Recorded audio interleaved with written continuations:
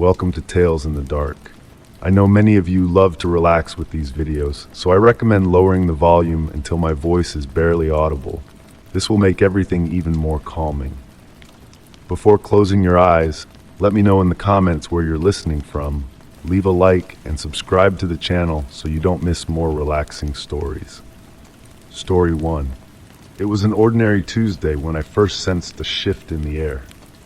The day had been a whirlwind of meetings and paperwork, leaving me yearning for a peaceful evening of relaxation. However, as I reached for my phone to unwind with the latest updates, a wave of notifications sent a shiver down my spine. Instead of the usual work emails and social media pings, my contacts bombarded me with messages that struck fear into my heart. One message from my friend Sarah stood out among the rest. "Are you safe? I'm deeply concerned. Why did you mention being in danger?" Confusion clouded my mind as I realized I hadn't sent any such message to her. With trembling fingers, I clicked on another message, this time to my colleague Dave. "Stay vigilant. I am aware of what transpired last week. Your safety is at risk." Each message grew more ominous and personal, painting a sinister picture. The chilling truth dawned on me like a sudden chill. My phone had been breached.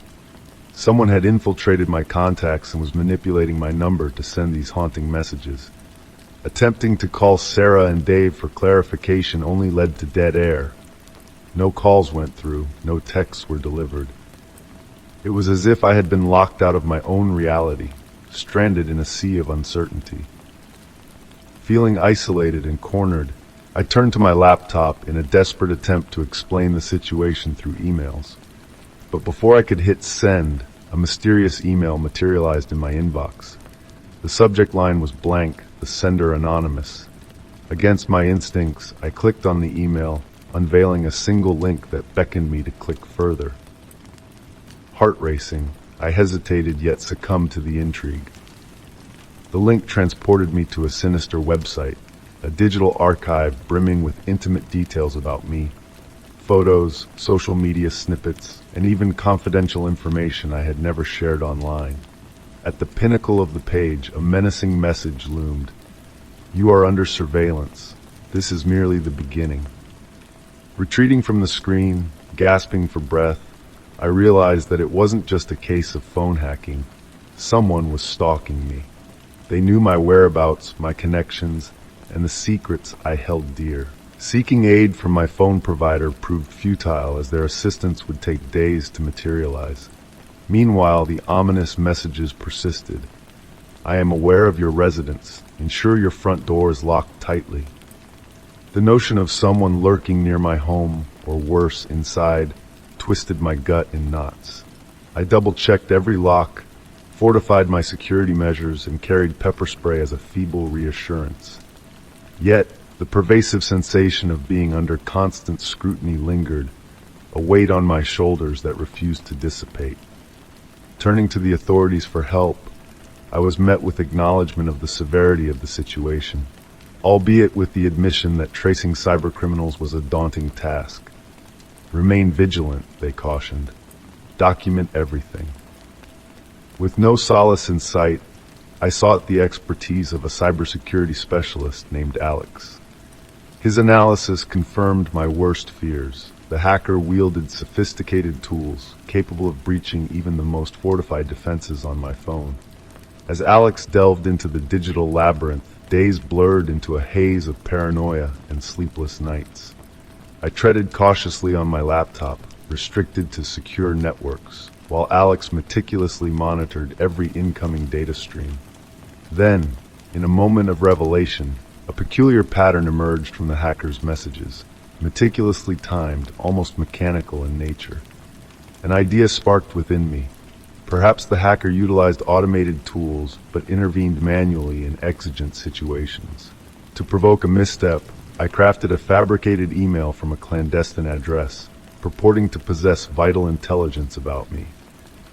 I wove a narrative of a crucial meeting where sensitive revelations loomed, and I awaited a response. Minutes later, a chilling reply materialized. "Your curiosity will be your downfall." Ice gripped my heart, realizing that the hacker derived pleasure from this twisted game. Yet their response unveiled a crucial detail. I had captured their attention. Alex traced the email's elusive IP address, though veiled behind multiple VPN shields. Amidst the encrypted labyrinth, a faint glimmer emerged. A server overlooked, vulnerable. A slim chance, but a glimmer nonetheless. With law enforcement now deeply entrenched in the pursuit, Alex toiled through the night, unearthing the origin of the messages to a remote server across the nation, a notorious hub for cyber malfeasance. Swift coordination ensued, leading to a climactic revelation a few tense days later. The hacker had been apprehended. A tech-savvy recluse with a history of cyberstalking, their motivation rooted in a desire for dominance. They had woven themselves into the fabric of my online existence, collecting fragments of my life unbeknownst to me. The relief was palpable, yet a shadow of unease lingered. Despite the immediate threat being neutralized, the scars of violation remained. I fortified every digital fortress, changed every password, and reinforced my security protocols. Life tentatively resumed its course, but I was forever altered by the realization of how easily privacy and security could be shattered. In a digital realm where every keystroke, every post, every interaction leaves an indelible trace, I learned that safety is not a guarantee but a battle to be fought relentlessly, and so I continue to fight. Story 2. Once upon a time, a promising partnership unfolded.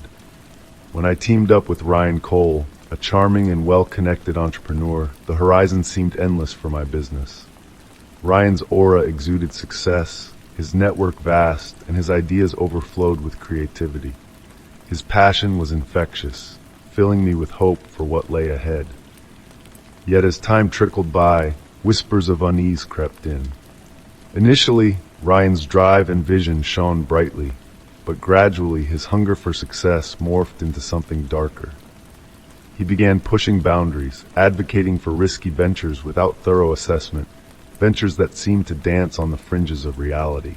One fateful day, he proposed a venture that sent chills down my spine, a substantial investment in a tech startup with an unproven track record. On paper, the startup sparkled with potential, yet its shaky foundation left me unsettled. I voiced my concerns, puzzled by the recklessness of such a move, but Ryan waved them away with a confident grin. Sometimes, the greatest gains come from the boldest risks, he asserted smoothly. Despite my reservations, I treaded cautiously into the deal, a lingering sense of disquiet haunting my steps. Something felt amiss, a shadow lurking just beyond reach. As days melted into weeks, Ryan veiled his personal investments and financial dealings in secrecy. He dodged my queries with charm, deflecting worries with grand promises. The knot in my stomach tightened. Driven by suspicion, I delved into Ryan's past. A digital search yielded scant results. No noteworthy achievements, just whispers of failed endeavors and shuttered enterprises. The absence of a solid professional trail raised crimson flags. Determined to unearth the truth, I engaged a private investigator, furnishing them with every tidbit I possessed on Ryan, his business history, connections, and financial undertakings. The findings unfurled a tapestry of alarm and revelation. Ryan's history brimmed with shattered dreams, legal wrangles, and a trail of deceitful ploys. He had duped partners into funneling funds into fraudulent projects, channeling riches into hidden coffers. One scheme stood out vividly, an elaborate ruse where investors poured millions into a phantom company. It was a mirage, a facade meticulously crafted to drain resources and evaporate without a trace, leaving partners in ruins. Armed with this damning knowledge, I knew our partnership had to end. I orchestrated a meeting at a neutral venue, a serene eatery where we often discussed business matters. A sense of foreboding settled as we sat down. "Ryan, I've been delving into your past via ventures," I broached cautiously. "There are discrepancies that I cannot overlook." His confident veneer wavered for the first time. "What nonsense is this?" he retorted sharply. "The past is irrelevant. Our focus should be on the future. I persisted, presenting the investigator's findings. His complexion paled as he absorbed the damning evidence. His facade crumbled, replaced by fury and desperation.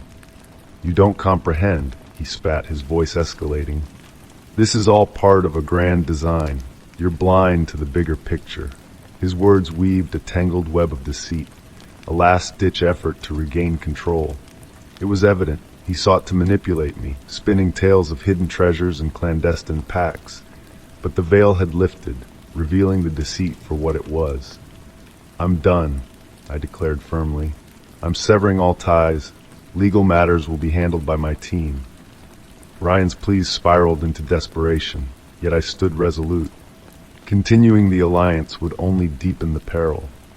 I couldn't risk being ensnared further in his web of deception. In the aftermath, I toiled tirelessly with my legal advisors to contain the fallout. We severed financial links, safeguarded my assets, and reported Ryan's misdeeds to the authorities. The journey was arduous, but it was the sole path to safeguarding my business and personal integrity. Ryan vanished soon after, likely onto his next prey. While relief washed over me, the ordeal etched a scar on my soul. His treachery had been methodical and perilous, a harsh lesson in the dangers of misplaced trust in the realm of business. Yet from the shadows emerged wisdom and vigilance. I reconstructed my business with newfound caution, vowing never to succumb to charisma and empty promises again. In a world where trust is a precious commodity, I learned the steep toll of misplaced faith and how to shield myself against its costly embrace. Story 3. As dusk settled like a soft blanket over my day, I warily made my way to my bedroom, seeking solace in the familiar embrace of home. The clatter of my keys on the kitchen counter echoed through the quiet house as I shuffled towards my sanctuary, eager to shed the weight of the day. Yet as my eyes swept over the array of books and trinkets adorning my dresser, they came to rest on an unexpected sight: a camera. Initially, I brushed it off as one of my own tools, a relic from my photography passion. My room was always strewn with gear, from lenses to tripods, but a prickling unease began to creep over me as I drew closer. The camera was positioned just so, capturing a panoramic view of my room, even encompassing the bed where I'd been lounging mere moments before.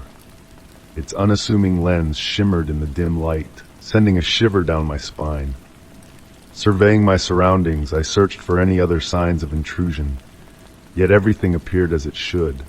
Still, the sensation of being under scrutiny lingered, refusing to be ignored. With a quickened pulse, I reached out for the camera, discovering a small SD card nestled inside. Hands trembling, I inserted the card into my laptop. The screen blinked to life, revealing a series of video clips. Initially, the footage was mundane, me relaxing on the couch, dropping a book to the floor, or engrossed in work at my desk. These glimpses into my private moments, though innocuous, felt invasive. Then the tone shifted. My loved ones began to appear on the screen. There was my sister at home, engrossed in a TV show. My best friend chatting away in a cafe, a mysterious figure just out of frame. My parents at ease in their living room post-dinner. Each clip seemed ordinary, yet beneath the surface lay a profound disquiet. Someone had been observing them, just as they had been watching me. As I scrolled through the clips, a growing sense of dread enveloped me. The surveillance extended beyond my own space, reaching into the lives of those dearest to me. Questions swirled in my mind like restless spirits. Who was behind this, and why? Driven by desperation, I scoured my memory for any peculiarities, any odd events that might shed light on this intrusion, but came up empty-handed. I attempted to reach out to my sister, then my parents, then my closest friends, only to be met with silence. An unsettling void that amplified my anxiety. Feeling trapped and alone, I dialed the authorities. When the police arrived, I recounted the situation, sharing the clips with them. Initially skeptical, their demeanor shifted as they viewed the footage of my family and friends. Determined, they set out to trace the origins of the surveillance, delving into the mystery with fervor. Yet, even with their involvement, I couldn't shake the eerie sensation of being monitored. Every creak of the floorboards, every fleeting shadow beyond the window, seemed like pieces of a malevolent puzzle. Fueled by the knowledge that a silent observer had infiltrated my life, and perhaps manipulated it, I found my imagination running wild. The investigation progressed sluggishly. No signs of forced entry, no evidence of tampering. The camera had been cunningly disguised, evading detection effortlessly. Days turned into weeks, progress stalled. Each passing moment without answers left me feeling exposed, vulnerable. I attempted to resume my routines, but the damage had been done. Every sound, every flicker in my peripheral vision set my nerves on edge. What was once my haven now felt like a stage for a sinister performance. One night, a chilling realization dawned on me. Was the surveillance intended to harm or to control? The notion that this could be a psychological game, a bid to unsettle rather than harm, sent shivers down my spine.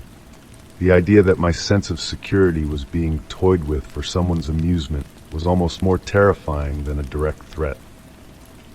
Determined to reclaim agency, I meticulously documented every strange occurrence, every shred of evidence. I fortified my home with enhanced security measures, cameras, motion sensors, reinforced locks. Vigilance became my shield, a means to regain control in a situation that had stripped me of power.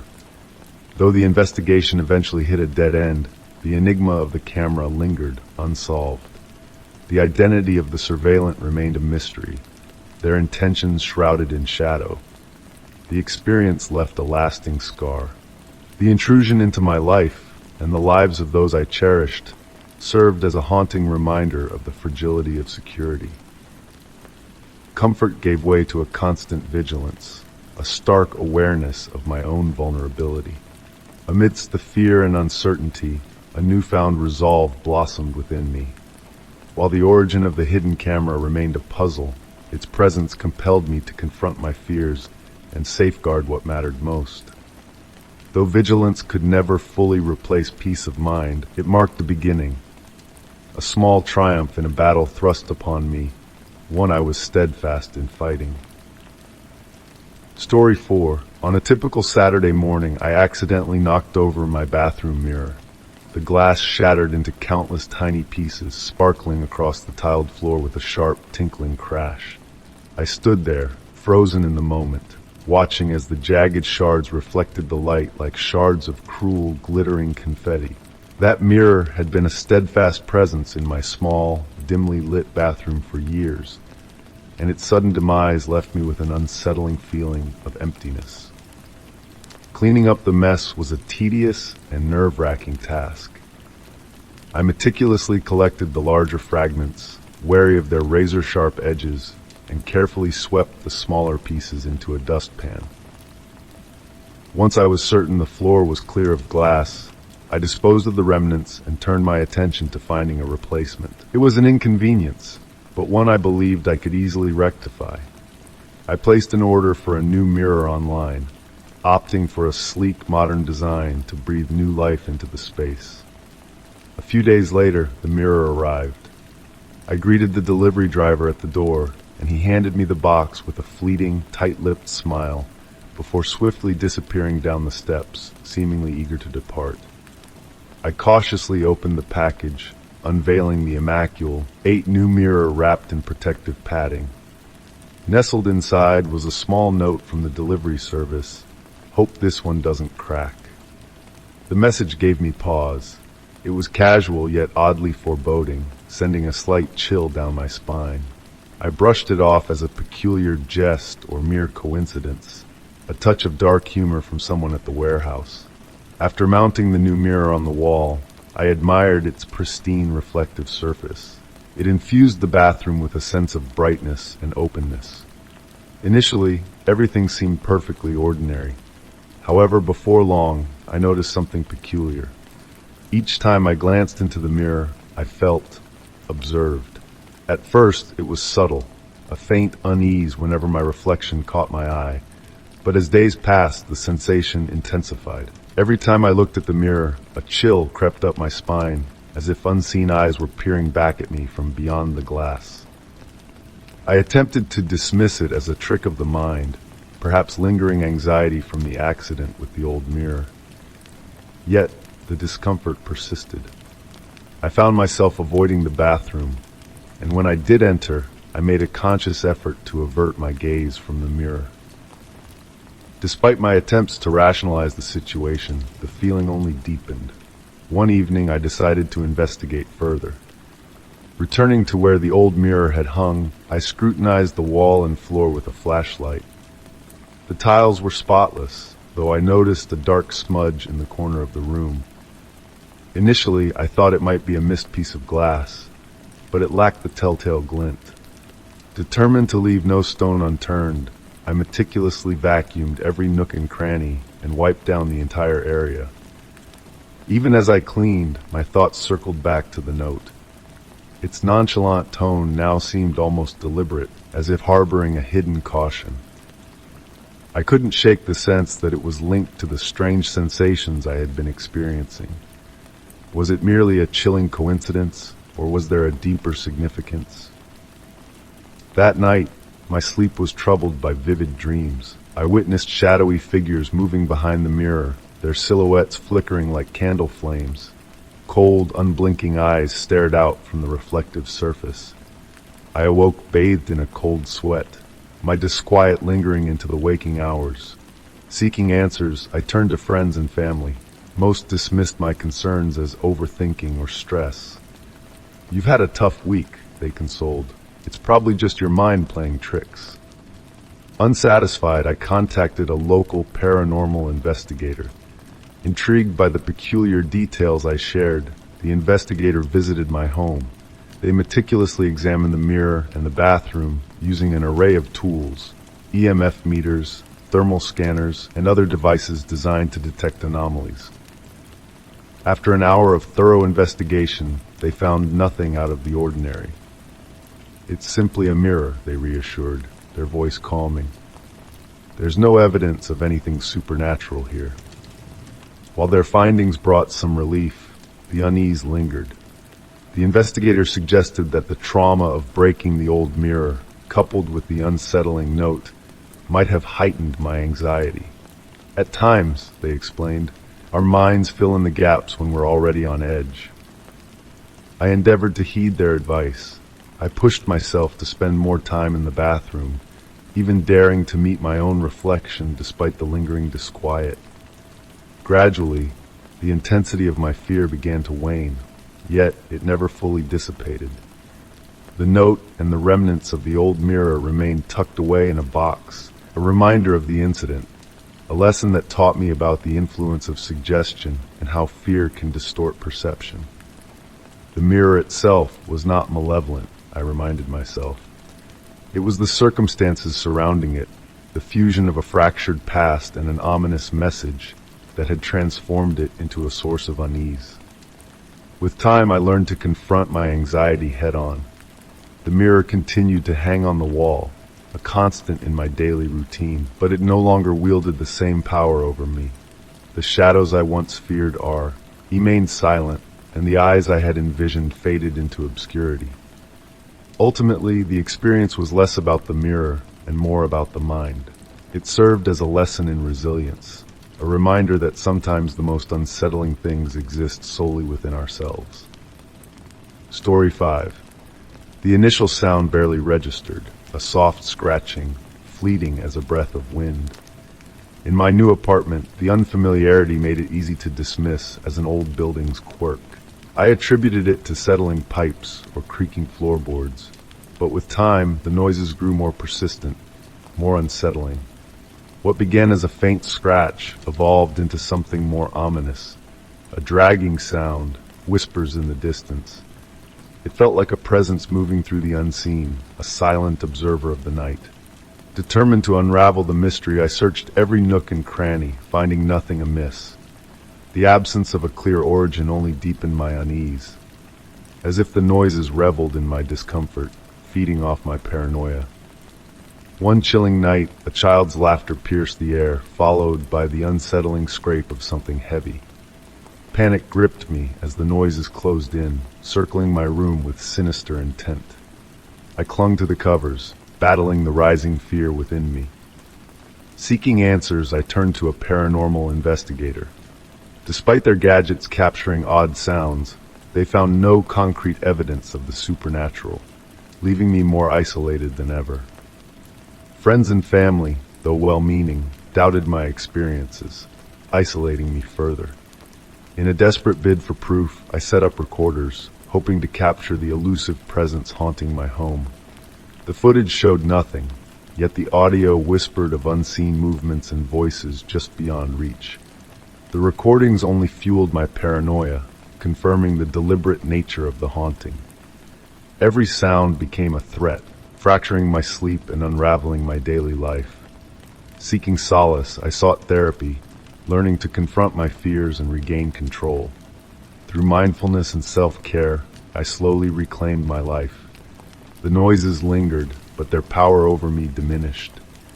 I reshaped my routines, finding solace in the present moment and supportive friendships. Time passed, and the disturbances faded, like remnants of a half-remembered dream. Though the source remained a mystery, the experience taught me resilience and the courage to face my fears. It was not the origin of the noises that defined me, but how I chose to confront them. Story 6. On a serene, hushed night when the world seemed to hold its breath, I found myself driving home under the blanket of darkness. The clock ticked past midnight as my car hummed along the deserted road, the only company being the whisper of leaves rustled by the gentle wind.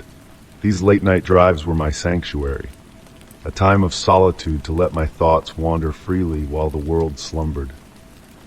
The country roads leading to my house curled and twisted, familiar and comforting in their isolation. But on this particular night, a sense of unease crept in as I caught sight of a pair of unwavering headlights in my rearview mirror. Initially dismissing it as a fellow traveler sharing the road, my unease grew with each passing mile. The headlights remained fixed, matching my pace with an eerie precision. No matter how I varied my speed or took unexpected turns, the headlights stayed locked on me, a persistent presence in the darkness. The isolation of the road magnified my vulnerability, amplifying the silence broken only by the rhythmic hum of my tires on the pavement. Attempting to shake off the feeling of being followed, I veered onto a secluded lane, hoping to lose my unseen pursuer in the maze of twists and turns. But to my dismay, the headlights persisted, unwavering in their pursuit, as though the driver anticipated my every move. My heart raced as I grappled with the realization that I might be in a situation I had only heard of in unsettling stories. Palms clammy against the steering wheel, I struggled to devise a plan to outwit the persistent presence trailing me with chilling accuracy. Desperation led me to a small, shadowy gravel lot barely visible in the night. I cut my engine and extinguished my headlights, enveloped in darkness as I strained to hear any sign of the mysterious car. A heavy silence settled over me until the headlights pierced the darkness, scanning the lot with an intensity that sent shivers down my spine. Holding my breath, I watched as the car hesitated, its lights probing the darkness before slowly retreating back onto the road, disappearing from sight. Minutes passed in the darkness, my senses on high alert until I was certain the threat had passed. Relief flooded through me as I restarted my engine and cautiously ventured back onto the road, each shadow now a potential danger, every sound a jolt to my nerves. The once familiar road now felt like a labyrinth of hidden perils, my eyes darting to the rearview mirror in a constant state of vigilance. Arriving home and securing the safety of my garage brought a momentary reprieve, yet the lingering anxiety refused to dissipate. The feeling of being followed lingered like a shadow, a weight I couldn't shake off. In the days that followed, I avoided the solitude of late-night drives, opting for busier routes and daylight hours. Every set of headlights in my mirror became a source of dread, a reminder of the vulnerability I had experienced on that fateful night. Reporting the incident to the local authorities yielded little comfort, their advice to stay alert offering little solace in the face of my lingering fear. The memory of those persistent headlights became a haunting symbol of the unknown dangers that could lurk in the quietest corners of our lives. Though the mysterious car never resurfaced and the fear eventually ebbed away, the shadow of that night remained etched in my memory, a cautionary tale of how swiftly the familiar can morph into something sinister, forever changing the tranquility of my late-night drives. Story 7. In the quiet embrace of another ordinary morning, I followed my familiar routine, a cup of warm coffee and a brisk walk through the peaceful neighborhood. My yearning to return to the sanctuary of my home, a haven of tranquility far removed from the chaos of daily life, was palpable. As I drew closer to the front door, a subtle unease crept over me. A delicate draft danced through the air, sending a shiver down my spine. My gaze fixed on the door, my heart skipping a beat as I beheld a sight that shattered the calm of the morning. The door, usually a sturdy barrier, stood slightly ajar, the lock yielding under an unseen force, the symbol of security now hanging askew from its hinges. A wave of dread washed over me, freezing me in place. My breath caught in my chest. The feeling of intrusion was immediate, overwhelming, like a shadow creeping over my sense of peace. With trembling hands, I fumbled for my phone and dialed 911. My voice strained as I relayed the unsettling discovery. The reassuring voice on the other end promised help was on its way, advising me to remain outside.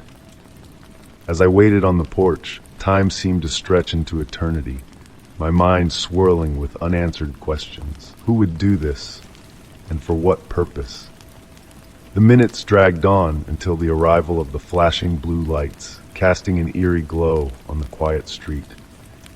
The officers swept through the house with precision, scouring every nook and cranny for clues. They meticulously documented the forced entry, gathering fingerprints and evidence in their wake.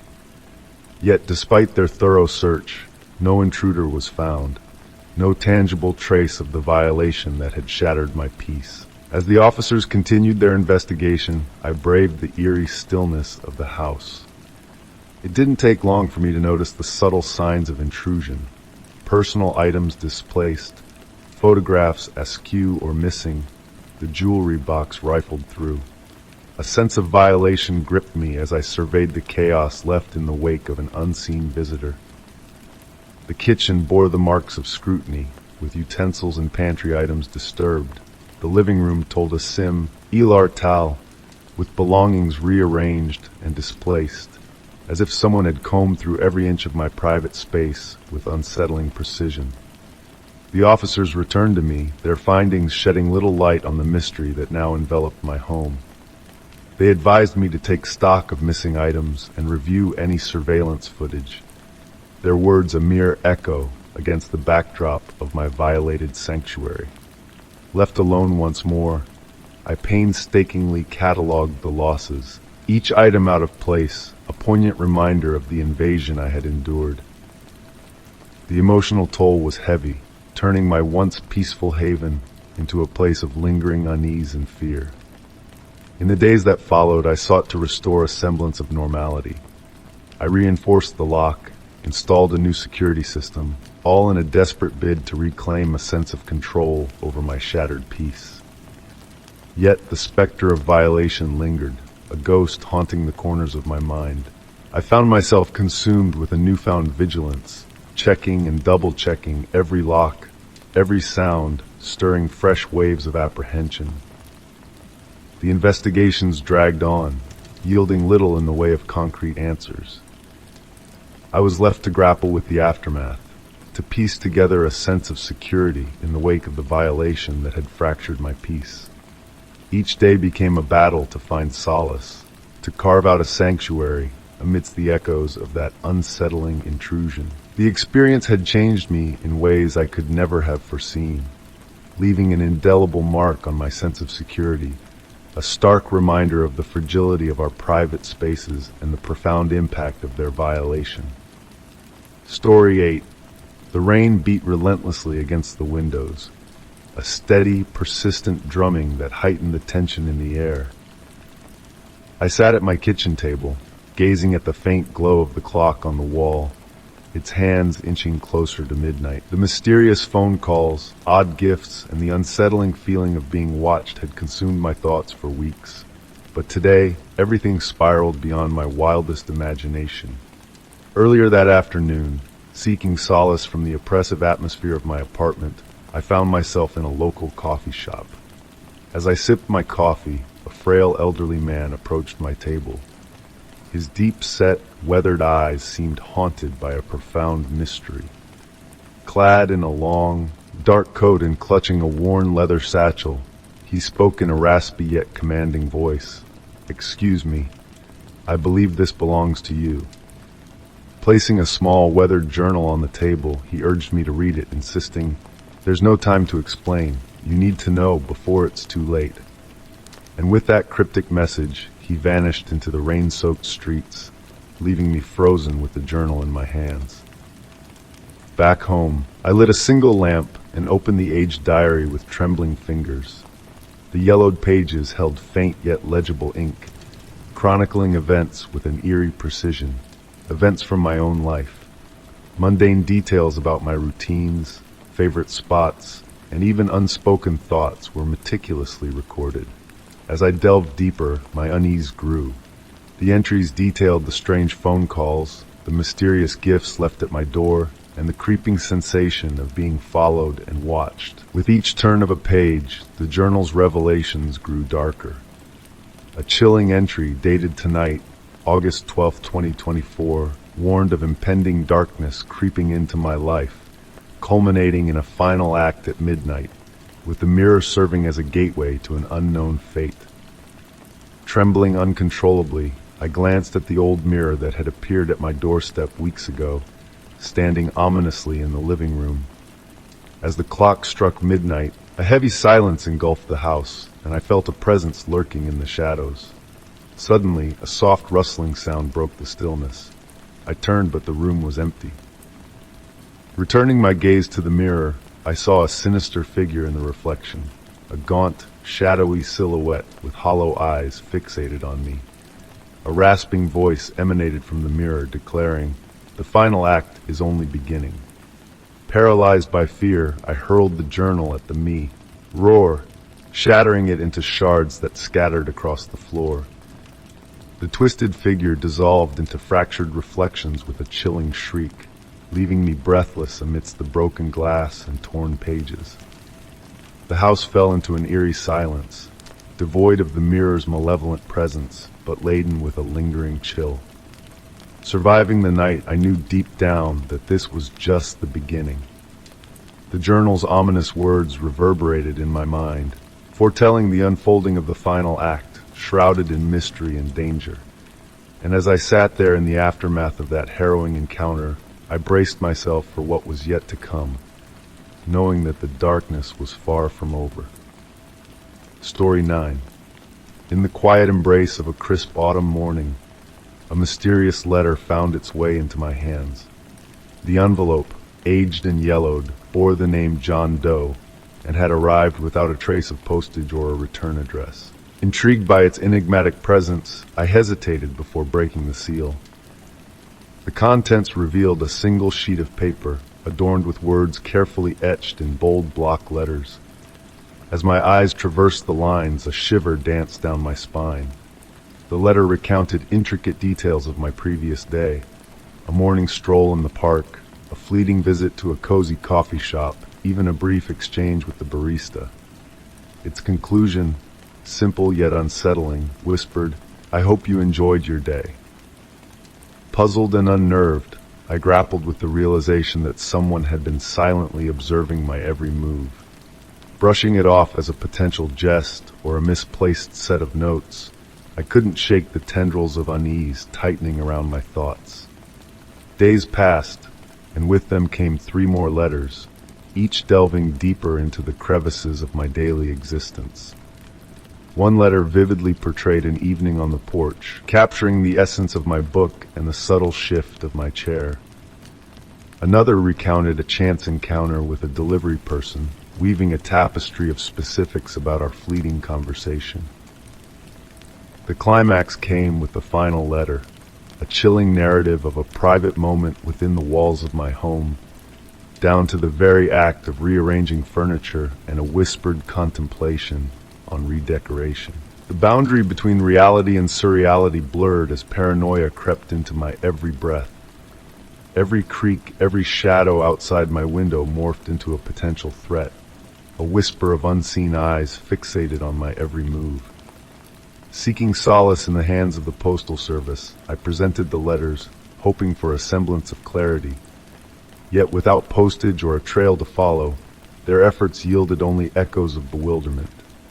Driven by a relentless quest for answers, I fortified my sanctuary with vigilant eyes, security cameras, meticulous logs of anomalies, and a disruption of predictable routines. Despite my efforts, the letters persisted, each unveiling a deeper layer of intimacy that sent tremors through my core. A sketch of my home, captured from a distant vantage point, hinted at a presence lurking in the shadows. With mounting dread, I sought the aid of law enforcement, armed with evidence and a heart heavy with apprehension. Their sympathy was genuine, but the phantom orchestrator of my turmoil remained elusive, leaving me teetering on the edge of a precipice. On a rainy afternoon, the pinnacle of intrusion arrived in the form of a letter detailing a confidential conversation with a dear friend, a conversation veiled in the sanctity of trust. The realization dawned. This was no mere coincidence. This was a calculated invasion of my very essence.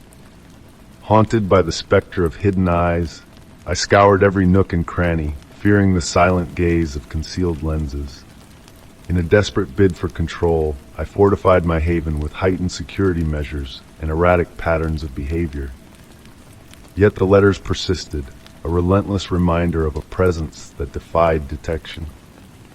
Then, as abruptly as they had begun, the letters ceased, ushering in a silence that birthed a new breed of uncertainty. Had the watcher vanished, or was this merely the calm before a storm of resurgence? The echoes of the past lingered, etching scars of vigilance upon my soul. My once haven now bore the weight of a fortress, my sanctuary transformed into a prison of perpetual vigilance. The notion of privacy, once taken for granted, now stood as a fragile bastion against unseen threats. Though the letters had vanished, their legacy lingered, a poignant reminder that even the faintest crack could invite the most invasive of intrusions. Story 10. On a cool November evening, I began to notice a shift in Max. We had been inseparable since our college days, bonded by shared laughter during late-night study sessions and endless explorations of the city's culinary delights. Max was always the reliable one, a constant presence in my life that I could lean on without hesitation. So when his behavior started to veer off course, it left me bewildered and unsettled. Initially, the changes were subtle. His phone buzzed incessantly, prompting him to excuse himself from conversations to take mysterious calls in hushed tones. His once easygoing demeanor turned guarded, his responses short and defensive. Text exchanges that used to flow effortlessly became sporadic, and he began canceling plans with vague references to work obligations. I tried to convince myself that it was just the stress of a demanding project or a personal issue he wasn't ready to disclose. But an underlying sense of unease lingered, refusing to be dismissed. Then came the pivotal moment that altered everything. It was a tranquil Saturday afternoon when I decided to surprise Max by returning a borrowed book to his apartment. As I approached his door, I noticed it was slightly ajar, a deviation from Max's usual meticulous attention to security. "Max," I called out tentatively, stepping inside. What greeted me was a scene of disarray. Normally neat and organized, the apartment was now in disarray. with unopened mail strewn across the table, a duffel bag overflowing with cash, and a chilling display of gleaming weapons near an upturned chair. My stomach churned in disbelief. This couldn't be the Max I knew.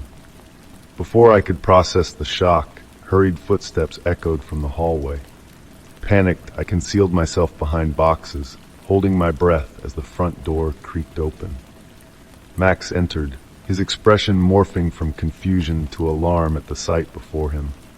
His gaze sharpened as he surveyed the chaotic room, a sharpness that was entirely foreign to me. "What are you doing here?" he demanded upon spotting me emerging from my hiding place. I just came to return your book," I stuttered, still reeling. "What's all this?" His features darkened. "It's not what you think. You shouldn't be here." His cold, distant tone shattered any illusions I had clung to. He was concealing something ominous, something perilous. "I should leave," I managed, edging toward the door. "We can talk later." Max made no move to detain me, but his jaw clenched as I departed. The revelation haunted me for days. I struggled to reconcile the image of the trustworthy, caring Max I had known for years with the man I had glimpsed that evening. The cash, the weapons, what had he entangled himself in? A week later, my apprehension deepened upon learning about a series of burglaries in the city, including one in my own building. The break-ins were audacious, occurring in broad daylight with no signs of forced entry, the perpetrators seemingly well informed about their targets. Thoughts of Max's anxious behavior, secretive calls, and the pile of unmarked envelopes flooded my mind. The realization struck me like a blow to the gut. Was he involved in these crimes? Driven by a growing sense of dread, I delved into local news archives, searching for clues and connections. Each robbery followed a similar method, swift, methodical, executed with chilling precision. Max's recent conduct aligned too closely with the timeline to be mere coincidence. Compelled by mounting evidence, I finally confronted him. The confrontation was tense, emotions running high.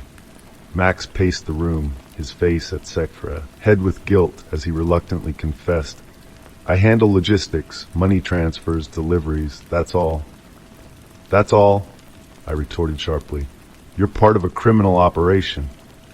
"I never wanted you to find out," he admitted, his voice cracking. "I tried to shield you, to keep you safe."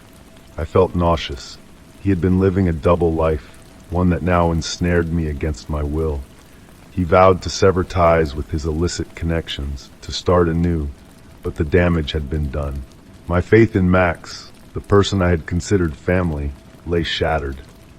Despite his efforts to distance himself from his criminal past, the sense of security I once knew remained elusive.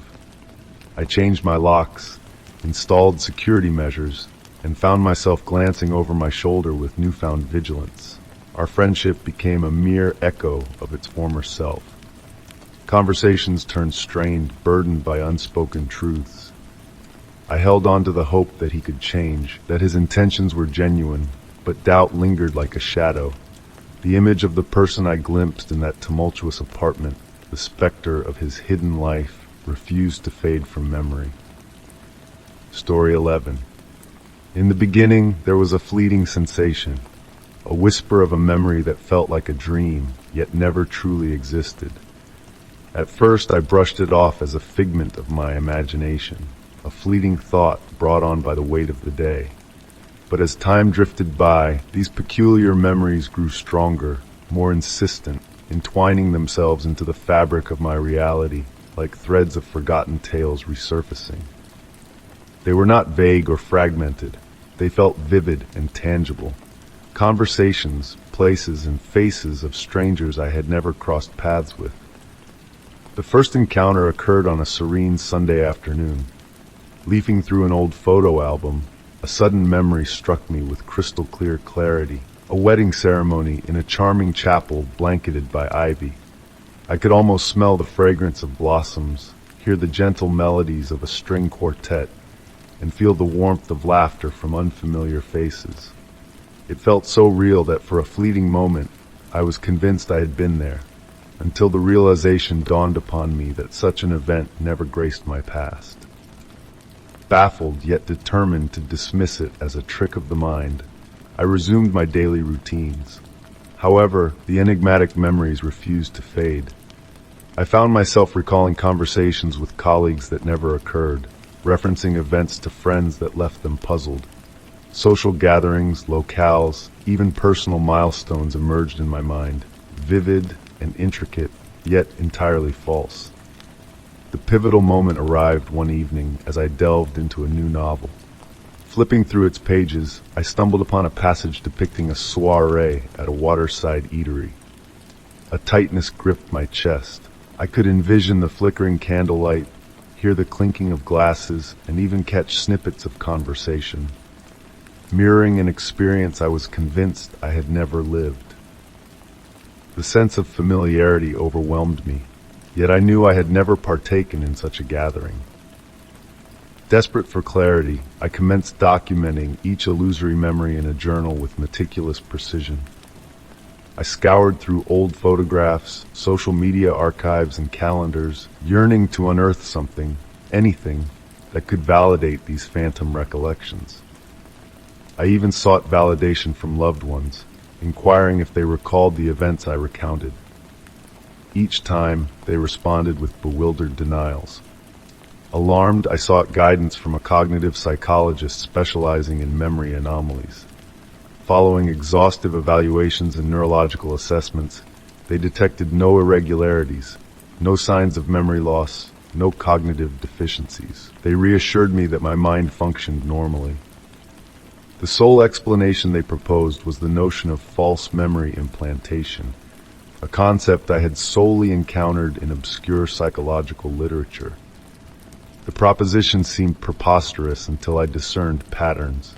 These memories appeared intertwined with specific moments and locales I had recently frequented. A recollection of attending a charity gala I never visited coincided with a genuine community function I had passed by. The network of uncanny coincidences propelled me deeper into my quest for truth. During my investigations, I unearthed unsettling leads. Names from my fabricated memories surfaced within an organization rumored to engage in clandestine psychological trials. They specialized in distorting perceptions and implanting artificial memories, immoral experiments whispered about in conspiracy circles. Skepticism metamorphosed into a chilling apprehension. Then the surveillance commenced. Anomalies in my phone, corrupted emails, and anonymous messages cautioning me to cease probing. Initially brushing it off as paranoia, the sensation of being shadowed became impossible to ignore. Someone was cognizant of my inquiries, and they desired me to forget.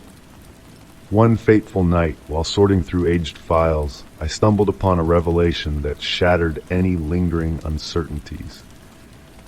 A classified psychological dossier concealed within an encrypted folder on my computer. The document outlined experiments eerily akin to my encounters, techniques of memory implantation, behavioral conditioning, and profiles of targets mirroring individuals I had remembered. The dossier identified several leading researchers, all affiliated with the suspected organization. The concluding paragraph sent shivers down my spine. Subjects exhibited escalating difficulty in distinguishing implanted memories from lived experiences. Emotional manipulation remains potent, continued monitoring imperative. Someone had toyed with my psyche. My memories were not errors, they were intentional manipulations. But why? Was I an unwitting pawn in an experiment, or was this something more personal? Determined to unveil the veracity, I accumulated all evidence within my reach and alerted the authorities. The ensuing inquiry progressed slowly, impeded by murky bureaucracy and a dearth of concrete leads. The organization seemed to vanish into thin air, its key figures evaporating without a trace. The few survivors who came forward shared narratives akin to mine, yet the legal system stood powerless against such a spectral entity. The aftermath left me fractured.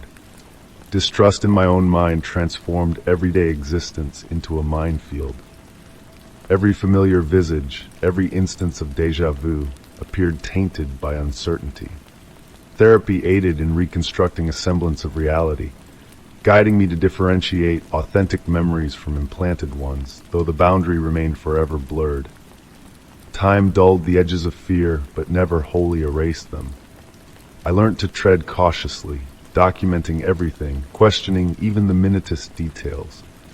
The scars of manipulation lingered like phantoms in the recesses of my mind. I evolved into an advocate for transparency in memory research, resolute in preventing others from enduring a similar nightmare. The ordeal taught me that while the mind is fragile, it is also resilient. Though my memories had been snatched, twisted, and rewritten, I reclaimed my identity fragment by fragment. Yet even now, in the hush of night, I ponder which parts of me are truly mine and what was crafted to be remembered. Story 12. It all started with a note. I can still picture that day so clearly. A crisp autumn afternoon, with golden leaves dancing in the gentle breeze as I made my way home from work. Feeling weary but anticipating a peaceful evening, I spotted a small envelope tucked under my door. No sender's address, just my name elegantly written on the front. Intrigued and slightly flattered by this unexpected delivery, I picked it up and entered my home. The note was from a reader of my blog. It exuded warmth and kindness, commending my recent post on the complexities of modern relationships. The words were like poetry, eloquent and profound. Yet, beneath the surface, there lingered a subtle edge that stirred a sense of unease within me. Dismissing it as mere imagination, I continued with my evening routine. With a modest following, receiving messages from readers was not uncommon. A week passed and another note arrived. This one felt more personal. The writer mentioned intricate details of my daily life, how they had observed my Wednesday walks to the coffee shop, my preference for cappuccinos, and my favorite spot by the window. The note ended with a hopeful wish to meet someday. A flicker of discomfort ignited within me. How did they know all these specifics? I tried to rationalize, attributing it to chance sightings at the cafe or recognition from my online presence. But the notion of being watched lingered uneasily in my thoughts. As the weeks unfolded, the letters came with increasing frequency. Each one delved deeper into intricate observations of my life, becoming more invasive with every word. They described my apartment's layout with unsettling accuracy, mentioning details only someone within my home could know. My framed photos, my book collection, even the struggling plant by my window. Initially, I entertained the idea of a prank, but the precision of their descriptions sent shivers down my spine. The turning point arrived when the letters began referencing my inner circle, friends and family.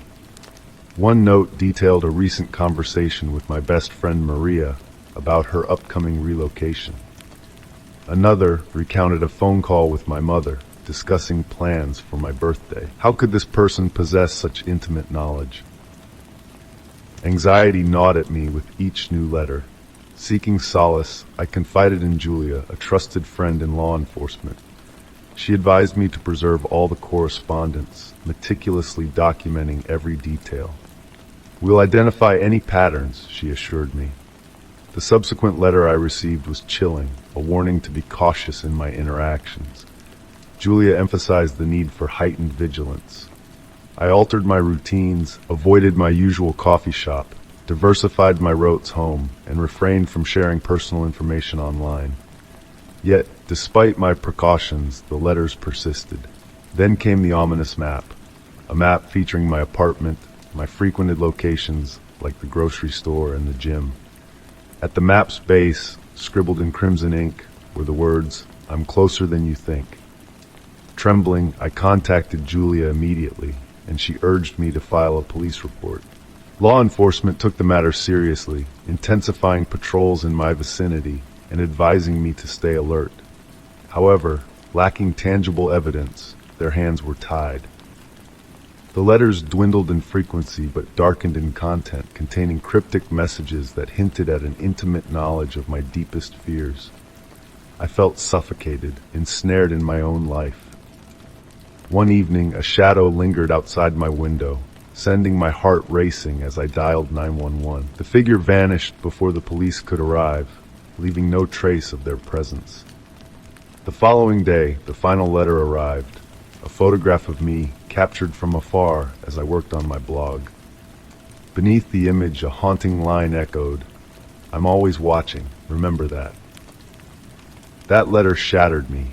Unable to endure the constant dread and violation of privacy, I packed my belongings and sought refuge in a new neighborhood. Though the relocation was draining, a sense of relief washed over me as I settled into my new abode.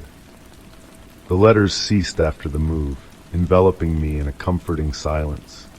Yet the sensation of being surveilled clung to me, casting a shadow of paranoia that lingered even in moments of tranquility. The ordeal had reshaped me, instilling a cautious approach as I resumed my blogging endeavors. It taught me the importance of safeguarding my privacy and the resilience discovered in seeking support when the shadows loomed too near. Those letters formed a haunting chapter in my life, a poignant reminder of how easily our vulnerabilities can be exploited by those who remain unseen. But they also imparted a valuable lesson on the delicate balance between public engagement and personal safety. Story 13. It was a cool autumn day, the air tinged with the scent of fallen leaves, when a sudden knock shattered the tranquility of my daily routine. Opening the door, I was met with the solemn gaze of two officers in uniform, their expressions etched with gravity. They delivered the shocking news that I was being accused of theft, a crime so far removed from the quiet existence I had led. Disbelief washed over me like a wave crashing against the shore. How could this be happening?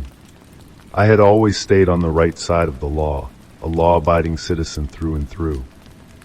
As they handed me the legal papers outlining the alleged crime, a break-in at a local electronics store with damning evidence pointing directly at me, I felt a rush of confusion mingling with my shock. Fingerprints matching mine, surveillance footage capturing a figure resembling me, and a witness placing me near the scene of the crime, all pieces of a puzzle meticulously crafted to incriminate me. The more I delved into the accusations, the more apparent it became that this was not a simple misunderstanding. Someone had orchestrated a web of deceit to ensnare me in their trap. Seeking solace and guidance, I turned to Sarah, a seasoned defense attorney renowned for her sharp mind and unwavering determination. With her by my side, we embarked on a journey to uncover the truth buried beneath layers of lies. Our first course of action was to meticulously examine the evidence presented against me. The fingerprints, too perfectly matching mine, raised suspicions in Sarah's discerning eyes.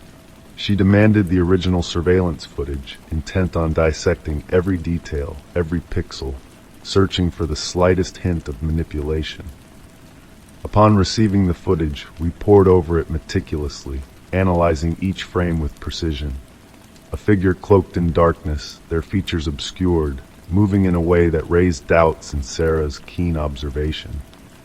Discrepancies in lighting, shadows playing tricks, signs that the video had been tampered with, twisted to serve a nefarious purpose.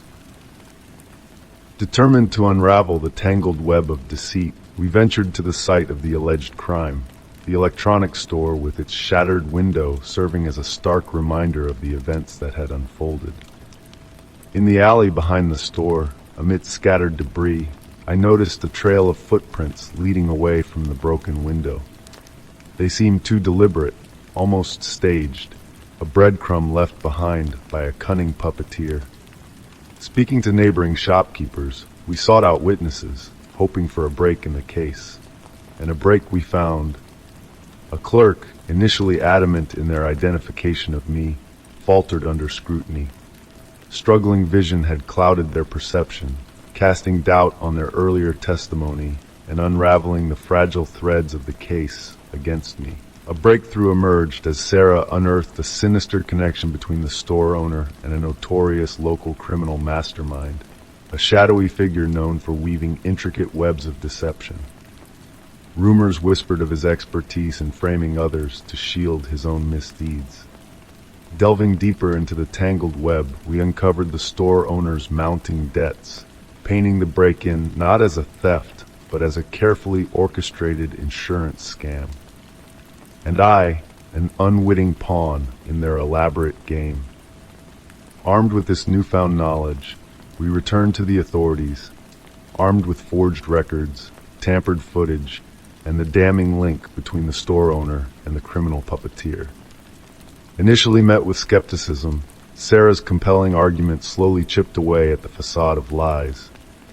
Witnesses from the criminal's inner circle emerged, validating our claims and shedding light on the dark machinations that had ensnared me. The legal battle that ensued was a grueling test of endurance, each court hearing a stark reminder of the nightmare that had befallen me. Yet, with each passing day, the fabricated accusations crumbled like a house of cards. The store owner and his co-conspirator were apprehended, their intricate facade of deceit torn asunder for all to witness. Though my name was eventually cleared, the scars of the ordeal ran deep, a reminder of the fragility of truth in a LD where deception lurked in the shadows. The experience left me with profound lessons on trust, resilience, and the vulnerability of personal security. It taught me to hold on to the truth with unwavering resolve, to navigate life with cautious optimism tempered by unyielding determination. The individuals who sought to frame me faced the consequences of their actions, yet their betrayal lingered like a shadow, a reminder that even the most ordinary lives could be upended by the sinister dance of deception.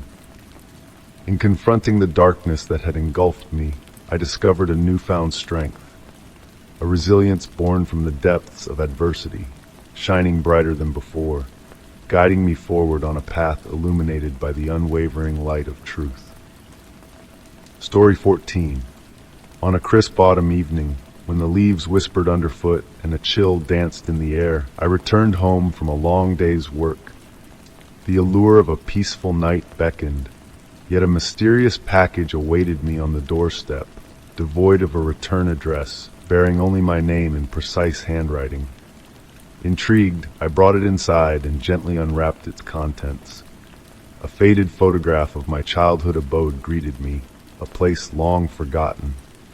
The angle captured in the picture hinted at an intimate familiarity only a resident could possess. Accompanying the photo was a note, cryptically stating, "I remember when you were happy here." The enigma left me unsettled, though I dismissed it as a mere jest or error. The following day, another package arrived, containing a delicate locket matching one I had lost months before. Enclosed within was a picture of my late grandmother, sending shivers down my spine. The note inside whispered, "I'm keeping watch."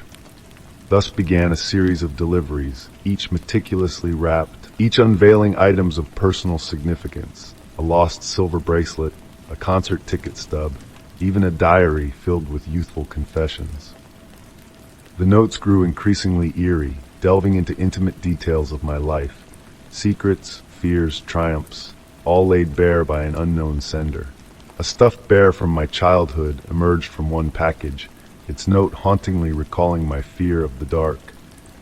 Keys to an old apartment appeared in another, reminding me that every door held memories within.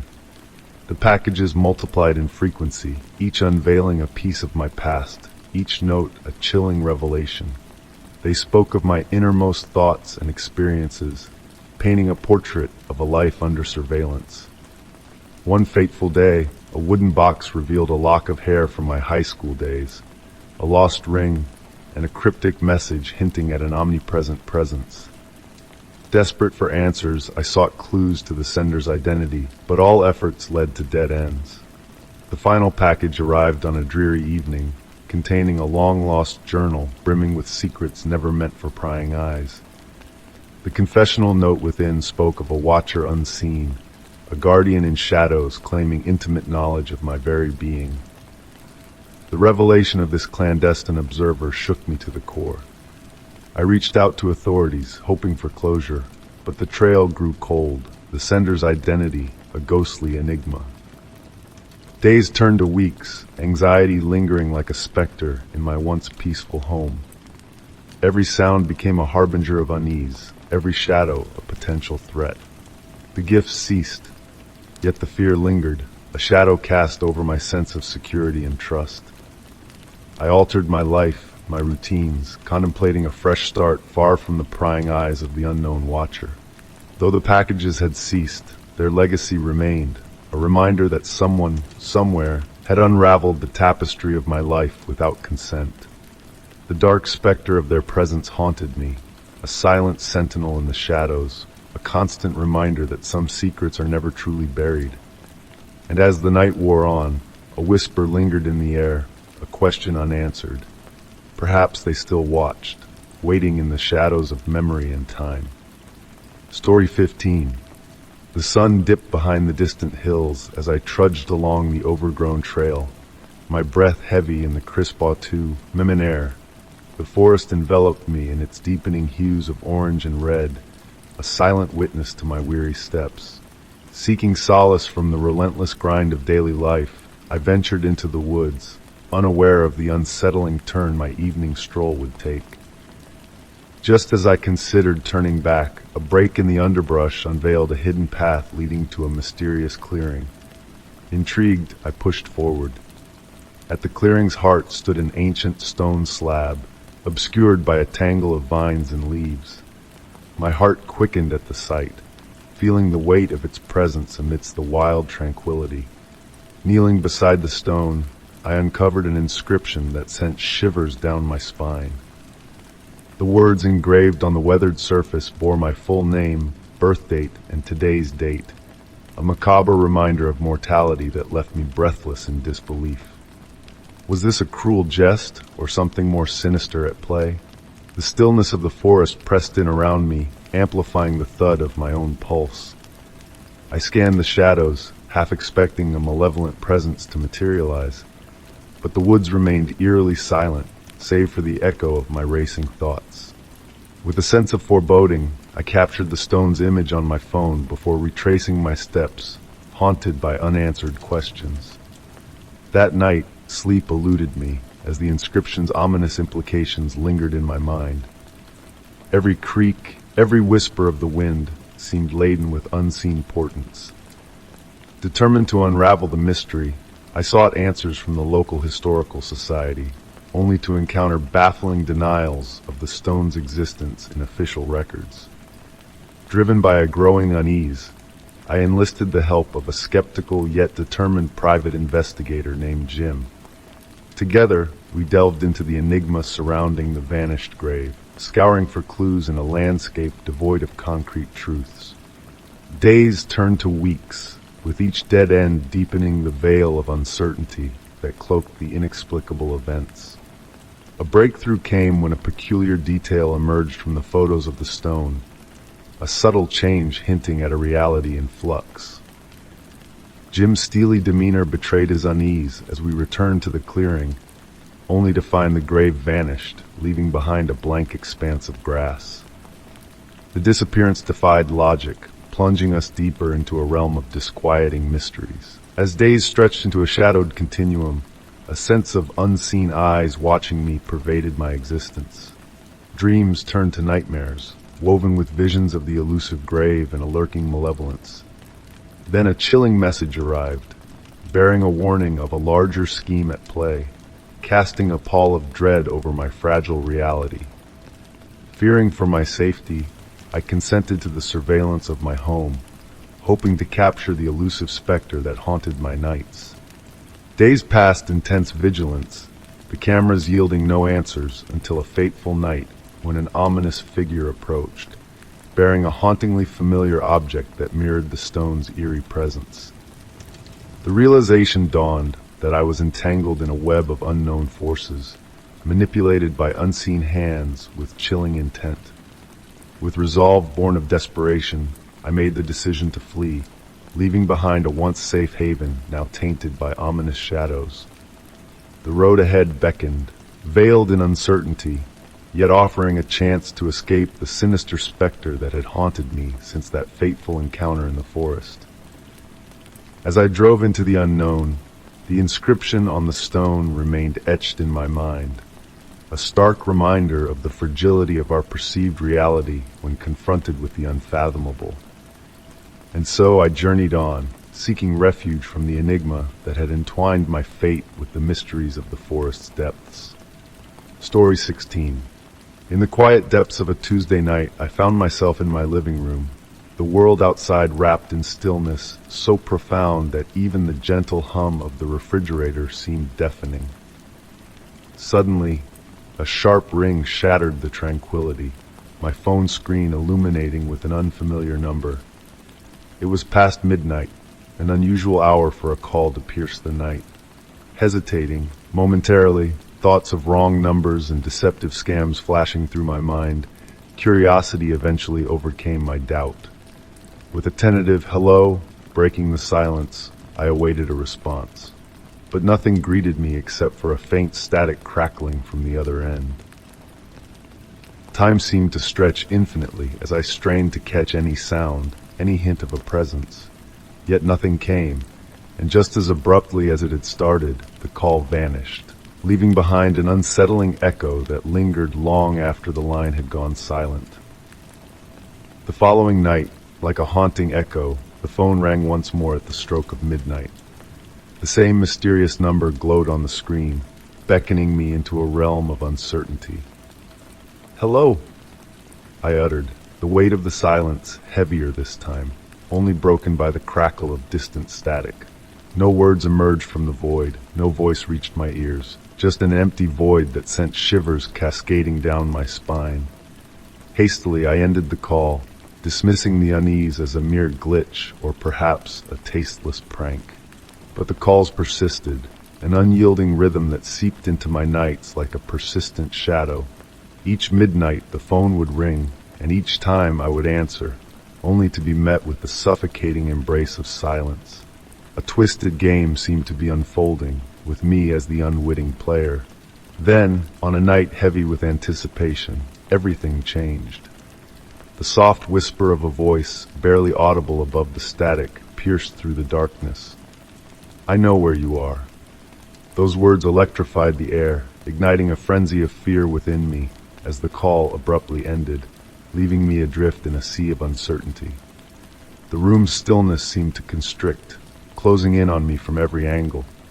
Attempting to quell my rising panic, I reassured myself that it was a cruel jest, a mere figment of imagination.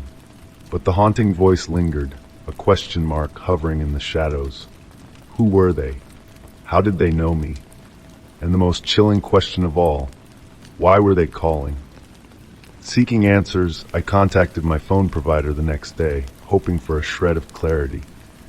Yet to my dismay, their records revealed no trace of the calls, the number deemed non-existent. It was as though the calls emanated from a void, a realization that suffocated the very air around me.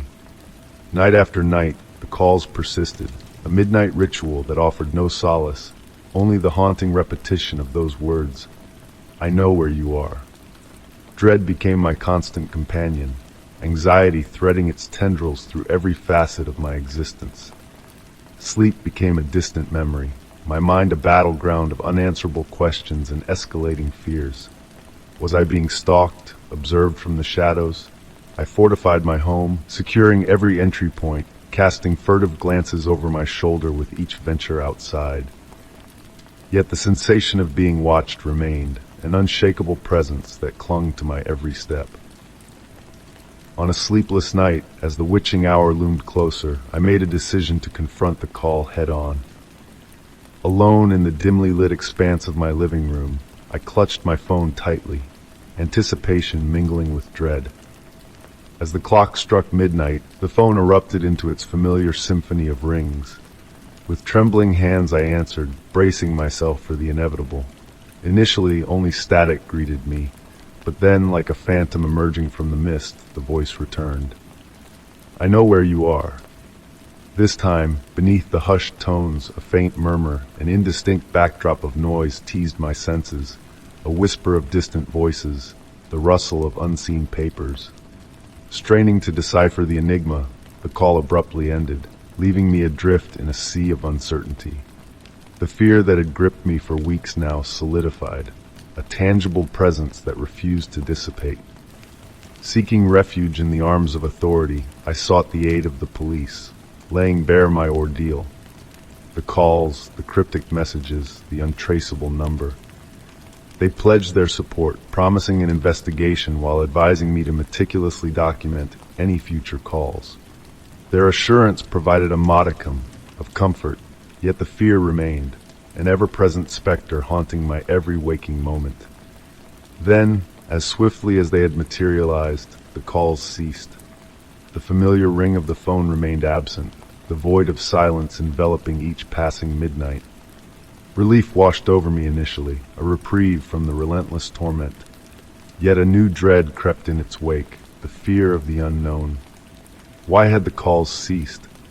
Had the caller relinquished their pursuit, or had they found an alternate vantage point from which to observe? The silence, once a balm, now morphed into a sinister enigma, an unanswered question that gnawed at my sanity. Though the phone lay dormant, the paranoia persisted, a shadow that refused to dissipate. Every creak, every shadow became a harbinger of unseen eyes.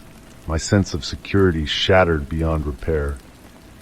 The identity of the caller, their motives, remained shrouded in obscurity. The voice never graced my ears again, yet its echo lingered, a chilling reminder of the vulnerability that lurks beneath the veneer of normalcy. I know where you are. Those words, like an ancient incantation, echoed through the corridors of my mind, a testament to the fragility of our perceived safety. Though the calls had ceased, the fear they birthed endured, a phantom that trailed me even in the brightest of lights. Story 17. The message blinked on my phone, a friend request from someone called Jessica Mitchell. Unfamiliar with the name, the recent transplant in the city, I decided to broaden my social circle. Pausing for a moment, my thumb lingered over the accept button. Curiosity nudged me forward. I tapped it, witnessing the request morph into a new connection. Not long after, a message from Jessica materialized in my inbox. Her tone exuded warmth, too warm for a stranger. Hey! Thanks for accepting my friend request. I've been eager to reach out and get to know you better. I hope you're settling in smoothly. I replied with a polite yet guarded message, introducing myself and expressing gratitude for the kind welcome. Initially, our conversation flowed casually. We chatted about shared interests, local eateries, and the trials of acclimating to a fresh environment. Jessica appeared amiable, genuinely intrigued by my life, a comforting presence in my solitude since the move. But as days slipped by, her messages delved deeper into personal realms, inquired about my family, my pastimes, and even specifics about the new house I had recently purchased. Initially, I answered truthfully, assuming her friendliness. Perhaps she aimed to forge a connection, just as I did. Then the tide shifted.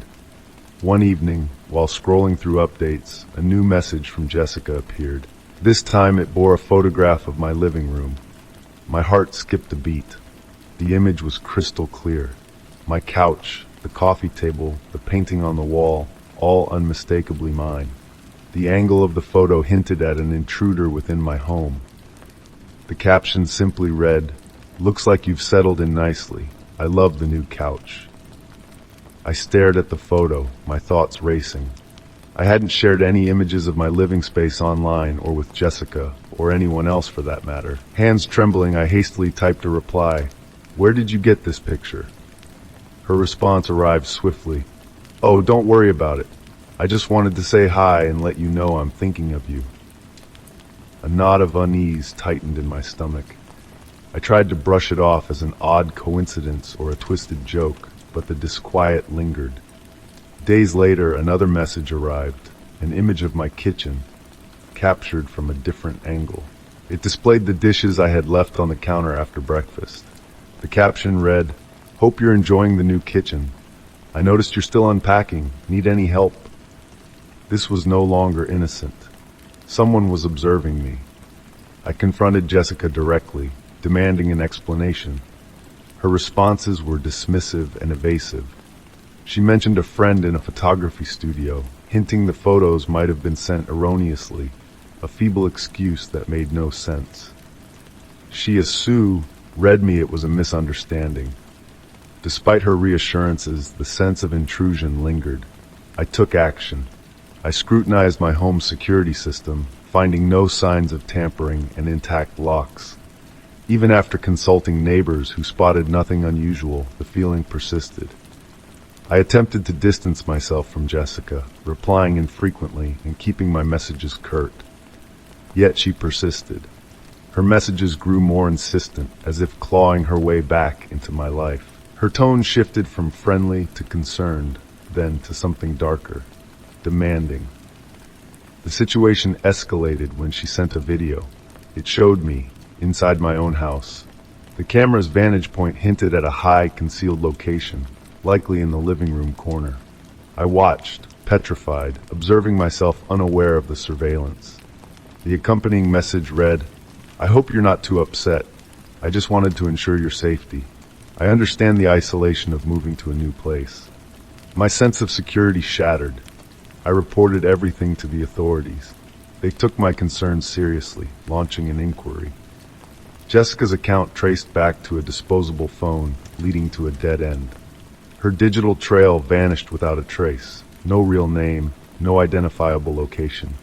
Days turned to weeks as the investigation dragged on. Despite added locks, new security cameras, and hiring a private patrol, the sensation of being watched persisted. Then, after a prolonged silence, she reappeared. The final message was an apology, a lengthy, convoluted justification filled with twisted reasoning. She claimed her actions stemmed from friendship and worry, fueled by her own isolation and inner turmoil. "I never intended harm," she typed. "I just didn't want you to feel alone." Her words offered no solace for the harm caused. My trust lay shattered. I blocked her account, determined to move forward, concentrating on restoring a sense of security in my abode. Yet, some wounds refused to heal swiftly. The encounter left a lasting scar, a perpetual shadow in my thoughts, a reminder that a mere notification on your phone could unveil a realm more malevolent than fathomed. Story 18. As I returned home, a chilling sight awaited me, forever altering the sanctuary of my space. The front door, usually a steadfast guardian of privacy, stood slightly ajar, a silent invitation into the unknown. With a racing heart, I pushed it open, the familiar creak of the hinges now a foreboding melody in the air. A faint metallic tang lingered, blending with the stale scent of intrusion, creating an unsettling atmosphere. My haven, my home, had been breached. Every corner of the room bore the mark of invasion. Drawers pulled out, cabinets left open, belongings strewn about haphazardly. Papers scattered like fallen leaves, cushions tossed aside in haste. The once serene space I treasured had been transformed into a chaotic reflection of the violation that had occurred. Standing frozen in the entryway, my mind struggled to comprehend the scene before me. Panic gave way to a numbing disbelief, making it hard to grasp the full extent of the violation. Stepping further into the apartment, the weight of the situation began to settle. It was not just the mess that unsettled me, but the overwhelming feeling that something deeply personal had been taken, though I couldn't yet identify what. And then, like a bolt of lightning, it struck me. My identity had been stolen. The realization crashed over me, leaving me breathless and bewildered. I reached for my phone, fingers trembling, and dialed my bank, desperately seeking reassurance that it was all a mistake. The automated response felt distant, leading me through a labyrinth of options until I finally connected with a representative. "Hello, this is Alex Carter. I suspect my identity has been compromised. My home was invaded, and now my accounts may be at risk. Please check for any unauthorized transactions," I managed to say, my voice quivering with uncertainty. The voice on the other end was composed, professional, yet did little to ease my frayed nerves. Confirming my details and answering her inquiries, the truth unfurled before me. Unauthorized transactions had drained my accounts in the preceding week. A sinking feeling gripped my chest. The representative pledged to investigate and secure my accounts, but cautioned that the process would be arduous. I hung up, the phone slipping from my grasp as waves of anxiety threatened to engulf me. Subsequent calls to other institutions echoed the same grim reality: frozen accounts, fraudulent activities detected, and a daunting list of steps to reclaim my stolen identity. Days turned into weeks of legal battles and bureaucratic obstacles, my existence reduced to paperwork and protocols, each interaction a stark reminder of the violation endured. The constant alerts, the flagged activities, new accounts opened in my name, it was a relentless onslaught. Creditors demanded payment for debts I had not incurred, trapping me in a cycle of proving innocence and regaining control, one painstaking step at a time. A haunting thought emerged. The thief not only took my money, but wielded my life with an intimacy that left me feeling alien in my own skin. Financial losses aside, the emotional toll was profound. Trust shattered, peace of mind stolen, control relinquished. Rebuilding became a slow, painful process. New security measures implemented, boundaries redefined, and a newfound appreciation for the unwavering support of loved ones. Yet the shadow of the violation lingered, a constant reminder that safety is a fragile illusion. Scars both seen and unseen endured. The memory of that violated space remains vivid, a testament to the fragility of privacy. Though progress was made, the thief's impact remained woven into the fabric of daily life, a reminder that safety is a luxury, never guaranteed. Story 19. The day I crossed the threshold into my new abode was meant to herald the dawn of a thrilling chapter in my life. Having secured a promotion at work, I decided to indulge in this captivating, century-old residence. Tucked away on a serene lane in a historic district adorned with towering, verdant trees, it appeared to be a dream materialized. Nonetheless, dreams possess a peculiar tendency to morph into nightmares. Initially, the weeks passed by uneventfully, brimming with the excitement of acclimating to my new surroundings. The house exhibited its idiosyncrasies, a faucet that dripped here, a door that refused to latch there. I dismissed them as the expected peculiarities of a dwelling of its era. Then came the unexpected puddle. One morning as I entered the kitchen, I was greeted by a spreading pool of water unfurling across the floor. It wasn't merely a minor leak. It was substantial enough to prompt me to question if I had inadvertently left a tap running unchecked. A plumber arrived promptly that same day, examined the pipes, and reassured me that all was well. "Faulty seal," he declared. "Common in old abodes. Just keep a vigilant eye on it." I assumed that would draw close to the matter. I was mistaken. A few days later, I observed a fracture traversing the living room wall. Initially, it was a modest, jagged fissure, but with each glance it seemed to widen, creeping like ivy along the plaster. Alarmed, I summoned a contractor. Bob, the contractor, arrived exuding a sense of skepticism. Following a brief inspection, he nonchalantly remarked, "Old residences settle. It's standard wear and tear, nothing to fret over." I yearned to believe him. However, as the days elapsed, the peculiarities became increasingly challenging to brush aside. One night, upon returning home, I discovered my living quarters in utter disarray. The sofa had been relocated to the far corner, averted from the TV. The coffee table was askew in the middle of the room, and the books on my shelves had been jumbled into a cryptic order. I stood there, endeavoring to fathom it. Had I inadvertently orchestrated this and then forgotten? The notion unsettled me, yet I convinced myself it was fatigue or stress. Subsequently, the bedroom door commenced unlocking itself. Each morning I awoke to find it ajar, despite having secured it before retiring for the night. Mysterious fingerprints, smudged and unfamiliar, materialized on my bathroom mirror, their forms indistinct but unmistakably distinct from my own. The tipping point arrived when my neighbor contacted me at work. "I spotted a man clad in a black jacket loitering around your premises," she disclosed. By the time I returned home, he had vanished. My porch light had been shattered, and the garden gnome positioned by the steps lay upturned. I reported the incident to the authorities, yet lacking tangible evidence, there was little they could undertake. The amalgamation of these occurrences, the fractures, the disruptions, the intruder, proved to be overwhelming. Bob, ever pragmatic, insisted that it was all merely part of the house's personality. Settling walls, antiquated fixtures, and my hyperactive imagination. Nevertheless, I could not reconcile myself to that rationale. Driven by desperation, I embarked on an investigation into the property's history. The local library yielded scant information, no notable events, no peculiar records. The house presented itself as a blank canvas, as though its past had been expunged.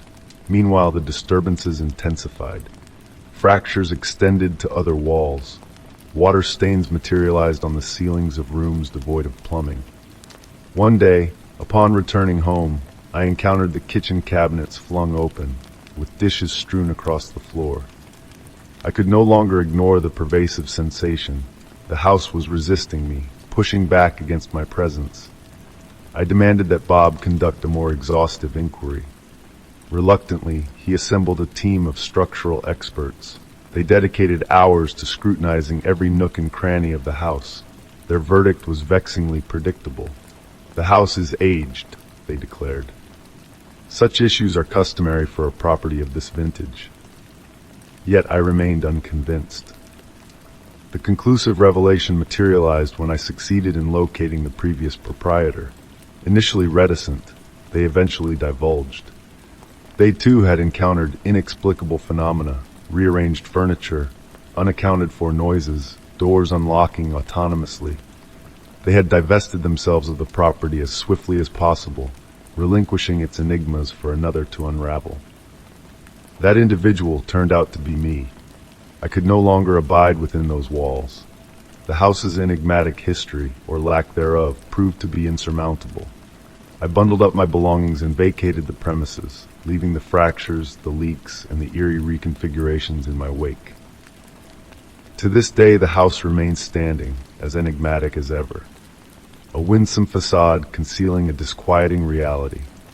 Subsequently, I discovered a new haven to call my own, one where surprises manifest in the form of squeaking floorboards and creaking stairs, nothing more. Yet I shall never relinquish the memories of my time spent in that house. It endures as a poignant reminder that certain locales harbor secrets, and some secrets are resolute in their desire to remain concealed. Story 20. In the quiet stillness of dawn, a subtle vibration stirred my phone awake. Anticipating a mundane notification, I glanced at the screen, only to be met with a message from an unfamiliar number. "Watch your step today." Dismissing it as a jest from a stranger, I carried on with my morning routine. Yet, a peculiar unease lingered within me as the day unfolded. A misstep on a slick sidewalk, a coffee stain on my shirt, and an unforeseen downpour without shelter, all seemingly trivial, yet together weaving a tapestry of disquiet in my mind. The following morning, the phone beckoned once more with a message bearing an ominous warning. Someone will take something you value today. Brushing it off as mere coincidence, I ventured to work, only to discover a cherished pen, a keepsake from my grandmother, had vanished without a trace. The days that followed unveiled a pattern of cryptic texts foretelling unsettling events. You'll be interrupted during an important call. Be wary of unexpected advice. Each message, though enigmatic, bore an eerie accuracy tailored to my life, leaving me unsettled and vulnerable. Attempts to block the number proved futile, as variations of the same string continued to haunt my device. Sitting alone one night, the weight of impending dread hung heavy in the air. At the stroke of midnight, a chilling message pierced through the silence. It's time for a real test. Sleep eluded me as shadows danced in the corners, every sound amplifying my anxiety. With each passing day, the messages grew more dire, predicting events that unfolded with chilling precision. The ultimate blow came with a message foretelling betrayal from a close friend. Amy, my confidant since college, appeared with trembling hands and a confession that shattered my trust. A secret alliance with my former boss, Richard, aimed at spying on me. As the messages escalated to threats and ultimatums, my life unraveled before my eyes. Projects crumbled, relationships fractured, and security vanished like mist in the wind. Despite efforts to uncover the sender's identity, the mystery remained unsolved, leaving behind a trail of devastation and doubt. In the aftermath, as weeks melded into months, I sought to rebuild what had been shattered. The haunting memory of those cryptic messages lingered, a constant reminder of the fragility of trust and the unseen forces that shape our existence. The unknown, with its insidious reach, had torn through the fabric of my reality, leaving scars that refused to fade. Though the messages ceased as abruptly as they began, the sense of vulnerability persisted, a lingering chill with every buzz of my phone. The unanswered questions echoed in the silence, a testament to the fact that even in the mundane moments of life, darkness can weave its tendrils, unraveling the very essence of who we are. Story 21. The Quiet Watcher. In the hushed embrace of twilight, a subtle shift began to weave its way into my world. It started as a whisper of awareness, a delicate brush of eyes upon me. Mr. Thompson, the elderly figure residing in the time-worn house beside mine, seemed to cast his gaze toward my windows more frequently than mere coincidence would allow. His presence lingered, a silent observer in the backdrop of my days. At first, I dismissed it as benign curiosity, the idle musings of a solitary soul. Yet, as the days melded into one another, his surreptitious glances grew more pronounced, more unsettling. His eyes, darting away whenever our gazes met, held a weight of secrets unspoken. One evening, a shard of realization pierced through the veil of my complacency. Through the sliver of space between my blinds, I caught him standing at his threshold, fixed on my window like a moth drawn to a flame. The time for ignorance had passed. A courage born of necessity propelled me outside, a lone figure in the gathering dusk. "Mr. Thompson," my voice, a steady tremor in the evening air, pierced the silence like a shard of glass. Startled, his facade wavered, guilt flickering in his eyes. His stuttered greetings belied the tension that crackled between us. I voiced my unease, my words a plea for understanding in the face of his constant scrutiny. His apologies tumbled forth, a cascade of regret and veiled intentions. His concern, he claimed, was born of a desire to safeguard, a threadbare attempt to shield me from the world's unseen dangers. Despite his words, a shiver of doubt lingered in the space between us, a whisper of unease that refused to be silenced. In the days that followed, his presence became an unshakable specter, a phantom that haunted the periphery of my existence. Every glance out the window, every mundane task performed under his unseen scrutiny, fed the gnawing sense of vulnerability that coiled within me. Desperate for solace, I fortified my fortress, layering my windows with heavy drapes and blinds in a futile bid for privacy. Yet his watchful gaze persisted, a silent sentinel that pierced through even the thickest barriers of fabric and glass. Summoning my resolve, I embarked on a second confrontation, my steps a march of determination tinged with fear. His demeanor softened, his regret palpable in the lines etched on his aging face. His explanations, tinged with remorse, offered a semblance of peace, yet the shadows of doubt lingered in the recesses of my mind. As time ebbed and flowed, his vigilance waned, yet the phantom of his gaze remained, a spectral reminder of the fragility of solitude and the tenuous boundaries of privacy. I sought sanctuary in the words of others, their counsel a balm for my frayed nerves, a beacon of solidarity in the face of uncertainty. Months drifted by, marked by a fragile truce between us. The echoes of his watchful eyes lingered, a ghostly imprint on the canvas of my thoughts. the line between care and intrusion blurred, a testament to the delicate dance of human connection in a world fraught with shadows. As the tapestry of time unfurled, the enigma of Mr. Thompson's intentions remained shrouded in mystery. Was it genuine concern that drove his gaze, or a darker impulse lurking beneath the surface? The answer eluded me, lost in the mists of uncertainty. Yet in the quiet reverie of introspection, I found a measure of peace, a silent acknowledgement of the transformative power of shared experiences, of the bonds that tether us to one another in the labyrinth of existence. And though the memory of his watchful eyes lingers, a whisper in the corridors of my mind, it serves as a reminder of the intricate tapestry of human connection, woven with threads of care, concern, and the delicate dance of privacy and presence. Story 22. In search of a tranquil retreat, a brief hiatus from the mundane routine, I stumbled upon a charming hideaway deep in the heart of a secluded forest. A cozy cottage, beckoning with promises of serenity and seclusion, far removed from the bustling city cacophony. The online images painted a picture of peace, accompanied by glowing testimonials extolling its charm and tranquility. Without second thoughts, I secured my reservation, eager for the solace this haven promised.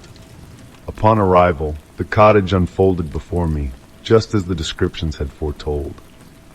A quaint sanctuary, adorned with a crackling fireplace and expansive windows framing the lush, enchanting woodland. The living space exuded warmth and nostalgia, its antique furnishings enhancing the allure of yesteryears. Days stretched lazily, filled with meandering walks along twisting paths, sunlight dancing through the canopy, while evenings found me nestled by the hearth with a book in hand. The stillness enveloped me like a soft embrace, interrupted only by nature's gentle whispers, the rustle of leaves, the distant call of an owl. It was a scene of idyllic tranquility, a haven from the clamor of the world outside. Yet beneath this facade of peace lay a revelation that would shatter the illusion. One hushed afternoon, engaged in a simple tidying task, a subtle gleam caught my eye behind the smoke detector above. A barely there glint, almost imperceptible, yet it beckoned me closer. Curiosity stirred within me, urging me to investigate further. Armed with a step ladder and a screwdriver, I ventured to uncover the source of this mysterious glimmer. To my astonishment, concealed within the smoke detector, I unearthed a tiny camera, its lens fixed upon my every move. A slender wire trailed from the device, disappearing into the wall, leading me to a neglected hallway closet. Buried amidst old blankets, a recording device lay hidden, meticulously placed to evade detection. A wave of dread washed over me as the realization dawned. I had been under surveillance, perhaps from the moment I set foot in this sanctuary. Trembling, I documented the unsettling discovery, capturing images of the intrusive devices. Shock gave way to indignation as I grappled with the violation of my privacy. Who was behind this insidious scheme, and what was their motive? Without delay, I contacted the property owner. The number gleaned from the rental agger, EMINT, my voice strained with disbelief. "I have found a hidden camera in the smoke detector," I relayed, my tone quivering. "And there's recording equipment concealed in the closet. Can you account for this intrusion?" The owner's response wavered between denial and unease, his words failing to assuage my mounting apprehension. "I am unaware of any such devices," he faltered. "It must be a misunderstanding. I will investigate immediately." Upon his arrival, a palpable fluster enveloped him, his attempts at reassurance feeble against the weight of my unease. Despite his assurances to rectify the situation, my sense of security had been irreversibly shattered. Every creak of the floorboards, every flicker of firelight, now bore a sinister undertone. Resolved to depart, I swiftly gathered my belongings, ensuring nothing was left behind. Locking the cottage behind me, I left the intrusive devices untouched, trusting the owner to address the breach. As I drove away, questions gnawed at my mind. Who had orchestrated this invasive surveillance? Was I the sole target, or a mere pawn in a larger scheme? The violation of my privacy lingered, unsettling in its implications. A report was lodged with the authorities, the evidence meticulously presented, though uncertainty clouded the resolution. Contacting the rental platform, I sought to prevent others from enduring a similar intrusion of their sanctity. The aftermath left a bitter taste, a once promised sanctuary now tainted by mistrust. Even within the confines of my own home, the specter of surveillance loomed large, a reminder of vulnerabilities exposed. Time passed, yet the memory of that hidden camera remained etched in my consciousness. A cautionary tale, a reminder to heed intuition and safeguard personal boundaries. The cottage, once a refuge of renewal, now stood as a stark testament to the fragility of trust and the unseen threats that lurk within even the most tranquil abodes. Story 23. It had been a turbulent few months. The chaos of identity theft, enigmatic messages, and unsettling occurrences had left me adrift, yearning for a return to normalcy. Seeking refuge, I sought solace within the confines of the local library, craving the tranquility of its silent corridors and the nostalgic aroma of weathered books to calm the storm within my mind. On a crisp autumn afternoon, while perusing the shelves of the mystery section, my hand brushed against a dusty tome bound in cracked leather. Its title faded into obscurity. Intrigued, I carried it to a nearby table and gingerly turned its brittle pages. Amidst the yellowed leaves, a loose manuscript fluttered out, landing with a quiet thud upon the worn wood. A stack of aged, handwritten pages, tied together with a frayed string, stared back at me. The paper bore stains and smudges, evidence of hurried handling over the passage of time. Intrigued, I delved into the script. The words danced across the page, alternating between poetic reveries and chilling revelations. Initially resembling a personal diary or a forgotten novel, the entries soon took a disquieting turn. They spoke of my life with an unsettling precision, my daily rituals, my family's history, even recent unsettling incidents I had confided to none. With each turn of the page, my unease deepened. The manuscript did not merely recount the past, it foretold events yet to unfold. It whispered of the identity theft, the cryptic messages, and even my haunting sojourn at the isolated cabin, all with an uncanny insight into my deepest anxieties. As I neared the final pages, a shiver raced down my spine. They detailed a specific night, the eve of the full moon, when the past and present would collide. A warning of a revelation that would shatter the fabric of reality echoed through the text. The last entry bore the date of that very night. The truth shall unveil itself when the shadows of the past meet the light of the present, the author had penned. Prepare for the convergence. My heart quickened. How could this forgotten manuscript, nestled within a library book, possess such intimate knowledge of my life and even predict the events yet to come? Yearning for answers, I sought out the head librarian, Mrs. Carter, a venerable woman with decades of service to the library. She listened intently, her brow furrowed in contemplation, before agreeing to aid me. Together we scoured the archives, tracing the book's origins to a long-abandoned estate on the outskirts of town. The previous owner, as Mrs. Carter elucidated, was a reclusive writer consumed by an obsession with the occult and destiny. His eccentricities had faded into local lore after his mysterious disappearance many years prior. Driven by a blend of trepidation and curiosity, I persuaded Mrs. Carter to accompany me to the estate that very night. Beneath the ethereal glow of the full moon, the dilapidated manor loomed like a specter from the past. Its shadowed windows gazed down upon us, while its weathered shutters creaked in the breeze. Within, we traversed a labyrinth of aged furnishings and crumbling walls until we stumbled upon a study on the second floor. The room was cluttered with ancient manuscripts, faded maps, and peculiar relics, resembling a sanctuary dedicated to fate, prophecy, and forgotten tales. At the room's heart stood a grand wooden desk, buried beneath scattered pages, open journals, and handwritten notes. My gaze fixed upon a weathered journal, its cover worn and cracked with age. As I thumbed through the entries, my hands trembled with a mixture of anxiety and anticipation. They shall discover the manuscript when the moment is ripe. The past shall guide them, the present shall test them, and the truth shall be unveiled, the script revealed. The writer's fixation was evident, yet the focus on my own self stirred a knot in my stomach. It was as though I had been a character in a narrative crafted long before my existence. The final entry, left unfinished, bore hurried, almost frantic scribbles. The convergence draws near. The name must confront the shadows and embrace the truth. Only then shall peace be found. The weight of those words descended upon me like a pall. The prophecies were not merely uncanny. They felt deeply personal, nearly intimate. Had the author been observing me all along, or was there a more mystical force at work?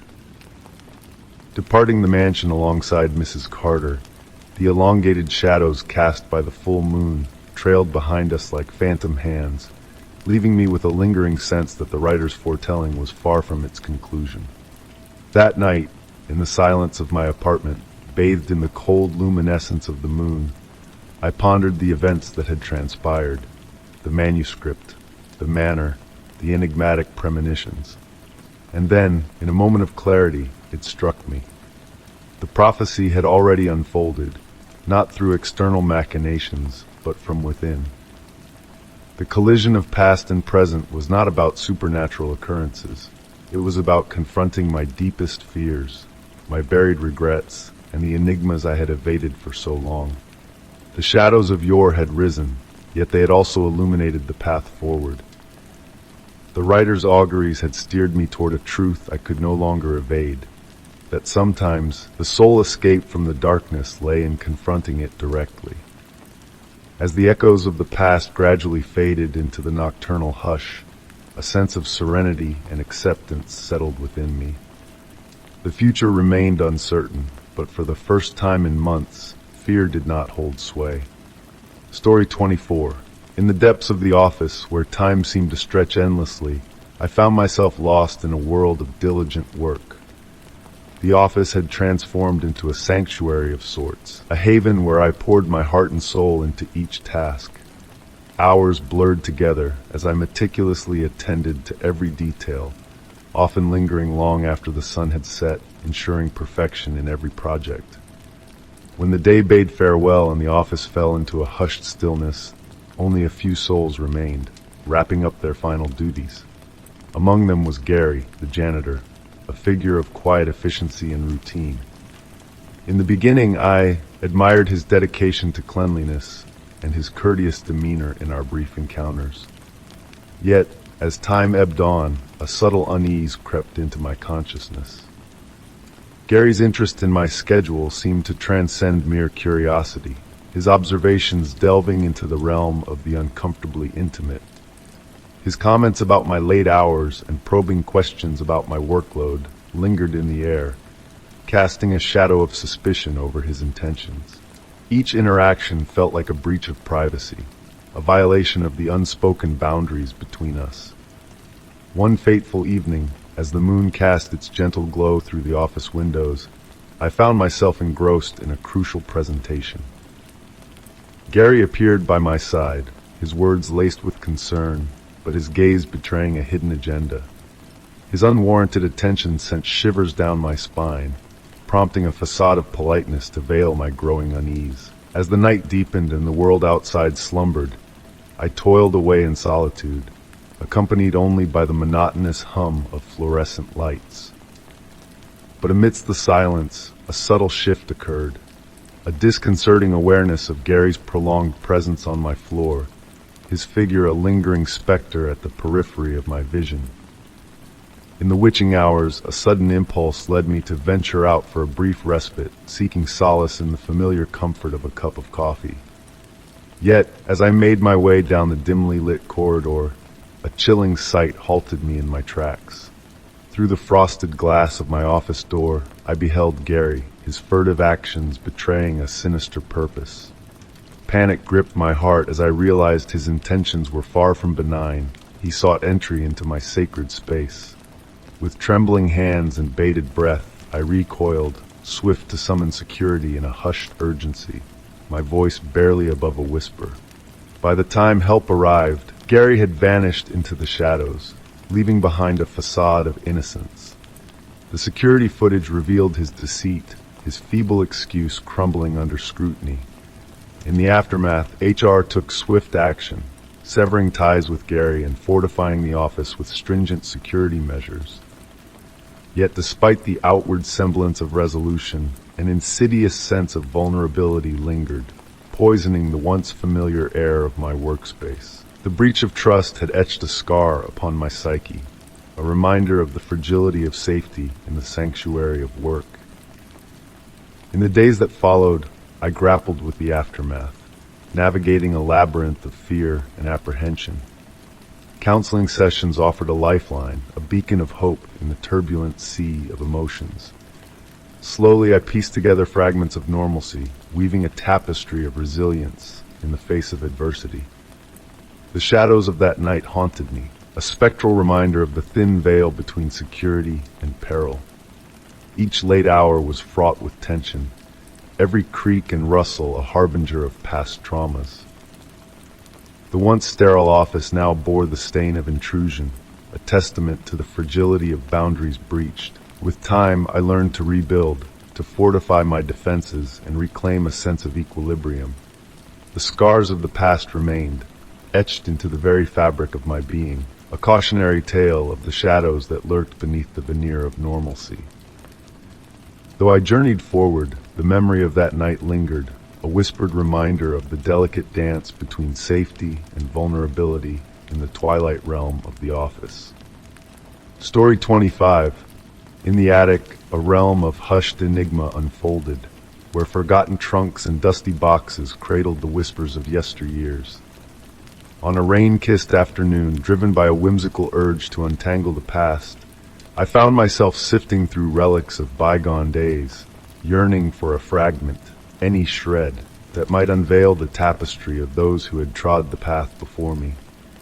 And there, nestled beneath a mound of yellowed newspapers and aged photographs, I unearthed a small leather-bound diary. Its cover, weathered and cracked, bore faintly etched initials in gold, barely discernible. Intrigue seized me as I brushed off the dust and gingerly unfurled its pages. Within, meticulous cursive, script danced across the parchment. The ink, faded to a gentle sepia hue, imbued the words with a spectral allure. Each entry bore a date, chronicling the life of a man from a bygone era. His name was Henry Lawson. Henry's diary spanned epochs, tracing his odyssey as a craftsman, a spouse, a dreamer. He penned about the triumphs and tribulations of his toil, his profound affection for kin, and his yearning to explore beyond the confines of his quaint hometown. I was captivated, immersing myself in the narrative, weaving together the threads of this man who had traversed the early 20th century. His words whisked me away to a different age, forging a tether between myself and the enigmatic figure behind the ink-stained pages. Yet as I neared the final entry, anticipating reflections of a life fully lived, or perhaps a parting sentiment for the future, I stumbled upon something wholly unexpected, something that sent a shiver down my spine. The last entry, penned mere days before Henry's passing in 1945, did not chronicle his own tale, but recounted a moment from my own existence. Henry vividly described an afternoon at a quaint city cafe.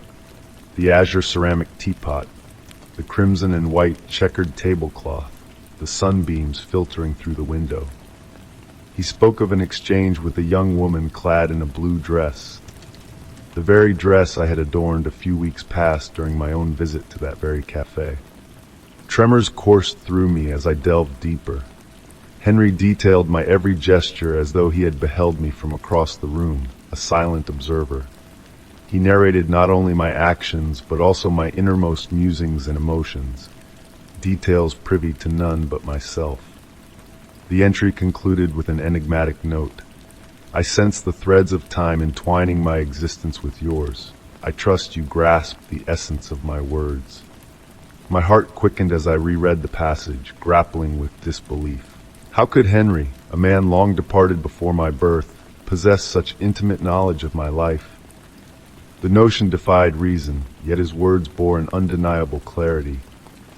Driven by an urgency for elucidation, I scoured the remainder of the diary, questing for a semblance of understanding. The script, the ink, the style, all bore the unmistakable imprint of Henry. This was his chronicle, unadulterated by foreign hands. I could not relinquish it. Venturing to the local historical society, I endeavored to unearth more about Henry. What I unearthed merely deepened the enigma. Henry Lawson had indeed inhabited the early 20th century, his demise in 1945 well documented. Bereft of progeny, devoid of surviving kin to perpetuate his legacy, the historian I consulted offered no solace regarding the diary's inexplicable link to me. At times, they murmured, the past interlaces with the present in unforeseen ways. Time, it seems, does not always follow a linear course. Their words proffered scant reassurance. Returning to the attic, I found myself both drawn to and disquieted by the diary. Amidst the trove of artifacts, I chanced upon an aged daguerreotype of Henry. His countenance exuded warmth and contemplation, framed by the sepia tones of a bygone era. I gazed upon it for what seemed an eternity, pondering the elusive connection, if any, that bound us across the ages. In the days that ensued, an uncanny sensation pervaded my being, whispering that Henry's words had somehow bridged an insurmountable chasm between our disparate lives. His diary, no longer a mere relic of the past, had transmuted into a reflective mirror, casting fragments of my own narrative. Amidst the disquiet lingered a peculiar tranquility in his parting words. It was as though Henry's tale and mine were interwoven threads in a grand tapestry, entwined by forces beyond the scope of comprehension. Safeguarding the diary in a cherished enclave, I beheld it as both an enigma and a boon. It proffered a glimpse into a bygone existence while prompting introspection of my own journey. Henry's prose had etched an indelible mark upon me, a testament to the interconnectedness that binds us all, even across the abyss of time. The final entry persisted as a wellspring of wonder and contemplative repose. The threads of time have woven my life into yours. Perhaps Henry spoke true. Perhaps our lives are strands in a grander narrative, one that transcends the constraints of temporal and spatial boundaries. Ultimately, the diary transcended its status as a relic of yore.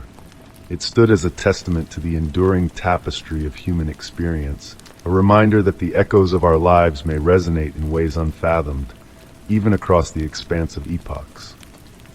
Story 26. It all began with a single note. A mysterious missive slipped under my door like a whisper in the night. A plain piece of paper, folded with precision, bearing no name or signature. Intrigued, I reached down and retrieved it, unfolding its secrets with cautious fingers. The message, typed in flawless script, pierced the quiet of my home. Don't forget to pick up the dry cleaning today. I know you have a meeting at 2 p.m. At first, I brushed it off as a peculiar prank, a harmless jest from an unknown source. The mention of my mundane errands and the exact timing of my appointment sent a shiver down my spine, a chill of unease that lingered in the air. Yet I carried on with my day, dismissing the note as a fleeting enigma. Days passed like shadows drifting silently across a moonlit room, and then another note appeared. This time it had found its way into my mailbox, a silent watcher in the midst of everyday life. It spoke of my gym routine, of the colors I wore, of the very essence of my being. You looked good in blue today. Maybe try something lighter next time. A sense of disquiet settled over me as I read those words. How could a stranger know so much about me, about the nuances of my existence? The notes continued, each one a carefully crafted insight into my private world. Details of conversations whispered in confidence, of family gatherings shared in love, of disagreements hidden beneath polite smiles. They all found their way onto those haunting pages. The notes multiplied like ripples in a pond, growing more intimate, more unsettling with each passing day. They became a silent companion, a shadow that followed me wherever I went. Polite, yet invasive, familiar yet foreign, they spoke of a connection I could not fathom. One evening, upon returning from an ordinary errand, I discovered a new note waiting for me on the kitchen counter. Panic gripped my heart. I had locked the door behind me. "I see you're stocking up on pasta again. Comfort food won't help for long." The words stared back at me, accusing and ominous, driving me to the edge of fear. In desperation, I sought the aid of Detective Davis, a stalwart guardian in a world of shadows. His calm demeanor belied the storm within me as I recounted the tale of the notes, of the unseen eyes that watched my every move. He listened, his gaze piercing through the veil of mystery, searching for answers in the darkness. As the days stretched into weeks, the notes took a sinister turn. What had once been observations now morphed into veiled threats, a warning whispered in the night. "I know you skipped the grocery store last night. Careful, you're getting predictable." The fear clung to me like a second skin, a cloak of dread that refused to be cast aside. I fortified my home, erected barriers of steel and stone against the unseen menace. Yet the notes persisted, finding their way into my life through unseen hands. Taped to my car windshield, tucked into my mailbox, slipped into my bag, they followed me like a shadow, a specter of terror that refused to be banished. One fateful evening, a note arrived bearing a photograph of me leaving my sanctuary, captured in a moment of vulnerability. A realization dawned upon me like a bolt of lightning. The angle of the image matched that of my own security camera. They had breached my defenses, infiltrated my sanctuary with chilling precision. In a frenzy of fear, I sought the aid of a private security firm, hoping to unravel the web of deceit that ensnared me. Their investigation unearthed a harrowing truth. The one meant to protect had become the predator. The contractor responsible for my security had turned against me, using his position to stalk and terrorize with methodical intent. With the revelation came a sense of relief tinged with horror. The nightmare was over, the perpetrator unmasked and apprehended. The notes ceased, the shadows receded, yet the memory lingered, a scar upon my soul, a reminder of the fragility of privacy in a world where shadows danced behind closed doors. As life returned to its semblance of normalcy, I found myself forever changed by the ordeal. The sanctity of home, once a bastion of solace, now bore the stain of intrusion. The violation of privacy haunted me, a specter that refused to fade with the passing of time. The experience taught me a harsh lesson, a truth etched in the ink of those chilling notes. Behind locked doors and secure walls, safety is but an illusion. The echoes of the past lingered, a reminder that in the quiet of the night, even the shadows hold secrets that can shatter the illusion of peace. Story 27. On an ordinary Tuesday, a whisper of curiosity beckoned me to the abandoned warehouse on the edge of town. It stood stoic and weathered, a relic of bygone days amid the sleek cityscape. Yet, on this particular day, a mysterious force tugged at me, urging me to uncover its secrets. The massive steel doors were firmly sealed, but a smaller entrance beckoned, slightly ajar in the chilly air. Despite my rational mind's warnings, an insatiable curiosity overtook me.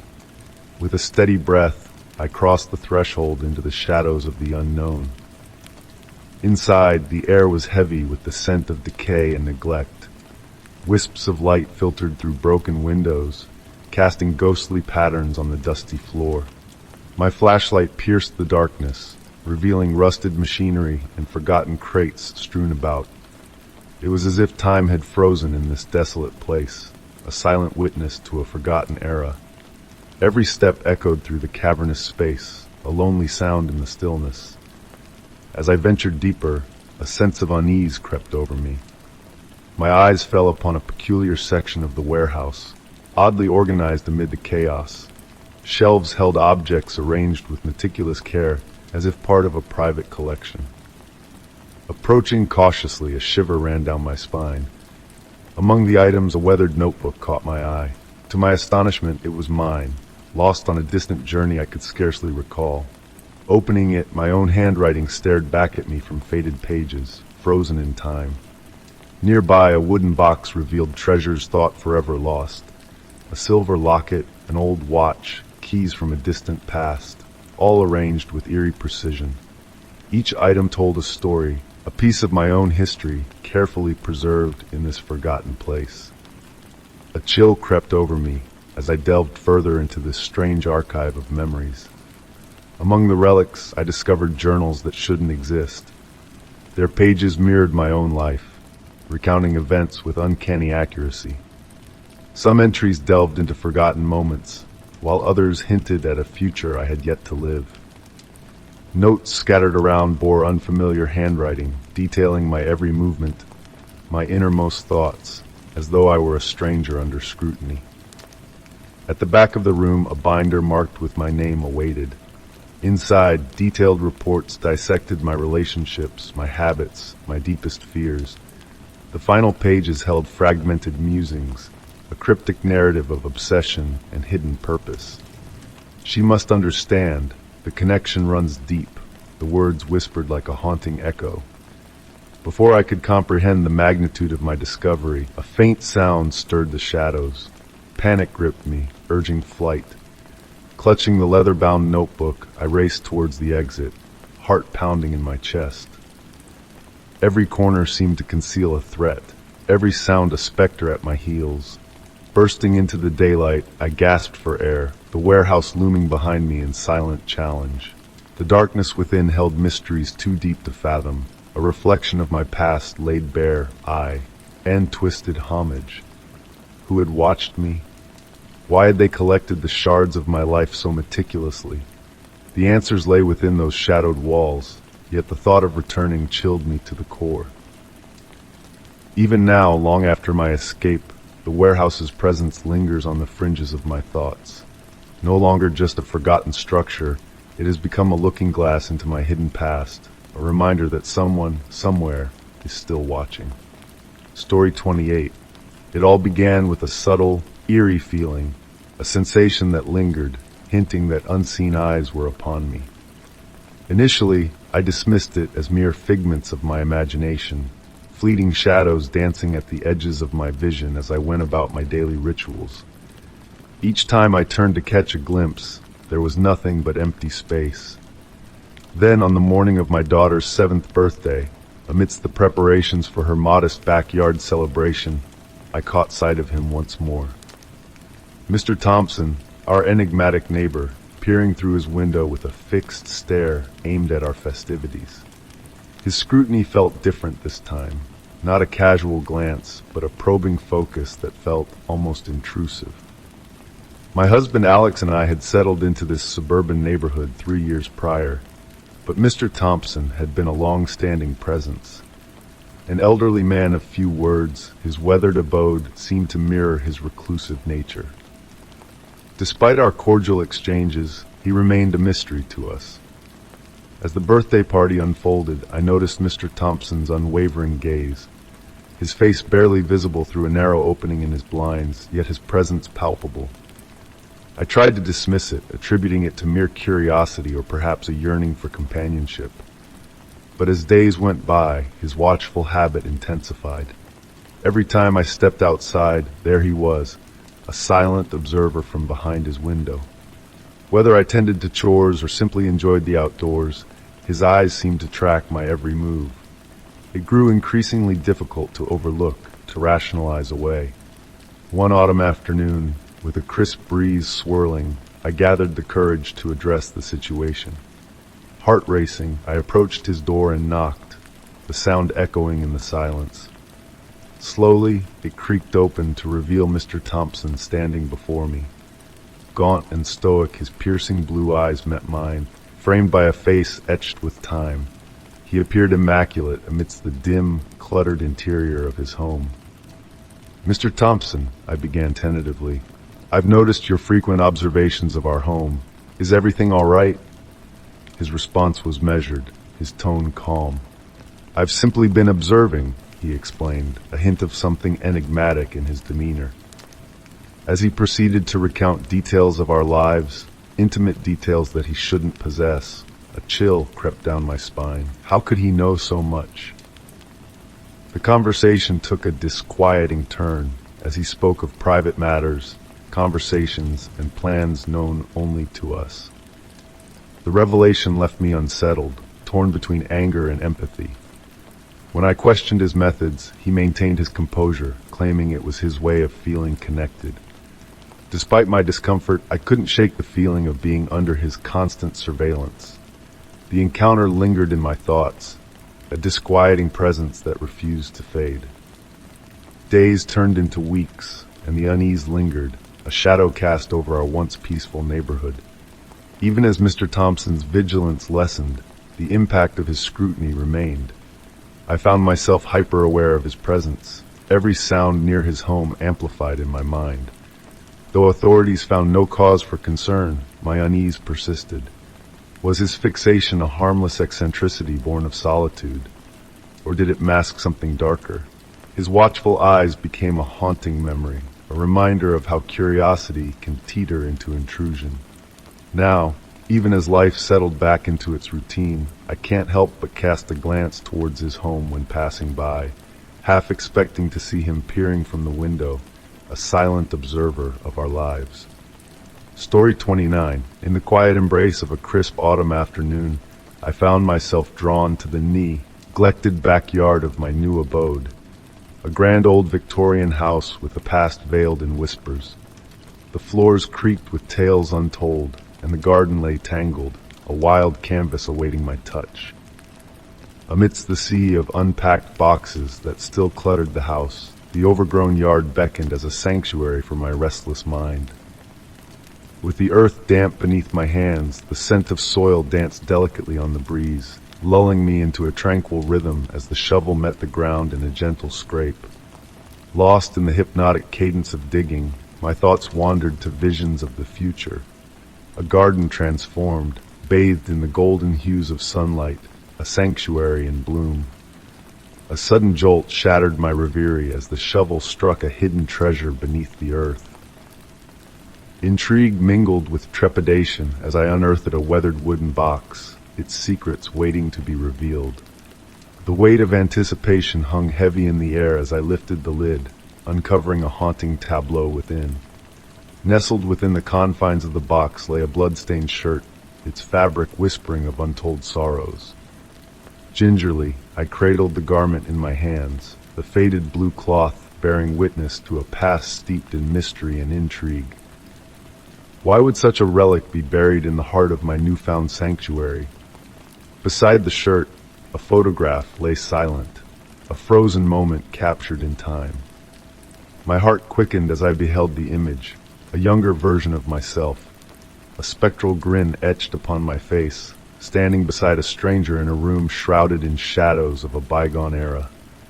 A chill crept down my spine as the enigma of the photograph unfolded before me, a puzzle with pieces missing. Desperate for answers, I delved into the history of the house, seeking solace in the dusty archives of the local library. Old newspapers whispered tales of yesteryears, yet the shadows of the past remained elusive, veiled in secrecy. A chance encounter with Mrs. Whitaker at the Historical Society hinted at hidden truths lingering within the whispers of the neighborhood. Knocking on doors of the elderly residents, I sought fragments of memories lost to time. Stories of families long gone echoed through the halls of memory, yet none spoke of the buried secrets that lay beneath the soil of my garden. A faint whisper of a troubled past lingered, a specter haunting the edges of recollection. Turning to the photograph, I sought answers in the art of restoration, hoping to unveil the truths hidden within its sepia tones. The photographer's gaze lingered upon the image, tracing lines of history etched in the faded emulsion, yet the faces remained nameless, the room a mystery unsolved. Browsing through journals of forgotten days, a revelation stirred within the yellowed pages, a mention of a secret room, sealed away in the depths of the basement. The pulse of anticipation quickened as I unraveled the threads of the past, drawn inexorably towards the hidden door behind the veil of time. In the dusty embrace of the hidden room, shadows danced upon forgotten relics, whispering secrets of a forgotten past. Photographs spoke of gatherings long past, their faces hauntingly unfamiliar, their gazes laden with untold stories. A document hinted at a vanished guest, lost to the shadows of a party held in the mists of time. The pieces of the puzzle began to coalesce, forming a tapestry of mystery woven through the fabric of the house's history. The photograph, the shirt, the secret room, all intertwined in a dance of shadows and whispers, beckoning me deeper into the labyrinth of the unknown. As the tendrils of the past ensnared my thoughts, a sense of unease settled within me, a realization dawning that some mysteries are not meant to be unraveled. The house, with its secrets buried deep within its walls, whispered a siren song of enigma and intrigue, a melody that echoed through the corridors of time. In the end, I departed from that place of hidden histories, the weight of unanswered questions heavy upon my soul. The echoes of the past lingered in the recesses of my mind, a haunting refrain of the mysteries left unsolved. The bloody shirt, the photograph, the hidden room, all fragments of a story veiled in shadows, waiting to be unveiled or forever consigned to the depths of oblivion. Perhaps, in the silence of that old Victorian house, some enigmas are destined to remain buried, their whispers lost to the winds of time. Story 30. On a typical Tuesday, a nondescript letter slipped through the mail slot, unnoticed among the stack of bills and advertisements. The envelope, pristine in its simplicity, bore no stamp, only the name of a medical facility unfamiliar to me. Intriguingly official, it bore a seal that seemed to pulse with an air of mystery. As I gingerly unfolded the letter, my heart quickened with a blend of unease and curiosity. Inside, a formal cover letter greeted me, expressing gratitude for a recent visit. Yet, I had never set foot in this clinic, never uttered its name. Perplexed, I turned to the next page, where intricate medical records lay in wait. The document detailed dire health conditions, diabetes, hypertension, and a cardiac irregularity, afflictions that had never touched my life. Each ailment was accompanied by treatment recommendations and prescriptions, a chilling portrayal of a life I did not lead. A knot tightened in my stomach as the realization dawned on me. Blindly following these falsities could have led me down a perilous path. Scrutinizing the letter for any semblance of truth, my search yielded only dead ends. The clinic's credentials appeared legitimate, yet a sense of deception lingered beneath the surface, like a shadow veiling the truth. Driven by a need for clarity, I promptly contacted my primary care physician. After a thorough examination of my medical history, the nurse reassured me that my well-being stood untarnished, untouched by the Phantom Clinic's claims. Could this be a scam?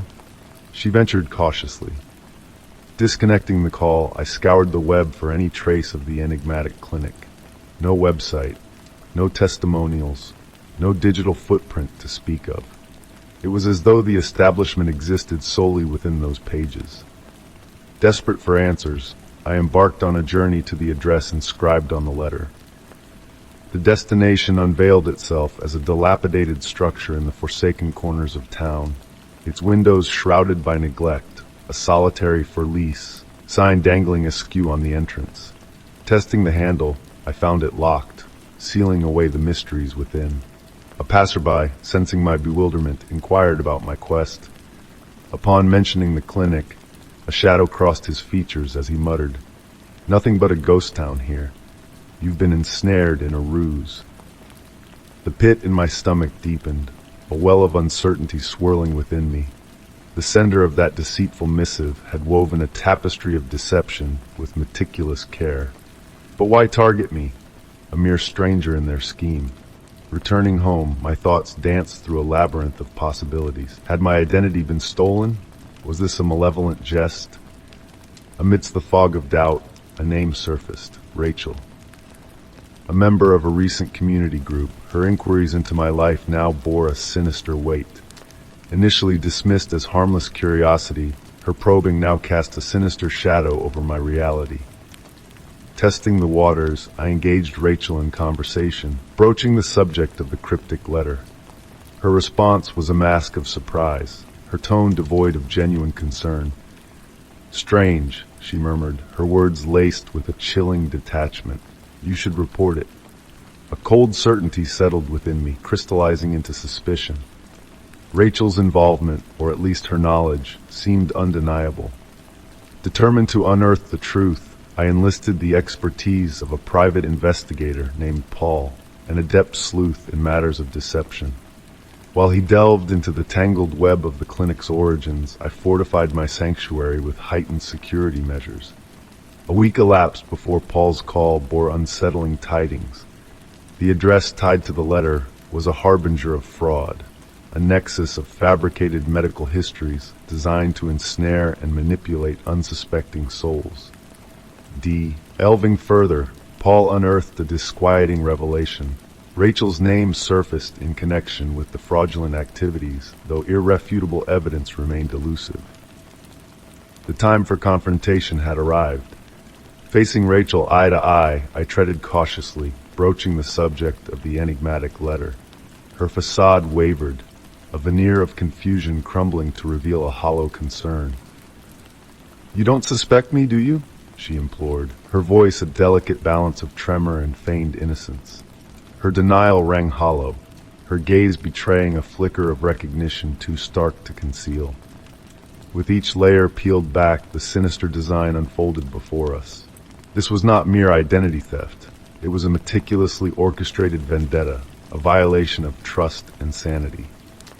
A breakthrough emerged as Paul traced an encrypted email to a server linked to Rachel's former workplace, a tech firm specializing in data manipulation. The missing puzzle piece was found. Armed with irrefutable evidence, the authorities stepped in. Rachel's intricate web of deceit crumbled under the weight of truth. Motivated by a twisted fixation and stoked by jealousy lingering from the past, she had engineered a campaign of psychological warfare. Handcuffed and led away, her eyes bore a chilling tranquility, a silent promise of unfinished business. The scars ran deep. Though the immediate threat had dissipated, a lingering unease persisted. The facade of the fake clinic, the web of deception, it had all been a calculated attempt to shatter my reality. Strengthening my defenses, I sought solace in fortifying my fortress and enlisting the aid of cyber guardians to shield my secrets. Life tiptoed back to normalcy, yet the specter of surveillance lingered, a reminder that reality could be twisted with unnerving precision. The letter may have marked the genesis, but its echoes of fear resonated with a chilling permanence. Story 31. In the city where the hustle and bustle never seemed to rest, I found solace in a quaint apartment nestled in a quiet neighborhood. My roommate, Alex, exuded a calm demeanor with an enigmatic smile always playing on his lips. Our interactions were cordial, but a subtle unease lingered in the air. Alex's keen interest in my daily routine, his uncanny awareness of my comings and goings, raised a flicker of suspicion within me. Innocent inquiries about my schedule took on a precision that felt intrusive, as if he was cataloging every aspect of my life with meticulous detail.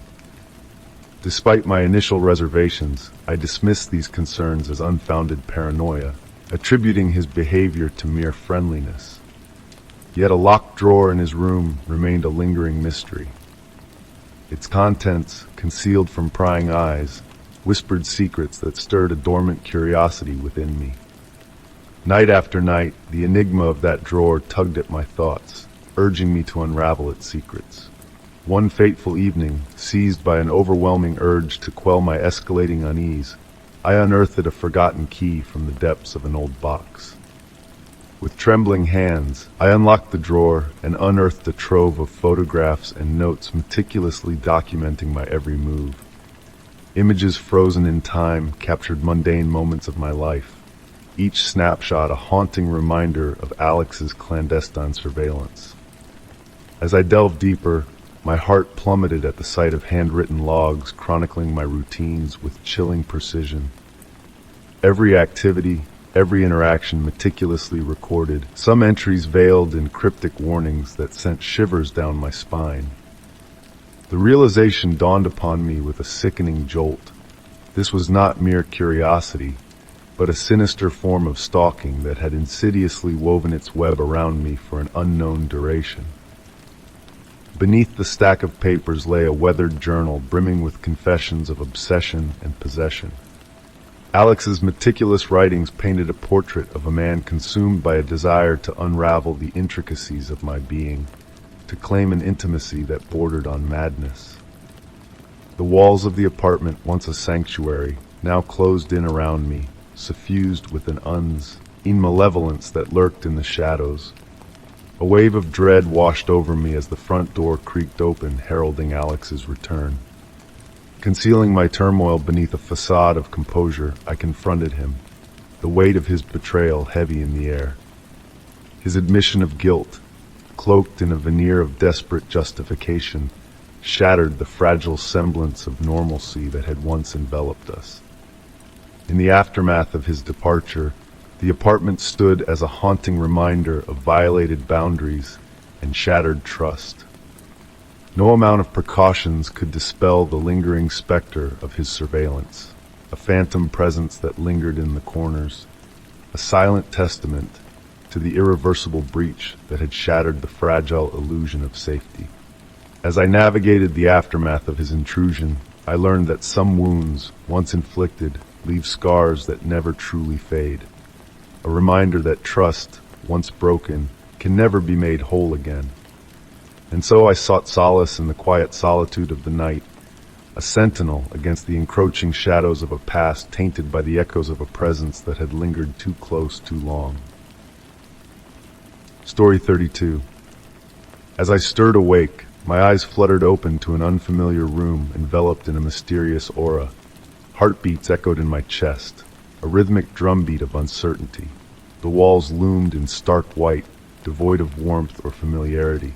The air carried a sharp scent of disinfectant, cutting through the silence like a blade. A faint light seeped through a time-worn window, casting a soft glow that barely illuminated the space, shrouding it in secrecy. In the corner, a bed stood anchored to the floor, a lone sentinel in the sterile room, accompanied only by a metal chair and a modest table. My belongings, phone, wallet, keys, vanished, leaving me disconnected from the world outside. Confusion clouded my mind as I tried to piece together the fragmented memories leading to this moment. The last remnants of my recollection painted a mundane picture, a tranquil evening spent at home, immersed in a book, setting an alarm, drifting off to sleep. Everything mundane until now. Panic surged like a tidal wave, propelling me towards the heavy steel door. With trembling hands, I grasped the unyielding handle, fruitlessly jarring it in desperation. Shouts for help reverberated through the empty space, a hollow cry unanswered in the void. The deafening thud of my racing pulse filled the silence, a relentless reminder of my isolation. Struggling to anchor myself in the unsettling reality, I forced a slow, steadying breath, seeking solace in the midst of chaos. Casting a frantic gaze around the room, my eyes fell upon a small table nestled by the bed. A plain notebook and a pen lay atop it, an enigmatic invitation to unravel the mystery. With trembling fingers, I seized the notebook, hoping for clarity, only to be met with a chilling revelation. The pages chronicled my existence in meticulous detail, a voyeuristic account of my daily routines, each entry a haunting echo of my life. Dates punctuated the entries with precision, the sharp handwriting etching a narrative of surveillance. Someone had been watching, observing my every move, for weeks unknown. Before I could comprehend the gravity of this discovery, a metallic echo reverberated through the room, freezing me in place. The lock disengaged with a sinister finality, and the door creaked open, admitting a figure cloaked in a white lab coat. His gaze, cool and calculating behind reflective glasses, held a disconcerting calmness. "Good morning," his voice resonated, a facade of tranquility masking hidden intent. "How are you feeling?" Struggling to find my voice amidst the turmoil, I demanded answers to the enigma shrouding my existence in this sterile confinement. His response offered no solace, veiled in clinical detachment and cryptic allusions. "You're safe," he reassured, a veneer of reassurance failing to mask the underlying unease. "We've been observing you, a blackout episode necessitating your presence here for our scrutiny." Questions tumbled from my lips, each inquire, met with vague explanations of external influences clouding my perception. The unsettling exchange left me teetering on the precipice of comprehension, a puzzle with missing pieces. Before clarity could surface, he produced a sleek device, hinting at impending tests cloaked in uncertainty. With an ominous departure, the heavy door sealed my fate, locking me within the confines of the unknown. Standing amidst shadows of doubt, I grappled with the fragments of truth, a prisoner to the inexplicable machinations at play. External factors, monitoring, tests, whispers of a reality slipping beyond my grasp. A desperate urgency seized me, urging a frantic search for an escape route. Every surface proved impervious, every avenue sealed, until a sharp sensation pricked my palm as my fingers grazed the bed frame. Beneath it, a cryptic message awaited, a warning etched in jagged script. "Reality is subjective. Trust no one." The words reverberated, a mantra of suspicion echoing through the chamber of my mind. Were they manipulating me, distorting my perception of truth? Time blurred, elongated moments stretching into eternity, before the door yielded once more to reveal a new presence. A woman, poised and composed, exuded an air of calculated precision as she introduced herself as Dr. Elise Carter. Her measured words belied an undercurrent of unease, probing inquiries delving into the recesses of my consciousness. With each question, a sense of manipulation lingered, guiding my responses towards an insidious agenda. The unsettling realization dawned as she departed, a psychological maze designed to unravel my reality, a labyrinth of deception. With resolve hardening within me, I seized the pen, a makeshift key to unlock the path to freedom. The door yielded to my persistence, granting passage into an unknown corridor cloaked in shadows. A silent battleground stretched before me, a testament to resilience and defiance. This was not merely an escape from confinement. It was a reclaiming of truth, a defiance against the forces seeking to mold my reality. The journey ahead was fraught with uncertainty, but within the shadows of doubt, a flicker of determination ignited, a beacon of resilience amidst the encroaching darkness. Story 33. The forest had always been my sanctuary, a realm where the cacophony of daily existence faded into a distant hum, blurring the boundary between reality and reverie. Amidst the towering trees and rustling leaves, I often sought solace, meandering along their serpentine trails. So, when I chanced upon the forsaken clinic nestled deep within the woods, curiosity, not fear, was my initial reaction. The structure stood as a relic of bygone days, weather-worn and forsaken. Its peeling white facade unveiled the rugged gray wood beneath, while the windows either lay shattered or obscured by grime and snaking vines. The sagging roof hinted at a wariness that seemed to permeate the very bones of the building. Venturing along a trail I typically avoided, a mysterious pull drew me towards the clinic that fateful day. A sense of déjà vu enveloped me as I neared the decrepit edifice. Though I was certain I had never set foot there before, an inexplicable familiarity lingered, akin to the echo of a long-lost dream. The door protested loudly as I pushed it ajar, shattering the woodland silence. Within, the air hung heavy with dust and the faint scent of decay. My flashlight pierced the dimness, illuminating a reception frozen in time. Desks cluttered with yellowed papers, outdated magazines strewn across the floor, and a shroud of dust veiling every surface. Amidst this eerie tableau, I discovered medical records strewn about, their edges curling with age. Picking one up, I wiped away the grime to reveal faded typewritten text bearing my own name. A chill gripped me as I read through the cryptic medical jargon detailing unfamiliar procedures. Mentions of invasive treatments sent shivers down my spine. Scribbled names of doctors and nurses adorned the margins, their scrawls barely legible. How could these records assist? Sorting through more papers, each more unsettling than the last, I found detailed accounts of my medical history, eerily accurate, yet interspersed with experiences I had never undergone, as if documenting a life I didn't remember living. Delving deeper into the clinic, my flashlight danced along dim corridors lined with files bearing my name. Annotations hinted at experimental treatments and meticulous observations, as though someone had been vigilantly tracking my every move. In a shadowy room, a metal filing cabinet beckoned, its drawers slightly ajar. Trembling hands revealed stacks of more recent records detailing personal minutiae, my current address, family lineage, and daily habits. Notes on recent life changes, observations only someone intimately familiar could have made, sent a chill down my spine. One document described a procedure I had no recollection of, executed in a clandestine manner, its clinical language chillingly detached. Then a faint scraping sound pierced the clinic's stillness, originating from the depths within, perhaps the basement. Though fear clenched my heart, an unseen force impelled me to press on. The stairs groaned underfoot as I descended into the frigid darkness. At the basement's far end, a partially open door revealed a dim chamber lined with records, arcane medical apparatus, and haunting photographs. On a central table lay aging files and dusty surgical tools, while the photographs, bearing unfamiliar faces with a disconcerting semblance to mine, hinted at distorted reflections of identity.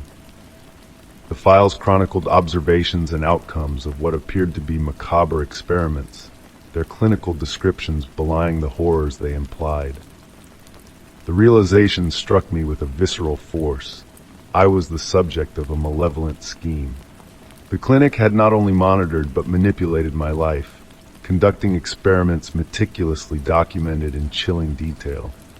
The protocols cited were not merely theoretical, they had been enacted upon me. Fleeing the clinic, heart racing and mind reeling with unanswerable questions and gnawing fears, the once comforting woods now felt ominous as I emerged into the dappled sunlight. The shadows seemed to pulse with life, as if harboring long-buried secrets. A sense of unseen scrutiny weighed upon me, as though the forces at play within the clinic's walls transcended its physical confines. Returning home, a lingering dread clung to me, refusing to dissipate. Every creak of the floorboards, every flicker of shadow beyond my window, elicited a primal fear. The clinic in the woods had unveiled truths too daunting to confront, leaving me adrift in a sea of uncertainty. Its implications for my past and future remain shrouded in mystery. Yet one certainty lingers. That place had been watching long before my discovery, and perhaps even now, its gaze endures. Story 34. In the dimming light of the late afternoon sun, my weary footsteps carried me to the threshold of my home after a long day of meetings and deadlines. The shadows stretched long and ominous, foretelling a sense of mystery that lay ahead. As I reached for my keys, my gaze fell upon a small, unmarked package resting silently on the doormat. Wrapped in plain brown paper, devoid of any clues to its origin, it beckoned to me with a silent invitation. A shiver ran down my spine, a whisper of unease fluttering in the corners of my mind. Ignoring the growing sense of dread, I picked up the package and crossed the threshold, the heavy weight of the unknown in my hands. With a click, I locked the door behind me, shutting out the outside world. Setting the mysterious parcel on the kitchen table, I hesitated for a brief moment before carefully unwrapping the plain paper. It revealed a pristine white envelope, sealed with no markings, its contents a mystery waiting to be unraveled. My fingers trembled as I broke the seal and unfolded the letter within, the words etched in a chillingly clinical font. It began with a greeting that sent a chill down my spine.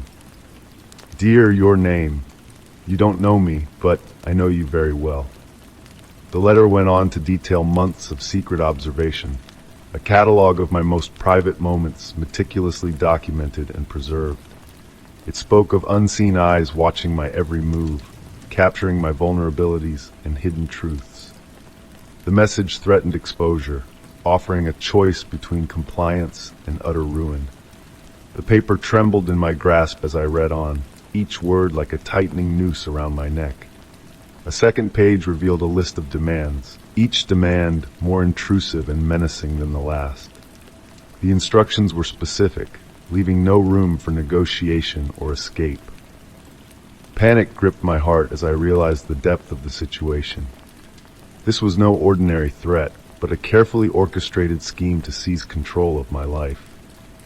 Fighting back a rising tide of fear, I reached for my phone, the cool metal a reassuring anchor in the storm of uncertainty.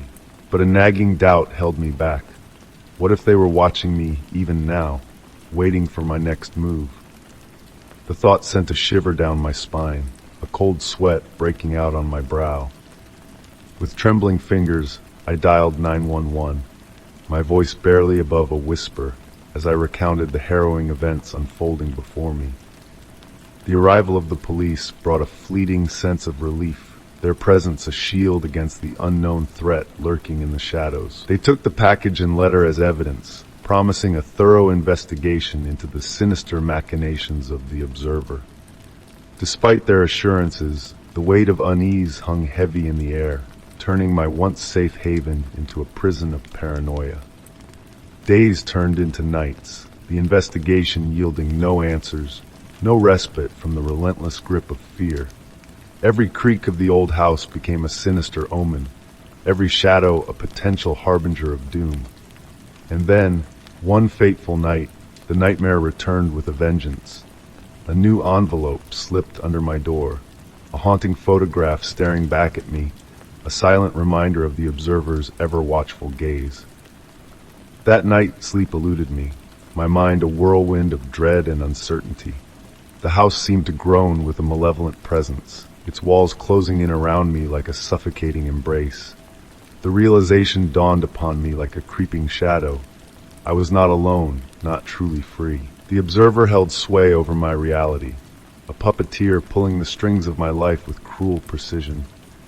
As the days stretched into an endless cycle of waiting and watching, I knew deep down that the nightmare was far from over.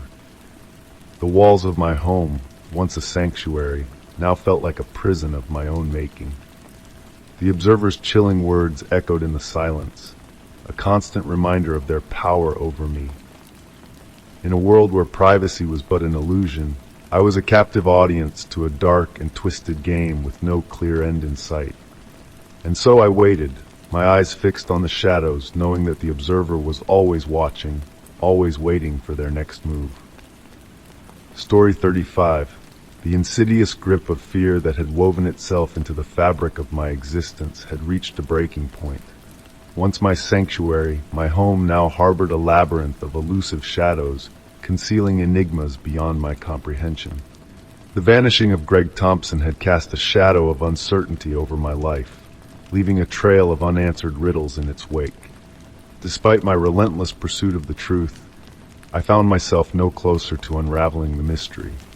What became undeniably clear was the unsettling sensation of being watched, a presence lurking in the shadows, unseen yet palpable. On a dreary afternoon, a nondescript envelope materialized in my mailbox, devoid of markings or clues to its origin.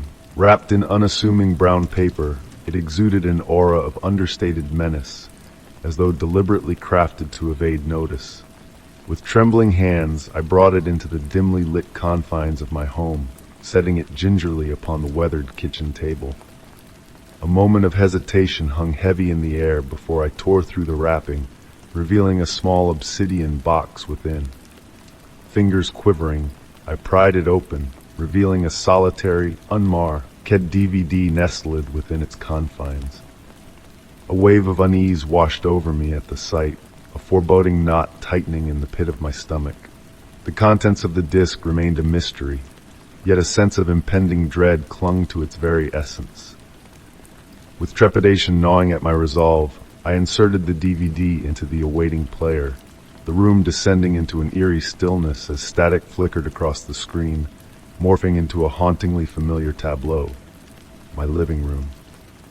There I sat, oblivious to the lens capturing my every move, the footage crisp and meticulously framed, betraying a level of expertise that belied amateur hands. A timestamp in the corner revealed the recording to be a mere 3 nights old. The scene transitioned seamlessly to my kitchen, then my bedroom, each frame a calculated intrusion into the sanctity of my private domain. The absence of sound only served to amplify the oppressive silence, each moment of intimacy laid bare for an unseen audience. Gasping for breath, I halted the playback, grappling with the revelation that an intruder had breached the sanctity of my home, a silent observer documenting my every move. Despite the creeping tendrils of fear coiling around my thoughts, I steeled myself to revisit the footage, scouring each frame for clues. The precision of the recording, the deliberate angles, bespoke a chilling intent. It was not a mere act of voyeurism, but a targeted violation, a carefully orchestrated invasion of privacy. The realization struck me like a thunderclap. This unseen antagonist had not merely observed from afar, but had infiltrated my abode, lingering within its confines undetected. The impulse to involve the authorities warred with a nagging uncertainty, a fear of being dismissed as delusional in the absence of overt threats. A gnawing sense of dread propelled me into a solitary quest for answers, a quest that unveiled cryptic breadcrumbs left in the wake of the intruder's sinister machinations. Anomalies within the footage hinted at a meticulous rearrangement of my surroundings, a subtle manipulation designed to unsettle rather than overtly threaten. A framed photograph askew, documents subtly tampered with, all signposts leading to a singular conclusion, a calculated tormentor lurking in the shadows of familiarity. As I retraced my interactions, a name emerged from the recesses of memory. Rachel, a seemingly benign presence within a local community group, now cast in a sinister light. With resolve hardening into steel, I confronted Rachel under the guise of casual conversation, her facade of warmth at odds with the chill of suspicion that gripped my heart. Her gaze, probing and calculating, betrayed a hidden agenda, a predatory curiosity veiled beneath a veneer of civility. Returning home, I devised a stratagem, subtle alterations to my environment intended to unmask the unseen observer.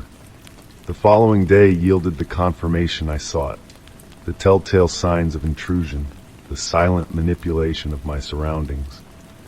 A macabre game of cat and mouse unfolded, each move met with a calculated counter, the stakes escalating with each passing moment. The realization dawned upon me with chilling clarity.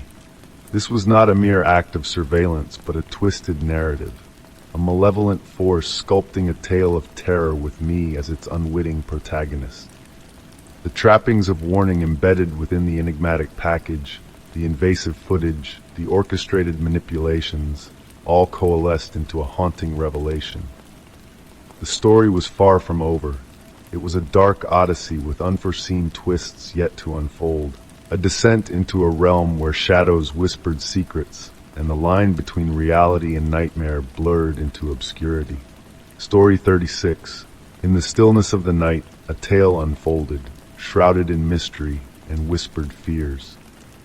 It all began with a neighbor named Mr. Hargrave, a man of solitude who took residence in the towering mansion that loomed next to mine.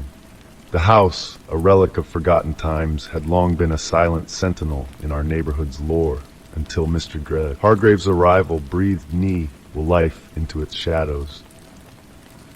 At first, his presence seemed innocuous, a mere blip on the radar of our quiet community. But as the days turned into weeks, strange occurrences cast a pall over the once serene streets. The night air carried echoes of metallic clanging, the hum of unseen machinery, and ghostly whispers that danced on the edge of perception. I brushed off these disturbances as the quirks of an old house settling into its new inhabitants' rhythm. Yet, a persistent unease gnawed at the edges of my mind, urging me to unravel the enigma that was Mr. Hargrave. One fateful afternoon, a subtle invitation presented itself, a slightly ajar door beckoning me into the heart of mystery. With Mr. Hargrave away and the house standing silent sentinel, curiosity became my guide as I crossed the threshold into the unknown. The interior greeted me with a hushed reverence, a sepulchre of forgotten whispers and frozen time. Dust danced in the slivers of light that pierced the shadows, casting a pall over the forgotten relics of a bygone era. A distant mechanical hum lured me deeper into the labyrinthine corridors, leading me to a doorway concealed behind a tattered tapestry. With bated breath, I pushed open the heavy door, revealing a sight that froze the very marrow in my bones. Before me lay a chamber of stark sterility, bathed in the harsh glow of unforgiving lights. Tables cluttered with arcane instruments, vials brimming with secrets, and grotesque specimens suspended in silent judgment lined the walls. But it was the central machine that held me captive, a monstrous contraption of wires and gears, a fusion of nightmare and invention. Its purpose veiled in shadows, its machinations whispered promises of unspeakable power. As my eyes scanned the room, they fell upon stacks of files meticulously arranged on a steel desk. With trembling hands, I delved into their forbidden contents, each page a testament to a macabre dance of science and madness. My name, a jarring echo within the sterile chamber, marked me as a player in Mr. Hargrave's twisted symphony of genetic manipulation. Notes of integration and modification painted a portrait of horror, a canvas of human flesh and alien design. A sudden rustle shattered the silence, a phantom presence lurking at the edge of sight. With a racing heart, I fled the chamber, pursued by shadows that whispered of things best left unseen. Days turned to nights, haunted by the specter of Mr. Hargrave's legacy. Paranoia wove its tendrils around my mind, a suffocating cloak of dread that refused to be shaken. Desperate for salvation, I sought aid in the arms of Detective Davis, a skeptic intrigued by the shadows that danced at the corners of my reality. But words alone could not unmask the horrors that lurked in the darkness. A beacon of hope emerged in the form of Dr. Lenora Hayes, a guardian of knowledge in a realm of nightmares. Together we unveiled the true extent of Mr. Hargrave's sins, a tapestry of genetic abominations woven in the shadows. The world shuddered at the revelation, a symphony of outrage that echoed through the halls of power. Justice, a fleeting specter, descended upon Mr. Hargrave, condemning him for crimes against nature and humanity. Yet, as the dust settled and the echoes of chaos faded, I remained a prisoner of my own flesh, a living testament to the horrors that lurked in the heart of scientific ambition. The mansion, a mausoleum of memories best left forgotten, crumbled into obscurity, burying its secrets beneath layers of stone and regret. But the shadows it cast lingered, a reminder of how easily the line between genius and madness can blur. I survived the ordeal, but the scars of that fateful night etched themselves deep into my soul, a reminder of the monsters that dwell in the shadows of our world. Story 37. In search of solace, the journey began. A tale woven with threads of stolen identity, enigmatic messages, and a grave shrouded in mystery from my past. Amidst the chaos that had ensnared me, my therapist proposed a refuge, a remote cabin nest, led deep in the heart of the mountains, far removed from the clamor of urban life. The prospect of seclusion beckoned to my frayed nerves, offering a chance to reclaim the tranquility that had eluded me for so long. The cabin stood as a sanctuary, its rustic facade blending harmoniously with the towering pines and the serene lake that cradled its solitude. As I stepped onto the weathered front porch, a sense of comfort enveloped me, like a familiar embrace beckoning me home. The initial days unfolded in blissful harmony. I roamed the peaceful trails, immersing myself in the crisp mountain air, allowing the stillness to soothe my restless soul. Nights descended with a hush, broken only by the haunting calls of distant owls. Gradually, I felt the weight on my shoulders ease, the tension in my chest loosen its grip. It seemed as though at last I could breathe freely once more. On the fourth day, while sifting through a cluttered closet, my fingers brushed against something unexpected, a small, dusty wooden box concealed behind forgotten blankets. Intrigue stirred within me, prompting me to delve deeper. Within the box lay a trove of personal relics, a weathered leather journal, faded photographs frozen in time, and a few articles of clothing, including a jacket stained with what appeared to be dried blood. A shiver danced down my spine as I pried open the fragile pages of the journal. The entries within were a mosaic of chaos, penned in a frenzied script that teetered on the edge of legibility. Words of paranoia and dread leaped off the yellowed pages, recounting tales of shadowy figures lurking in the woods, of whispers that slithered through the darkness. One passage seared itself into my consciousness. I feel their eyes upon me, lurking in the shadows, waiting for their moment to strike. There is no escape. The photographs mirrored the journal's unsettling narrative, capturing the cabin from different angles, each frame tainted by the presence of obscured, phantom-like figures haunting the periphery. Determined to dispel the growing unease that coiled within me, I ventured into the depths of the basement. The musty air clung to my skin like a spectral veil as I unearthed a hidden compartment concealed behind a loose panel in the wall. Inside lay a cache of lock-picking tools, hand-drawn maps of the surrounding wilderness, and a stack of meticulous surveillance notes. Each scrawled detail chronicled the movements of past inhabitants, their features sketched with trembling strokes that distorted their visages into grotesque caricatures. The final note bore a chilling proclamation. They draw near. Their eyes pierce the veil. The end is nigh. A chill crept into my bones, uncertainty gnawing at the edges of my consciousness. Was I unraveling the delusions of a tormented soul, or unearthing evidence of a darker truth that lurked beneath the surface? That night, the once familiar embrace of the cabin now felt suffocating, every creak of the floorboards a portent of unseen perils. I lay awake, straining to discern the whispers that lingered on the edge of hearing, a silent chorus of malevolent intent that echoed through the shadows. At dawn's tentative light, I reached out to the rental agency, seeking solace in answers that remained elusive. The agent's vague assurances and hollow platitudes only deepened the chasm of doubt that yawned before me.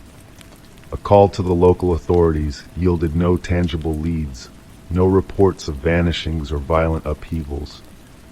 Yet, the tendrils of apprehension coiled tighter around my heart, every flicker of movement in the periphery a harbinger of encroaching danger. By week's end, a decision crystallized within me. A decision to flee the tendrils of dread that now ensnared the cabin in their icy embrace. As I loaded my belongings into the waiting car, a sense of palpable unease prickled at the nape of my neck, the sensation of unseen eyes tracking my every move. I cast a final glance towards the darkened woods, half expecting to glimpse a specter lurking amidst the shadows. And though the foe, rest stood silent and unmoving. A lingering sense of pursuit clung to my skin like a shroud, a silent reminder that some terrors cannot be outrun. The winding road unfurled before me, swallowing the cabin in its wake, yet the specter of fear trailed behind, a phantom companion that whispered of shadows that never truly relinquished their hold. The mystery that had sought me out, or perhaps that I had unwittingly stumbled upon, refused to be left behind. Its enigmatic presence, a specter that lingered in the recesses of my mind, a reminder that the shadows hold secrets that defy the light. Story 38. In the soft glow of a tranquil Sunday afternoon, bathed in golden light that caressed the room, a serendipitous discovery unfolded before me. engaged in the meticulous task of refinishing the weathered wooden floorboards of my living space. I was enveloped in a cocoon of solitude, where time itself seemed to languidly stretch and yawn. Each stroke of the sanding tool and each swirl of the polishing cloth was a dance of unwavering determination. Then, with an unexpected jolt, my screwdriver collided with a hidden treasure beneath one stubborn board. Intrigued, I pried it open, revealing a shallow cavity cradling an ancient, leather-bound diary. Its cover, weathered and cracked by the passage of countless years, whispered of secrets long forgotten. The delicate binding, frayed and worn, hinted at a tale veiled in obscurity for decades. As I gingerly unfurled the diary, its yellowed pages rustled like autumn leaves, their faded ink telling a story lost to time. The elegant handwriting, etched with eerie precision, beckoned me to delve into its mysteries. The diary's first entry, penned on October 12, 1969, painted a picture of a new beginning, a fresh start in a quiet neighborhood brimming with possibilities. But as I read on, a chill crept up my spine. The writer's words, a mirror image of my own reality, unfolded with unsettling accuracy. Details of my home, my surroundings, and even the quirks I had long overlooked were laid bare on those ancient pages. Each entry, a snapshot of a life that echoed my own, sent shivers down my spine. One date, August 14, 1975, marked a pivotal moment, the retelling of a car accident that had scarred me deeply. The vivid account, as if plucked from my memories, recounted the crash, the pain, and the aftermath with haunting precision. How could this be? The diary's narrative darkened as it chronicled a descent into paranoia, sleepless nights haunted by unseen eyes that watched from the shadows. A sense of foreboding washed over me, memories of restless nights plagued by the same inexplicable fear resurfacing. With trembling hands, I turned to an entry dated January 2, 1980, where a chilling encounter unfolded at the writer's doorstep. A stranger, armed with knowledge that pierced the veil of privacy, had probed into the diarist's life with unsettling familiarity. A recent encounter of my own flashed before my eyes, a stranger's intrusive questions leaving me unsettled and vulnerable. The diary's revelations unfurled like a tapestry of my life, woven with threads of intimacy and secrecy that only I should possess.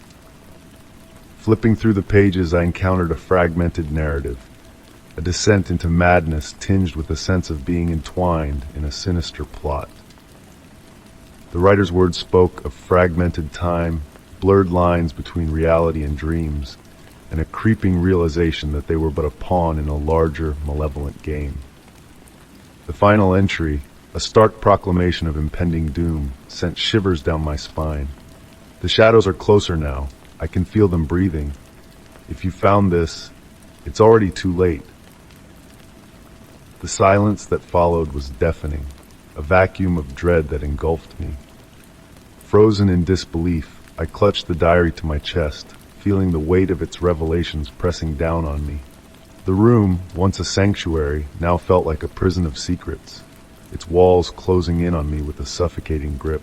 Was I a mere character in someone else's twisted narrative, a puppet in a play I did not comprehend?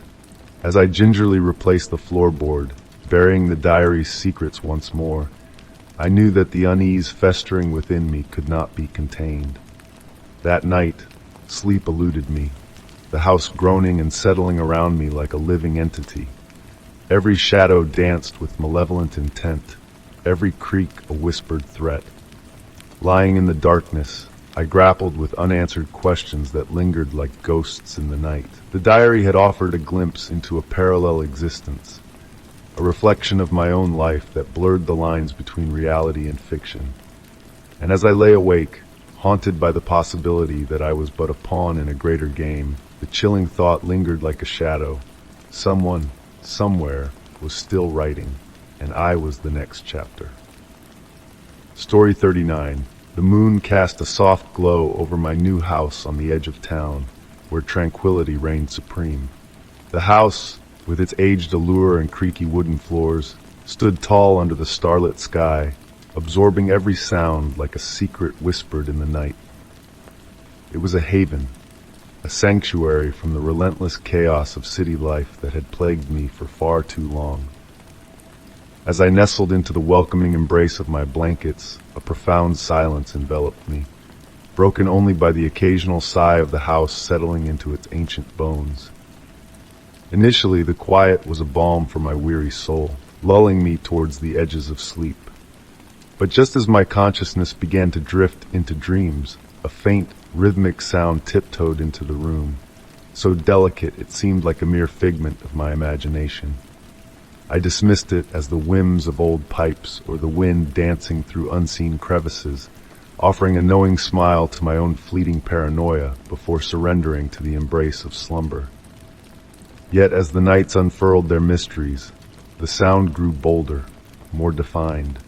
It was a gentle tapping, akin to distant footsteps, muted and hesitant. Each time it roused me from my sleep, I would rise, my heart a fluttering bird in my chest to search for its elusive source. Armed with a flashlight, I combed through the house's shadows, checking every nook and cranny, only to find emptiness embracing me like a ghostly friend, taunting my unease with its silence. I reassured myself that it was mere fancy playing tricks on my senses and returned to bed. But as the weeks wove their tapestry of time, the footsteps gained purpose, a cadence I could almost anticipate. They traced a familiar path, starting in the hallway, wandering through the kitchen, then edging towards the bedrooms. Though no specter revealed itself to my searching eyes, the sound grew so vivid, so insistent, that it became impossible to ignore. Nights transmuted into a battle of wills as I lay rigid in my bed, straining against the darkness, waiting for the footsteps to begin their haunting melody. One fateful evening, while bathed in the flickering glow of the television's light, the footsteps returned with a vengeance. They commenced as a mere whisper, then swelled into a crescendo as though an unseen visitor was pacing the halls. The rhythm was unwavering, deliberate, each step a solemn punctuation in the symphony of the night. Muting the television, I stood, heart drumming in my ears, and traced the phantom echoes from room to room, my grip tight on the flashlight. Every shadow, every corner, yielded nothing but emptiness, yet the sound lingered, now distant, a spectral laughter echoing in the walls. Fear metamorphosed into obsession, leading me to fortify the house with extra locks, my fingers tracing their reassuring presence in the dead of night. But the footsteps persisted, an unyielding specter of the night that defied logic and reason. When I confided in my circle of confidants, their words, though well-intentioned, fell flat in the face of my escalating dread. "Just the settling of an old house," they murmured. "You're under too much strain." Desperation clawed at my heart, urging me to seek answers where none seemed forthcoming. Thus, one moonlit night, I embarked on a quest for truth, setting up a recorder in the flat hallway and laying in wait for the footsteps to weave their spectral dance once more. Hours ebbed away like shadows, until the familiar sound reverberated through the house once more. I held my breath as the recorder captured the haunting melody of unseen feet pacing the floors. Dawn brought with it a revelation. The footsteps were undeniable, but it was the faint whisper, a ghostly undertone that sent shivers cascading down my spine, that froze my very soul.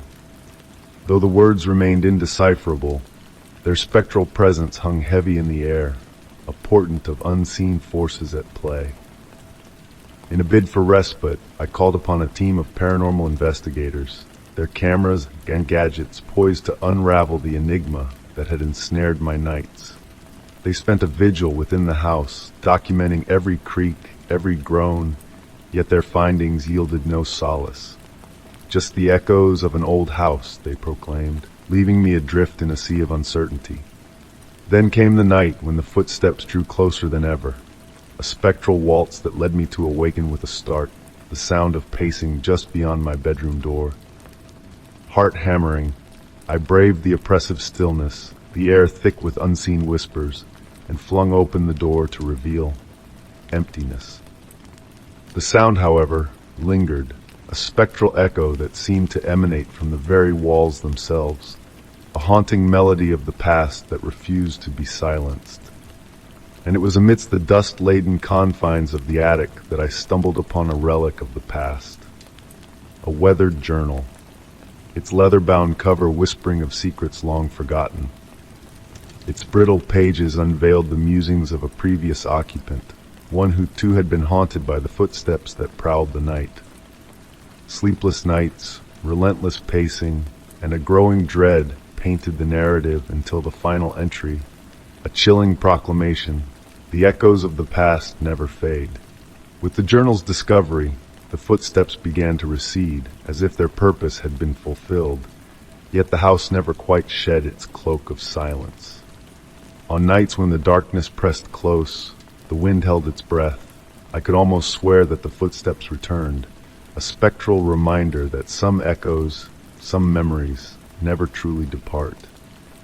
And so the house stood as a guardian of secrets, a sentinel of the past, whispering its tales to the stars, a lullaby of the forgotten, weaving its mysteries into the very fabric of the night. Story 40. The initial message arrived on a gloomy Tuesday morning, nestled amidst a sea of spam and sales pitches. Its subject line was innocuously brief: "We must converse." With little anticipation I opened it, only to feel my stomach plummet as I absorbed the bone-chilling words within. "Greetings, my name. I have been observing you closely. I possess knowledge about you that you would prefer to keep hidden. If you do not meet my demands, I will ensure that your innermost secrets are laid bare." The email bore no signature, only a peculiar, unfamiliar symbol. Enclosed was a photograph of me exiting my apartment, captured from a distance. Someone had been watching. Fear coursed through me. I combed through the remainder of my inbox, but unearthed no further clues. Was this a sick joke or something far more sinister? The notion of alerting the authorities crossed my mind, yet I hesitated. The message was cryptic, no explicit ultimatum, no overt transgression. Perhaps it was wisest to disregard it. The following day, a second email materialized. This time, there was no room for uncertainty. It divulged intimate details, specifics concerning my mother's recent ailment and a family outing we had been planning. Information known to only a select few. Transfer $10,000 to this offshore account within 48 hours, or I will expose everything. The attachment was more damning, a compendium of private messages, snapshots from my social media profiles, and even a scanned document from my personal records. They had infiltrated my life in ways I could not fathom. In a panic, I reached out to law enforcement. An investigation was launched, but it hit a dead end swiftly. The email's IP address had been routed through multiple proxies, leaving no digital breadcrumb trail. "It could be anyone," the detective somberly remarked. "Exercise caution." Yet caution proved insufficient. The emails persisted, each one more invasive and menacing than the last. They were privy to my daily rituals, shadowed my movements, and alluded to private discussions held within the confines of my home. The realization that someone could peer into my world with such clarity made my skin crawl. One message contained a video. My breath hitched as I hit play. The grainy footage depicted me slumbering in my own bed, utterly unaware. The caption ominously declared, "We are closer than you realize." My once solid sense of security shattered. Sleep eluded me. Relaxation became a foreign concept. Every floorboard creak sounded like an approaching footfall. Every shadow appeared animated. I installed surveillance cameras, bolstered my locks, and sought refuge with friends, yet the messages pursued me relentlessly. Then arrived the most harrowing demand to date. Infiltrate the secure facility at 12th and Main. Retrieve the files labeled Project Solace. Fail, and your family's most sinister secret will be exposed. I felt ensnared, bound by imperceptible chains. Refusal equated to ruin. Compliance equated to criminality. I grappled with the untenable decision, but discerned no escape route. Desperation eclipsed rationale. Fueled by dread and survival instinct, I meticulously devised the break-in plan. Late that night, clad in dark attire, I slinked into the secure facility. My heart thundered as I navigated the dim passageways. Every sound reverberated, every shadow a potential menace. After an eternity, I secured the file. Seizing it, I fled, heart hammering. Yet the emails persisted. The blackmailer was unyielding, their demands heightening. The subsequent task was personal, sabotaging a public function where I was slated to speak. Doing so would decimate my career, besmirch my reputation, and isolate me from my professional network. But the alternative was graver still. I felt akin to a marionette in a twisted drama. My life was no longer mine to control. Then came the call, an obscured number. My hand trembled as I picked up, "Hello." The voice on the other end was distorted, yet hauntingly familiar. Frigid, calculating. "You have performed admirably thus far," they uttered smoothly. "But our saga is not yet concluded." A memory stirred, something in the intonation, the cadence. It was someone I knew, someone I had trusted. My breath caught as realization dawned. "It is you." Silence. Then a measured, deliberate chuckle. "Took you long enough." Days later, I confronted them, armed with scant evidence. They attempted denial, but their facade swiftly crumbled. Pressured by remorse and dread of exposure, they finally confessed. It was an individual from my inner circle, a friend twisted by envy, bitterness, and a lust for dominance. They had orchestrated the entire nightmare, exploiting my faith and access to my personal life. Law enforcement was able to intercede at last, apprehending them on multiple charges. As the narrative unfolded, I grasped the full extent of their machinations, how they had surveilled me for months, breached my devices, and pulled the strings from the shadows. Even post-capture, the repercussions lingered. The betrayal cut deeper than the crimes themselves. Trusting anyone seemed insurmountable, and my abode, my refuge, served as a stark reminder of how effortlessly my life had been invaded. I sought therapy, piecing together my fractured sense of security. I enhanced my online privacy, altered every password, and restricted access to my personal data. Time dulled the sharp edges of terror, yet the scars endured. The encounter rendered me hyper-vigilant and eternally cautious of the fine boundary between seclusion and exposure. Yet buried deep within, I unearthed resilience. They endeavored to break me, but I endured. And never again would I permit anyone to wield such dominy on over me. Story 41, The Arrival. Moving into a new apartment was meant to be a fresh start, a chance to escape the chaos of my past and embrace a newfound sense of tranquility. The building stood proudly, a relic of mid-century charm, with its exposed brick walls, tall windows, and cozy layout that beckoned with warmth. Nestled on the second floor, my apartment exuded a peaceful solitude that I craved. The unit adjacent to mine had sat vacant since my arrival, and in those initial weeks, all was serene. But then the whispers began. Soft at first, nearly imperceptible, the echoes of footsteps drifted from the empty space next door. Sometimes, faint whispers danced on the edges of my hearing, as if secrets were being shared just beyond my grasp. Occasionally, the subtle sounds of furniture moving subtly disturbed the stillness. I brushed it off, attributing the noises to the natural settling of an old building. Creaking floors, shifting pipes, easy explanations to soothe my unease. Yet, as days melted into weeks, the sounds grew bolder, more defined. In the dark of night, as I lay in bed, the whispers sharpened, as though a presence lingered just inches away. The once gentle footsteps now held purpose, a rhythmic pacing that echoed through the walls.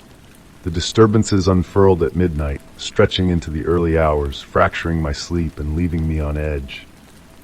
Nights were fraught with waking moments, heart racing to the symphony of unexplained sounds.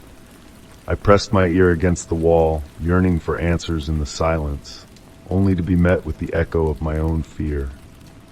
Seeking resolution, I turned to the landlord, a man of middle age, his brow eternally furrowed. He assured me that the neighboring unit remained unoccupied. Perhaps just the building settling, he dismissed, promising to investigate. Yet the status quo held. The noises persisted, fracturing my slumber and fraying my nerves. In a bid for clarity, I set up a recording device in my bedroom, capturing the nocturnal symphony that plagued my nights. Upon playback, a knot twisted in my stomach. The sounds were unmistakable. Footsteps, murmured conversations, the ominous shifting of furniture. The recordings validated my experiences, deepening the well of dread within me. Returning to the landlord with evidence in hand, I pleaded for action. He listened courteously but waved away my concerns, attributing the sounds to the building's age or the acoustics of aged walls. His lack of urgency left me adrift. With each passing week, the disturbances crescendoed. Whispers turned urgent, footsteps became heavy with intent. On a night thick with tension, the sounds swelled into a cacophony of chaos. Furniture scraped, voices rose in a frantic chorus, and a weighty presence seemed to drag across the floor. The vividness of it all shattered my resolve. The following morning, my anxiety spilled over as I confronted the landlord, demanding action. Reluctantly, he dispatched a maintenance worker to inspect the vacant unit. Anxious in the hallway, I awaited news as the worker ventured inside armed with keys and a flashlight. An hour later, he emerged with vacant eyes. "There's nothing in there," he stated flatly. "It's empty." Desperation clawed at me as the noises persisted, transforming my once serene abode into a realm of perpetual unease. I avoided solitude, seeking refuge with friends. Even in daylight, an unsettling presence clung to the walls. Driven by a need for answers, I delved into the building's history. Discovering it was erected in the 1920s, housing generations of tenants, I stumbled upon a chilling revelation. Decades prior, a tragic fire had consumed the building, claiming lives in the wing where my apartment stood.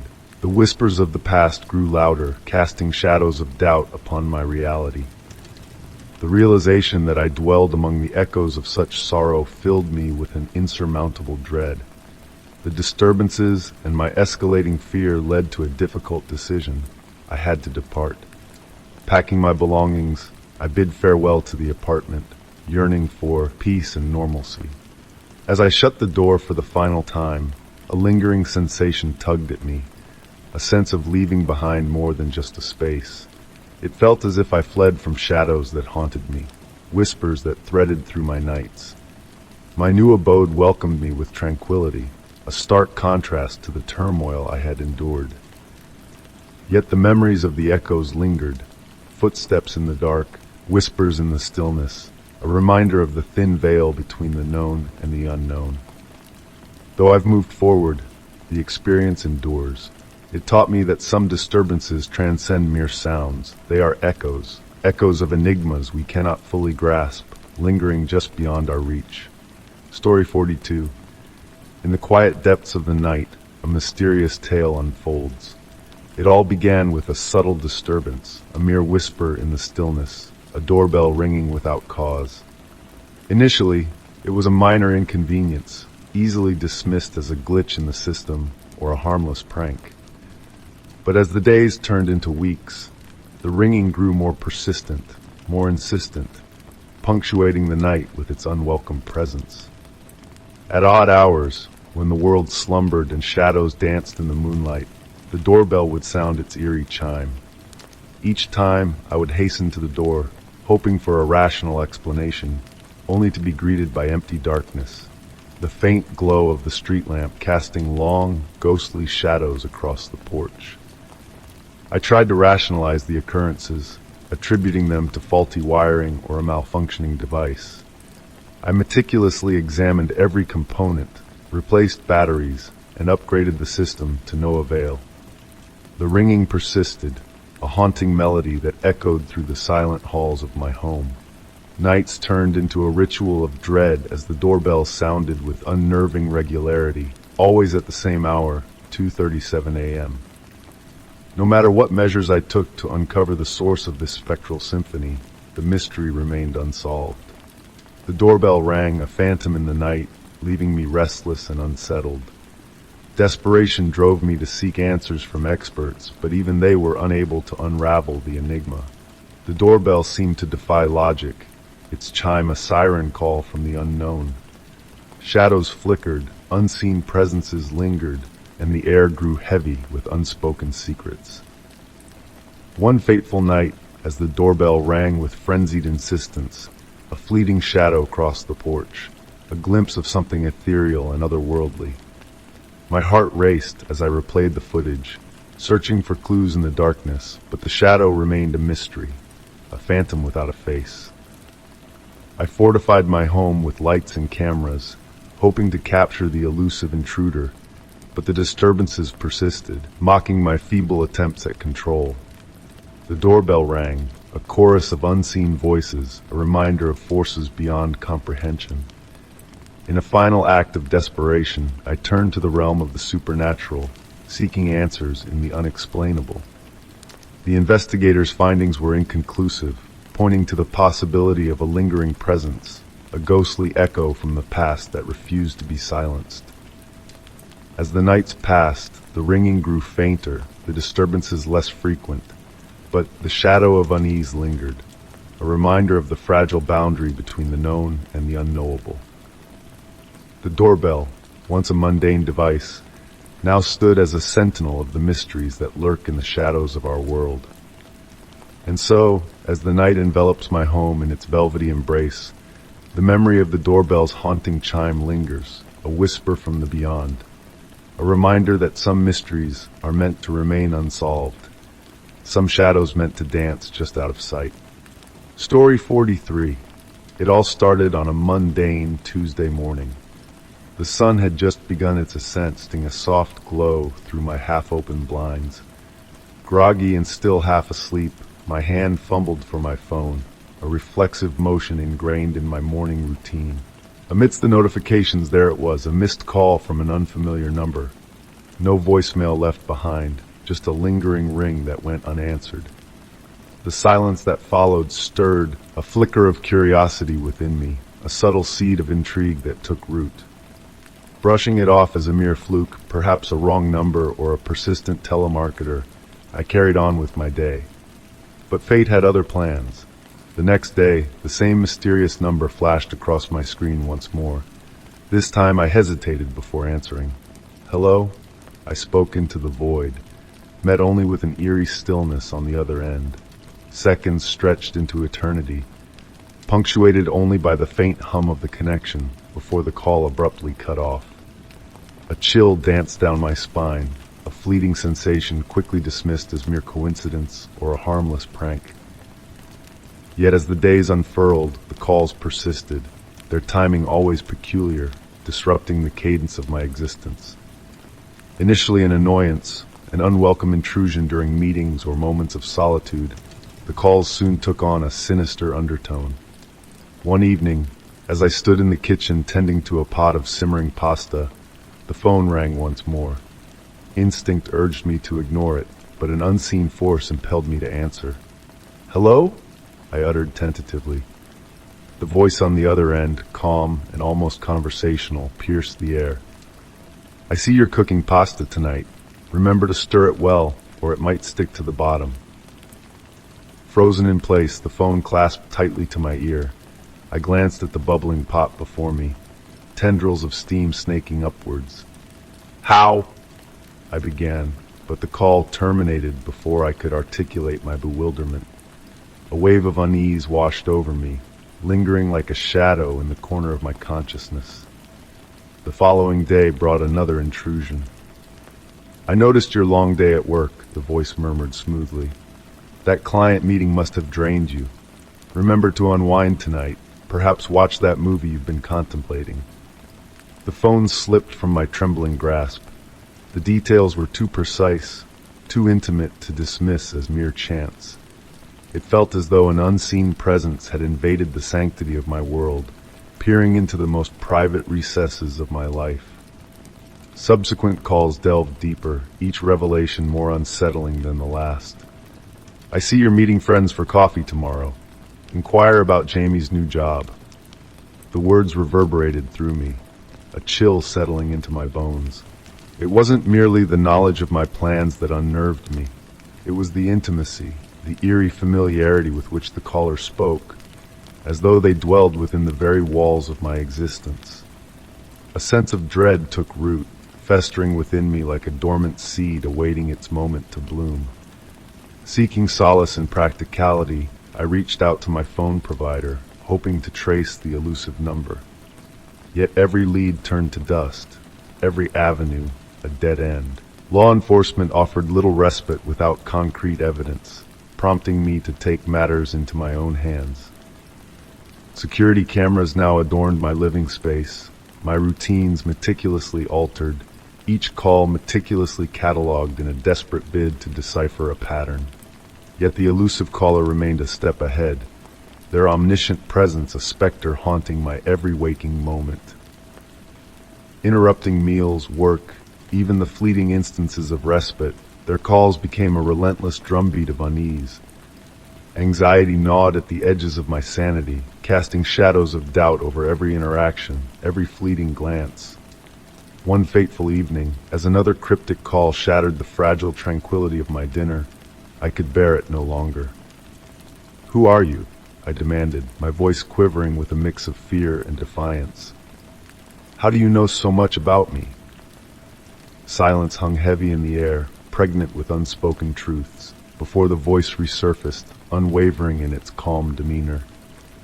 "I've been watching over you because I cared deeply for you. You need to grasp that," it intoned, a chill coursing through my veins. "Why torment me so? What is it that you seek?" I implored, desperation tinging my words.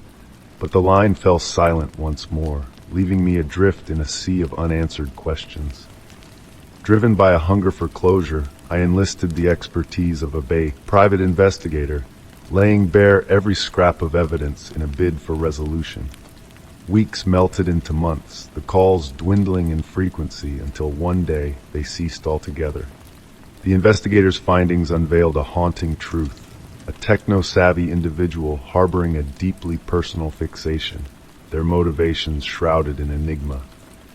Though the investigation offered a semblance of closure, the tendrils of fear refused to loosen their grip.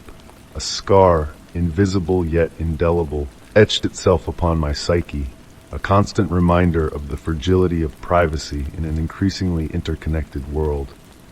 Hypervigilant, I found myself perpetually checking locks, scanning shadows for unseen threats, questioning the very essence of safety.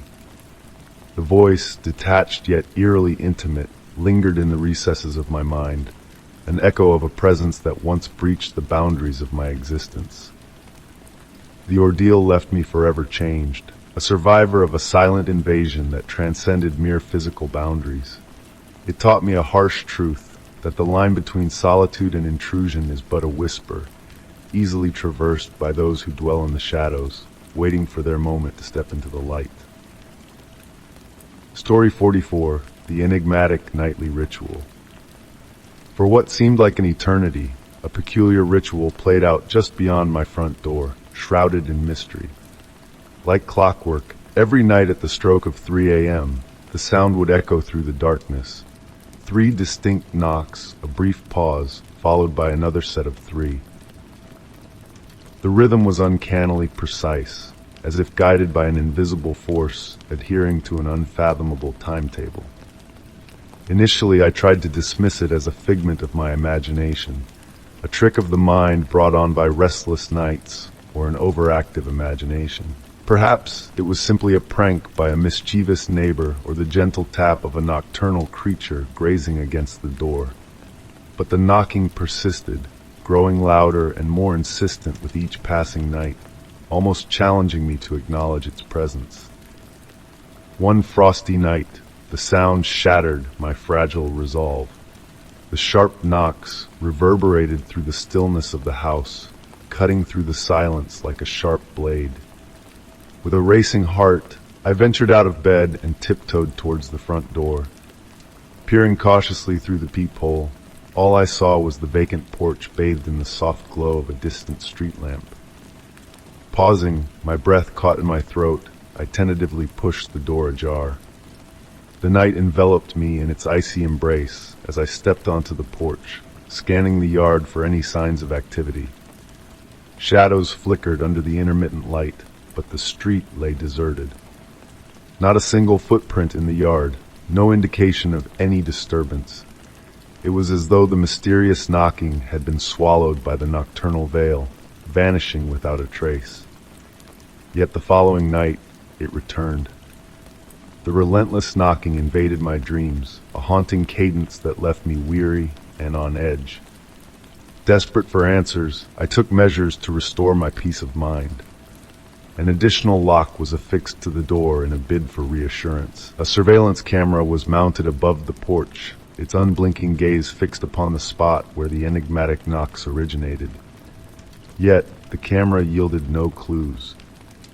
Each morning I scrutinized the footage, searching for a rational explanation, only to be met with the same disquieting sight, the empty porch, cloaked in silence and darkness.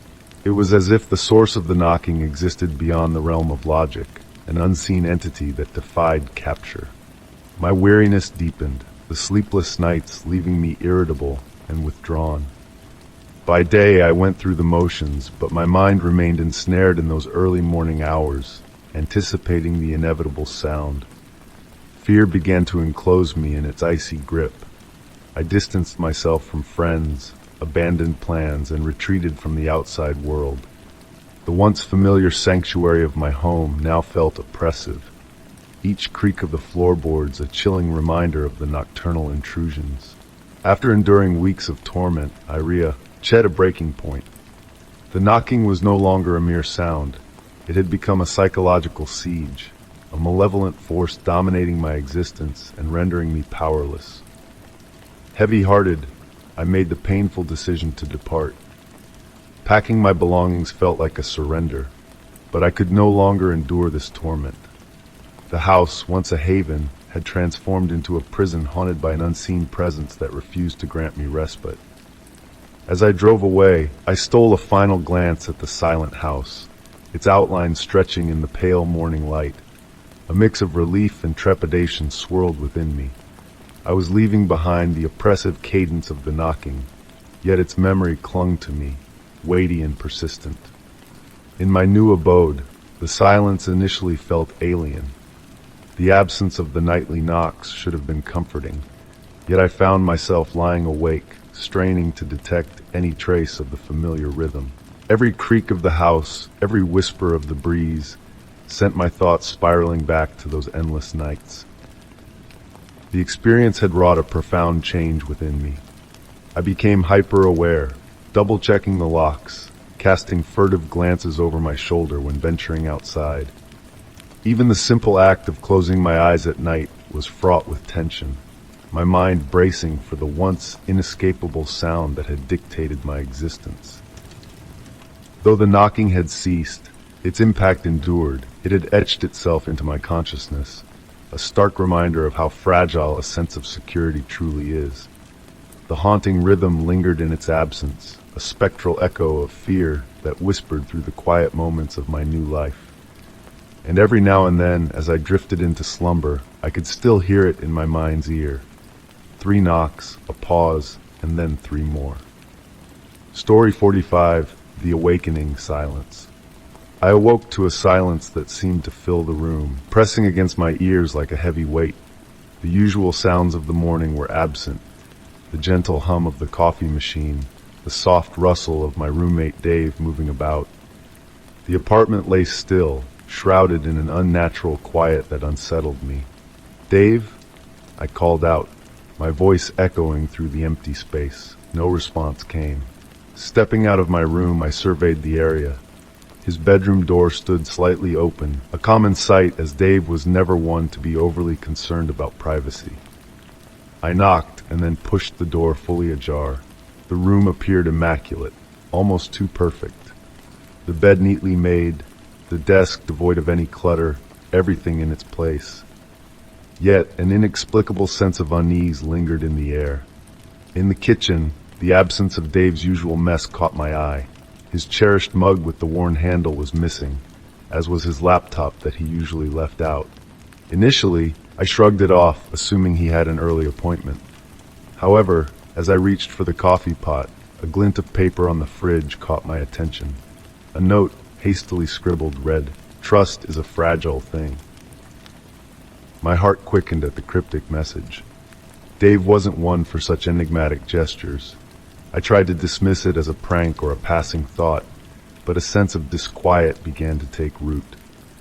Venturing into the living room, I scanned the space for clues. The cushions on the couch had been meticulously arranged, a detail that struck me as odd. Lifting one, I found another note tucked beneath. Always watching, always waiting. A chill ran down my spine, transforming my unease into a palpable fear. Seeking answers, I made my way to Dave's study nook.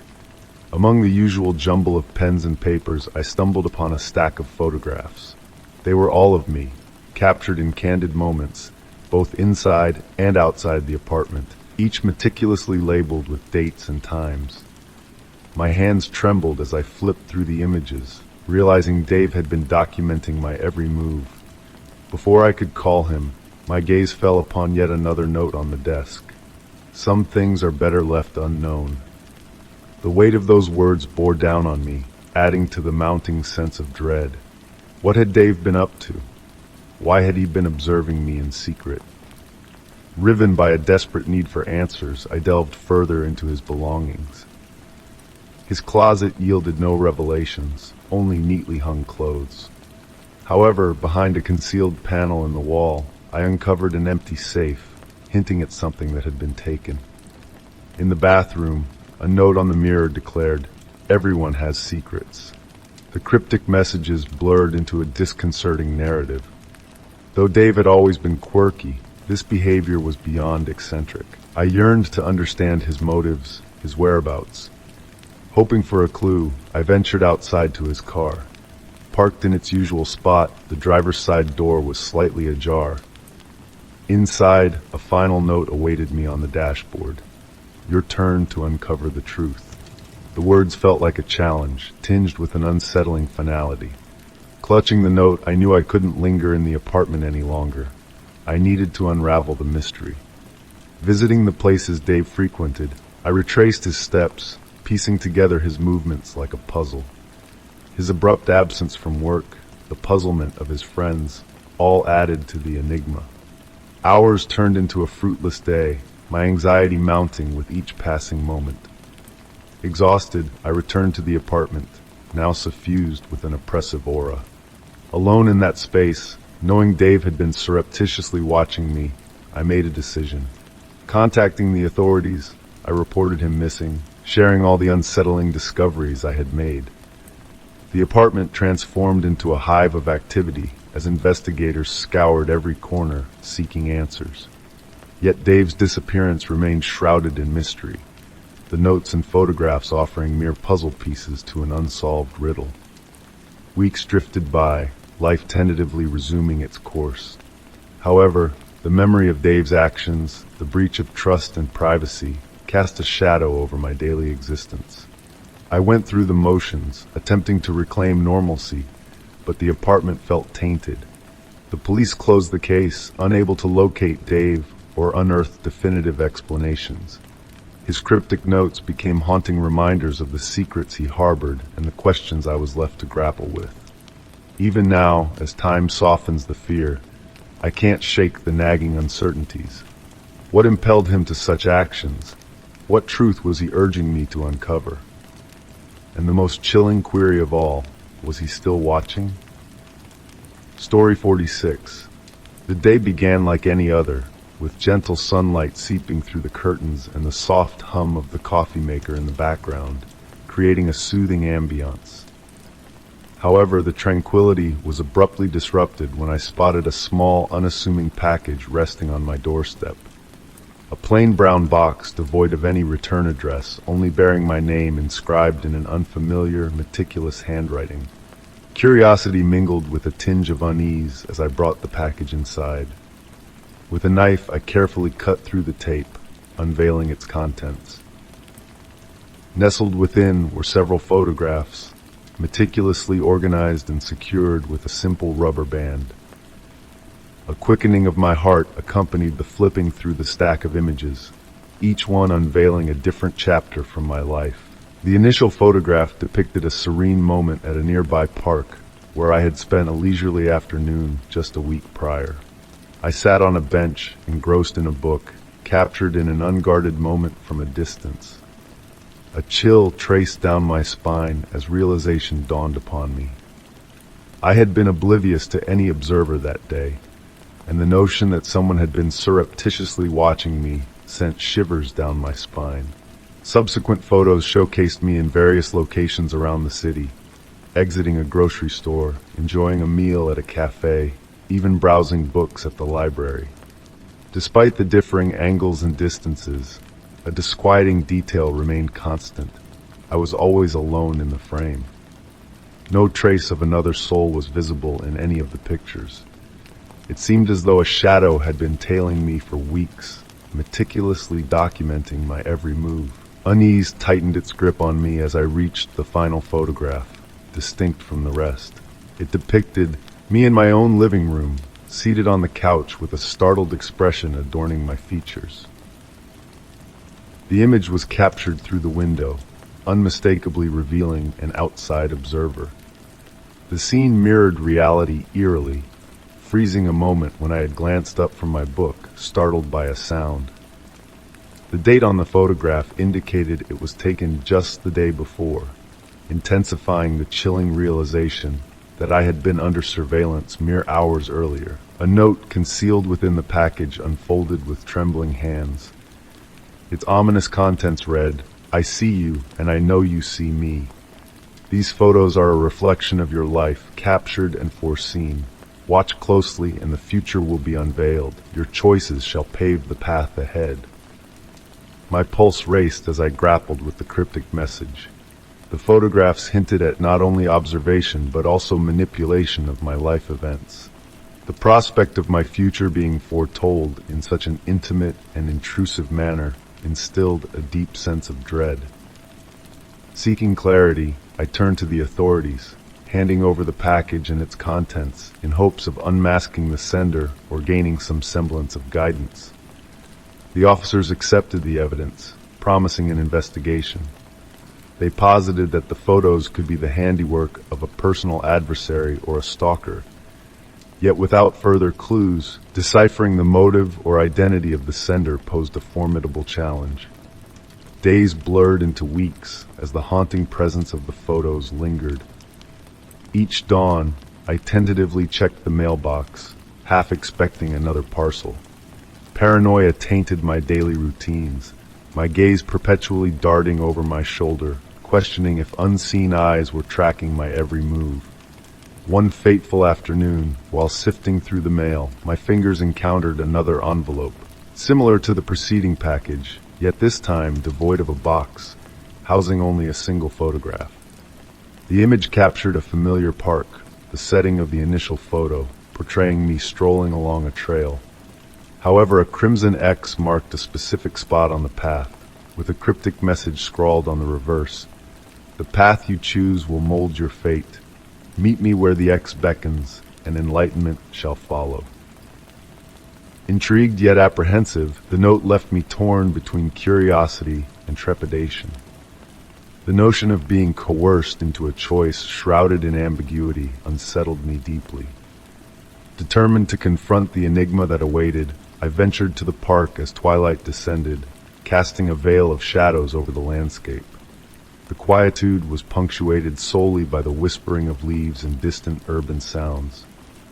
Navigating to the designated spot marked by the scarlet X, an area where the path curved into a secluded clearing, I waited with bated breath. Moments passed before a figure materialized from the obscurity, a man cloaked in darkness, his countenance partially concealed by the brim of a hat. Halting a few paces away, his demeanor exuded authority. "You have arrived," his voice resonated, deep and smooth. "I observe you have heeded the clues." "Who are you?" I demanded, striving to maintain composure. "What is your purpose?" Drawing closer, his features emerged from the shadows, revealing an older visage marked by sharp contours and an intense gaze. "I am one who has monitored your existence, observing your responses to the enigmatic," he elucidated. The photographs were intended to unveil the threads of your future and test your mettle.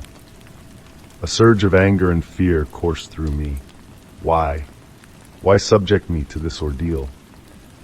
His demeanor softened marginally. Our decisions sculpt our essence. The photos were not mere forecasts, but a guide to prompt realization. Your reactions, your choices, they chart your course. I sought to illustrate how the present molds the future. Dismay mingled with contemplation as I endeavored to decipher his words. So, this was all a trial? Not solely a trial, he affirmed. A lesson. You confronted uncertainty and fear, yet also demonstrated resilience. The future is yours to carve. Your responses to adversity shape path to your destiny.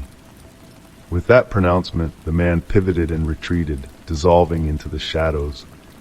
I lingered, enveloped in contemplation, grappling with the enigmatic encounter and the cryptic message he had imparted. The photos, the prophecies, the trial, all facets of a grander scheme devised to compel me to confront my fears and choices. Exiting the park, a peculiar sense of closure and liberation enveloped me. The unsettling ordeal had metamorphosed into a profound reminder of the potency of choice and the significance of confronting the unknown with fortitude. The future lay veiled in uncertainty, yet I harbored a newfound awareness that I possessed the agency to shape it. Through my deeds, my decisions, and my readiness to meet what lies ahead. Story 47. The soft hum of my laptop filled the room as I toiled away in my cozy home office, a sanctuary crafted for both comfort and productivity. The day had unfolded quietly, a blur of emails, meetings, and reports. As the sun dipped low, casting elongated shadows across the familiar space, I felt the urge to stretch my legs and take a brief respite, a simple decision that would alter the course of my existence. Strolling past my desk, my gaze landed on something out of place, a large, unmarked manila envelope positioned meticulously at the center. A surge of unease prickled my skin. I couldn't recall placing it there. With cautious steps, I drew closer and inspected the mysterious package. No sender's address, no hints to its origins, just a foreboding presence, challenging me to uncover its secrets. Quivering fingers tentatively peeled back the flap, revealing a hefty dossier nestled within. My name emblazoned in bold font beneath the ominous title, Personal Research Report, sent a shiver down my spine. Someone had meticulously compiled a comprehensive dossier about me, but for what purpose remained a chilling mystery. Leafing through the pages, each revelation struck deeper than the last. The initial section read like an intimate biography. My name, birth date, educational background, and professional journey meticulously chronicled, even dredging up past jobs long forgotten. The dossier delved further, mapping out every address I had ever called home, complete with detailed notes outlining my daily routines. As I turned each page, the scrutiny intensified, delving into the personal sphere. Photographs of loved ones and friends adorned private gatherings, accompanied by meticulous annotations capturing names, relationships, and personal anecdotes with unsettling accuracy.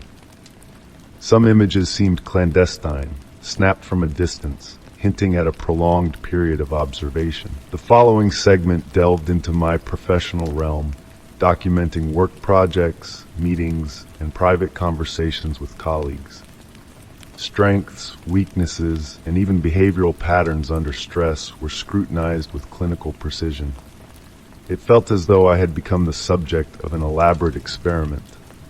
The narrative then shifted to my hobbies and interests, cataloging books read, movies watched, and favored dining spots. Every minute detail, from cherished recipes to fitness routines to online shopping habits, meticulously recorded, painting a vivid portrait of my existence on paper. But the most chilling section lay at the dossier's conclusion. Recent surveillance notes and candid photographs. Images captured me leaving my residence, strolling to my car, and lingering in local cafes. Some snapshots appeared so fresh they could have been snapped mere days ago, freezing moments of my morning jogs, grocery runs, and casual exchanges with neighbors in eerie clarity. Gasping for breath, I realized the extent of the intrusion. The compiler of this dossier possessed intimate knowledge, details I had guarded closely, shared with no one. This wasn't mere research, it was a disturbing obsession. Driven by a sense of urgency, I dialed the authorities, my voice strained as I relayed the distressing discovery. The dispatcher assured me of prompt assistance, and as I awaited their arrival, I scoured my office for signs of surveillance devices. Every nook and cranny was meticulously inspected, yet yielded no evidence. The room remained untouched, heightening my sense of vulnerability. The meticulousness of the intrusion bespoke a skilled and calculated perpetrator. Upon the police's arrival, their somber expressions mirrored the gravity of the situation as they scrutinized the dossier. Taking it into custody, they probed me for potential adversaries, signs of suspicious activity, or individuals harboring motives. Struggling to muster answers, I found no plausible suspects capable of orchestrating such a violation. The officers pledged to pursue the case diligently, but their grim demeanor hinted at the arduous task ahead. With the dossier now in their possession, I felt a fleeting sense of relief, though the damage had been irrevocably wrought. In the ensuing weeks, I implemented stringent security measures, installing surveillance cameras, revamping passwords, and adopting unpredictable routines. I minimized my online footprint, divulging personal details sparingly. Yet, a lingering sense of being surveilled pervaded my days, casting a shadow over every facet of my life. Despite exhaustive investigations and heightened precautions, the mystery remained unsolved. No fresh leads surfaced, no culprits unmasked. The authorities pursued every lead to no avail, leaving behind a void of unanswered questions.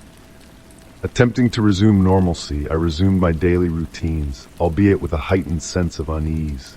Every shadow morphed into a potential threat, every stranger a looming suspicion. I existed in a perpetual state of vigilance, questioning if unseen eyes still tracked my every move, if the dossier merely foreshadowed a more sinister chapter. The memory of that meticulous file lingered like a specter, a clinical dossier recounting a life I believed solely mine. It stood as a stark reminder of the fragility of privacy, leaving behind a legacy of fear and a relentless pursuit of elusive truths. Story 48. On a cool autumn evening, a shift in my world caught my attention. The leaves crunched beneath my feet along the well-trodden path leading to my abode, the sky a tapestry of deep oranges and purples. Beside me, my loyal Labrador Max trotted with a wagging tail, perfectly synchronized with my strides. A serene moment unfolded, a tranquil conclusion to an ordinary day. Little did I realize it was the calm preceding the storm. The following morning greeted me with an eerie silence. Max's usual morning bark was absent, his bed empty. Initially, I assumed he was off on his own exploration within the house, but as I called his name, the stillness grew heavier, suffocating. Panic crept in. I combed through every nook and cranny of the house, my voice becoming hoarse from repeated calls. Hours slipped away in a frenzy of searching and anxious calls to neighbors. Just as hope began to dwindle, a sight down the street caught my eye. Relief washed over me, and I sprinted towards him, my heart racing. Yet, upon kneeling to pet him, a peculiar detail surfaced. Max was not adorned with his usual faded red collar. Instead, a thick, vintage leather band encircled his neck, embellished with intricate carvings and a gleaming brass nameplate. My hand trembled as I reached for it, brushing against a small note rolled and tied with twine. With quivering fingers, I unfurled the paper. The hasty, uneven handwriting bore a sense of urgency. I have witnessed what you have chosen to overlook. Your sanctuary is not as secure as it seems. Beware the hidden truth beneath your comfortable facade. My heart raced as I revisited the cryptic message. What hidden truth, what peril lurked within my home, and who was this enigmatic R privy to details of my life? A closer inspection of the collar revealed a blank brass nameplate, unsettlingly mute in its message. The ancient-like carvings on the leather exuded a deliberate and ominous aura. Despite Max appearing unscathed, albeit unusually subdued, the disquiet persisted. Driven to unravel the memo, yesterday I resolved to retrace Max's nocturnal journey. I traversed the familiar streets where I had found him, scanning for any hint. The once comforting neighborhood, now cloaked in unseen tension, led me to the nearby park, a frequent haunt for Max and me. There a man perched on a bench caught my attention. His anxious glances and vaguely familiar visage puzzled me. "Excuse me," I began, steadying my voice. "Have you noticed anything unusual here? My dog disappeared last night and returned with this peculiar collar." The man's eyes widened, his hands fidgeting, avoiding direct contact. "I know nothing of a collar," he stuttered, "but tread cautiously. Appearances can deceive." His enigmatic words sent a shiver down my spine. Expressing gratitude, I departed, thoughts swirling. What had transpired with Max? Who was R? And how were they privy to my life's intricacies? Back home, I meticulously combed through every inch of the house, scrutinizing hidden recesses and searching for anomalies. Yet all appeared ordinary. The familiar sights, the comforting chaos of daily life, veiled a hidden layer, intangible yet palpable. The sensation of being observed persisted, an unseen weight pressing down on me. With each passing day, the eerie feeling lingered, casting a shadow over my once tranquil abode. I monitored Max closely, vigilant for any signs of distress or unusual behavior.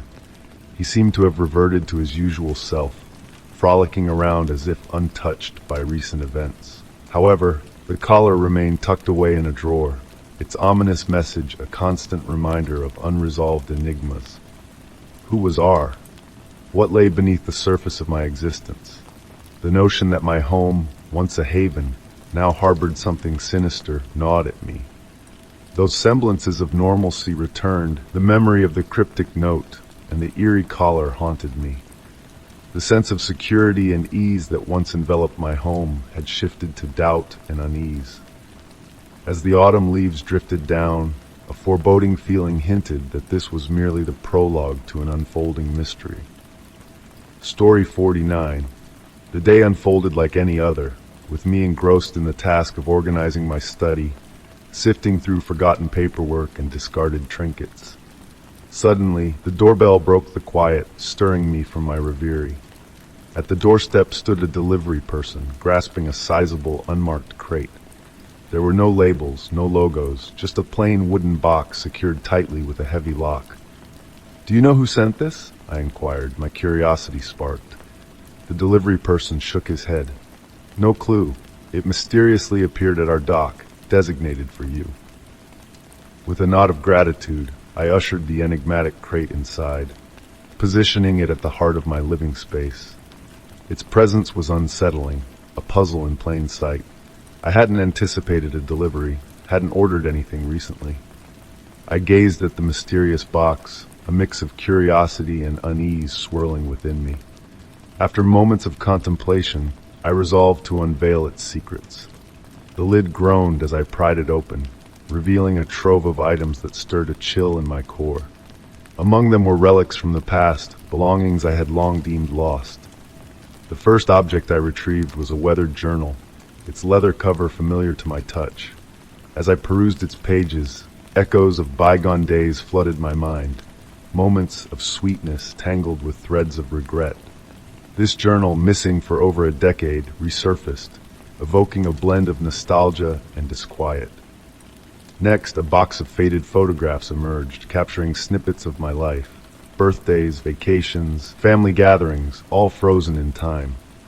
Some images were tattered, worn with age, as if handled repeatedly. Faces and places from distant memories adorned the prints, a mix of solace and intrusion. Delving further, I unearthed bundles of letters, penned with care and bound with delicate ribbons.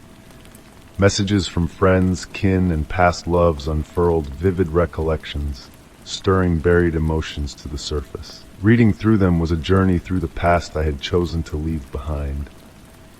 Amidst these disc ovaries lay a small jewelry box, concealing a silver locket, earrings, and a cherished ring, all lost treasures now returned.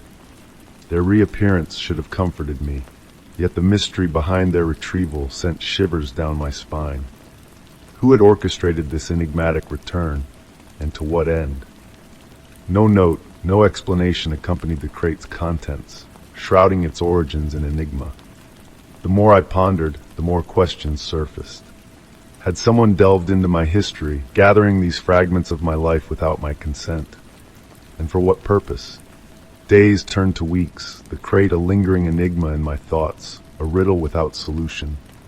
I would often sit with its contents, seeking hidden meanings, yearning for a revelation that never came. Reporting it crossed my mind, but what tale could I spin? That a stranger had meticulously gathered my past possessions. No crime, no threat, just an unsettling mystery that refused to fade. Eventually, I chose to stow away the items. I couldn't discard them, yet leaving them exposed felt unsettling. To regain a semblance of normalcy, I organized them meticulously, creating albums for the photos, arranging the letters by date. It was a peculiar therapy, seizing control of my narrative, piece by piece. Gradually, the crate transformed from a mystery into a poignant lesson, a reminder of how the past can resurface unbidden, compelling us to confront what we've buried.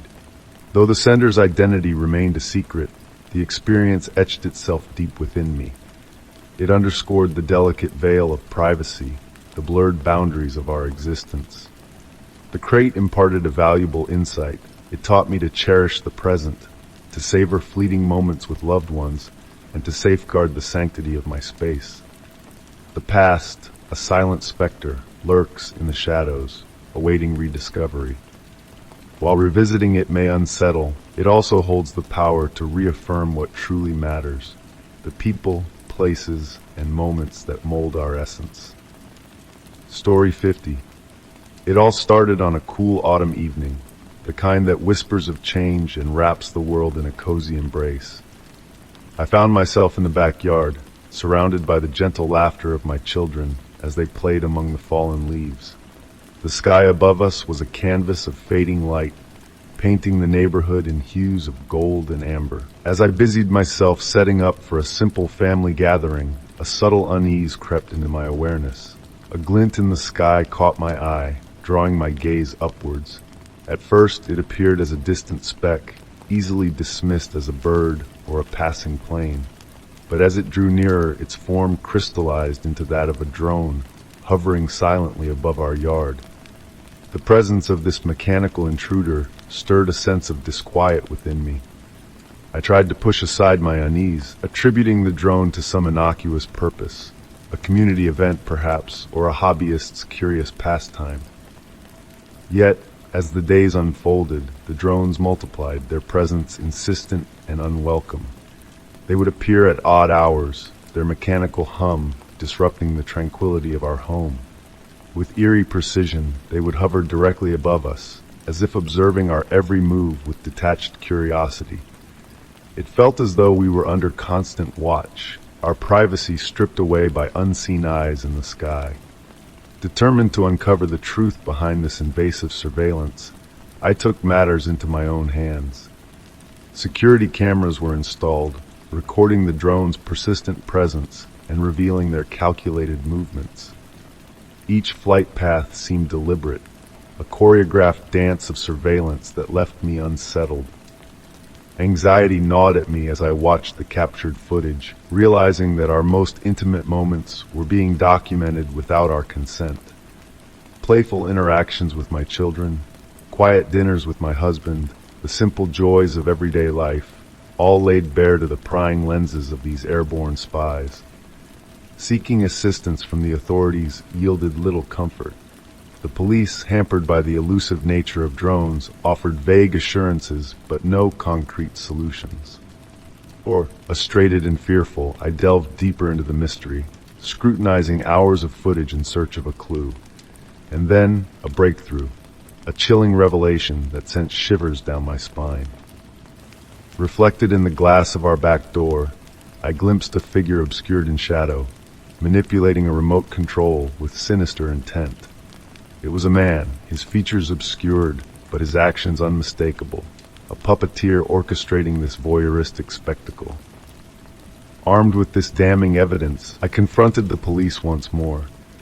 This time, they heeded my concerns, launching a thorough investigation that led them to a seemingly ordinary house a few blocks away. Inside, they uncovered the truth. Ethan Brooks, a freelance journalist with a twisted obsession.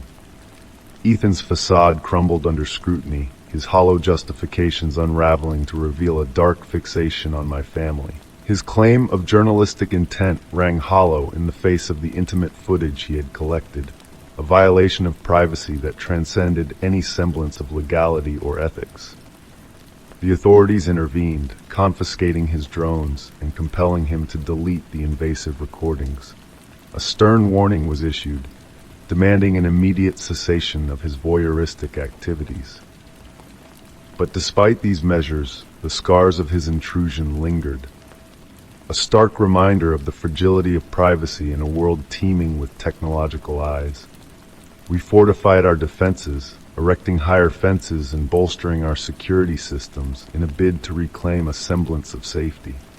Yet, the sense of violation persisted, a haunting specter that cast a shadow over our once tranquil existence. Ethan's transgressions had pierced the veil of our privacy, leaving us exposed and vulnerable. His actions served as a cautionary tale, a stark reminder of the insidious ways in which technology can be wielded against us. As we grappled with the aftermath of his intrusion, we were confronted with the sobering truth that our privacy is a fragile gift, easily shattered by those who seek to exploit it for their own gain. Though Ethan faced consequences for his crimes, the scars of his betrayal ran deep, a reminder of the need for vigilance and stringent privacy protections in an age where surveillance lurks around every corner. Our once peaceful neighborhood had been irrevocably altered by his actions, a testament to the enduring impact of invasion and the importance of safeguarding our most precious commodity, our privacy. Story 51. The unexpected chime of the doorbell shattered the tranquil melody of my afternoon. No deliveries were anticipated, no visitors in my recent memory. The sound reverberated uncomfortably loud in the silence that enveloped my abode. Opening the door revealed a modest, unassuming package perched on the doormat. Swathed in plain brown paper and secured with unassuming twine, it divulged no hints of its origin. No return address, no markings, nothing to unveil the sender's identity. A blend of curiosity and disquietude washed over me as I stooped to retrieve it. The package felt almost weightless, its lack of particulars adding depth to the enigma. Bringing it inside, I placed it gingerly on the kitchen counter. The once cozy home now felt oppressively quiet, heightening my burgeoning apprehension. With hands trembling, I unraveled the twine and peeled away the brown wrapping. Revealed within was a stack of photographs bound by a rubber band. Initially appearing mundane depictions of a house, my breath hitched as I sifted through them. These were not mere houses captured in the frames. They were snapshots of my own dwelling. The images portrayed different angles and times of day: the front yard, the street, the backyard. The level of detail was unsettlingly intimate. The flower beds by the porch, the weathered bench near the garden, even the modest shed tucked in the corner of the property. My heart raced as I delved deeper into the collection. These were not random snapshots, but calculated, methodical observations. Someone had been observing my sanctuary. At the bottom of the stack lay a note, scrawl, hastily in an almost frantic script. "You should have been more careful." The words sent a shiver down my spine, concise yet menacing, devoid of explanation or context. A cryptic, chilling admonition. I gazed at the note, a whirlwind of inquiries swirling through my mind. Who could have sent this? Why? Was it a cruel jest, a veiled threat, or something more sinister? Apprehension festered, prompting me to summon the authorities, yearning for elucidation. Upon their arrival, The officers handled the package meticulously, confiscating the photographs and note for further scrutiny. They combed for fingerprints, scoured for clues, yet discerned nothing definitive. The absence of a return address or distinctive markings rendered tracing the sender nearly futile.